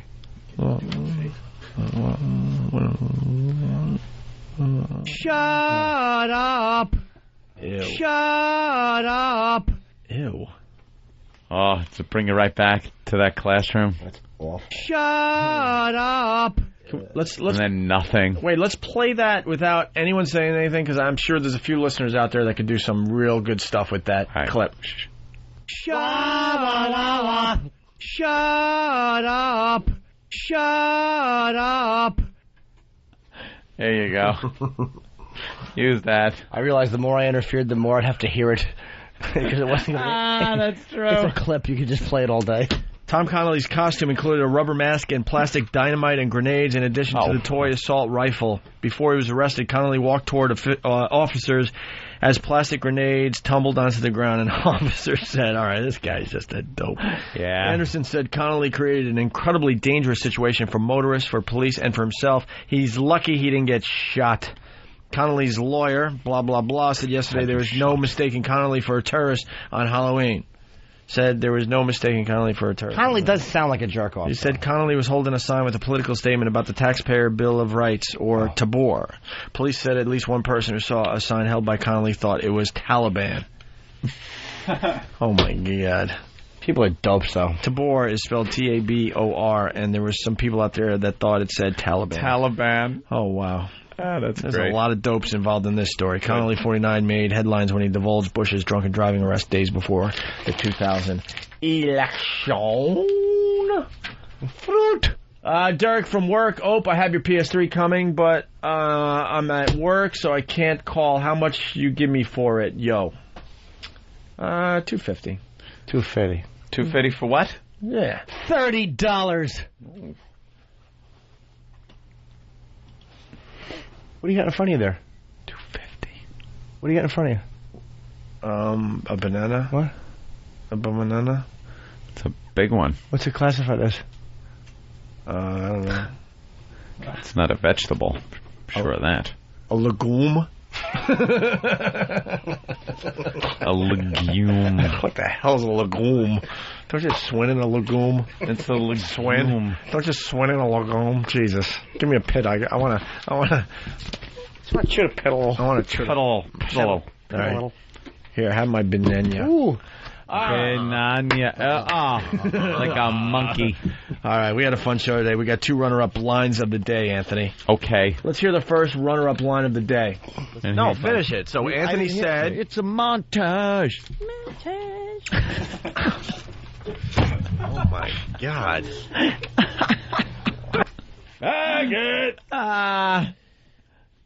That was E-Rock. He could not help himself when Anthony did his montage. He had to do the backing vocal. He had to do the backing from Team America. Yeah. And here's the second runner-up line of the day for today. Tom was talking about a mattress. Yeah. He's like, yeah, we have mattress sponsors. I mean, he's like, hey, you guys okay with mattresses? And Kenny goes, you might want to need something. Kenny's like, no, thank you. I have a Thermopedic. And it Thermopedic creeps me out to picture your form just being burned into a Thermopedic. You have a pedophilic creep. Anthony, runner-up line. Oh, is that a damn good one? And E-Rock with the runner-up line of the day.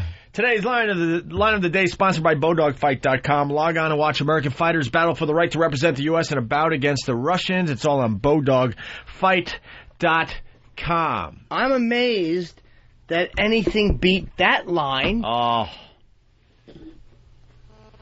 Here's today's line of the day. Here comes line of the day, line of the day.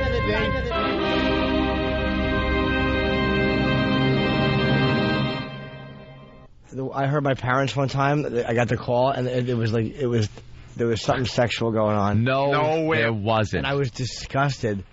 And then I heard my dad go, Jim, just do it now. That's a great line, man.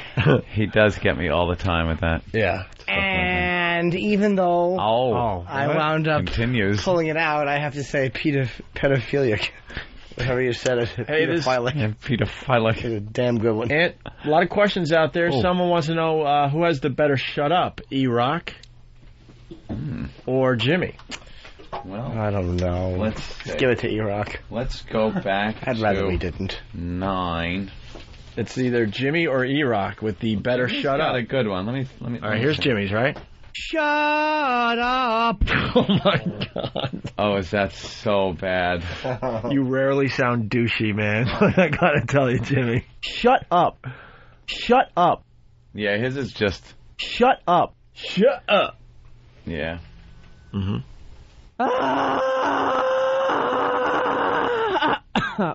Shut up! You don't. Oh. Shut up! Shut up! I love it. It's so bad. I'm with you in that classroom. I am in that class just looking at you going, A lot of people saying it's a sham that Anthony didn't win with the duck hunt line. No, I am always I like. Oh, duck hunt was very funny. Happy with. Oh, that was hack though. Come on, think about it. Duck hunt, duck. Let's hunt. get out of here. Yeah, let's do that. Dinner with the Hollanders got me all tired for today. And I'm going to ask Ant to look at my computer specs. Oh, look at your specs. Yeah, I want you to look at my specs. Nice shaved specs. Oh, computer. Sorry. Let's go share a piece of the cheesecake. Yeah, let's all do that. 2 forks for us, please. This is a very special show. It's about being able to do the show we want to do. Prison sex. Give it to me. We know what guys want to hear on the radio. Adult-oriented subject matter. Look at those jugs. They won't exercise restraint. This is going to be an awful show. Hold on tight, kids. The Opie and Anthony Show.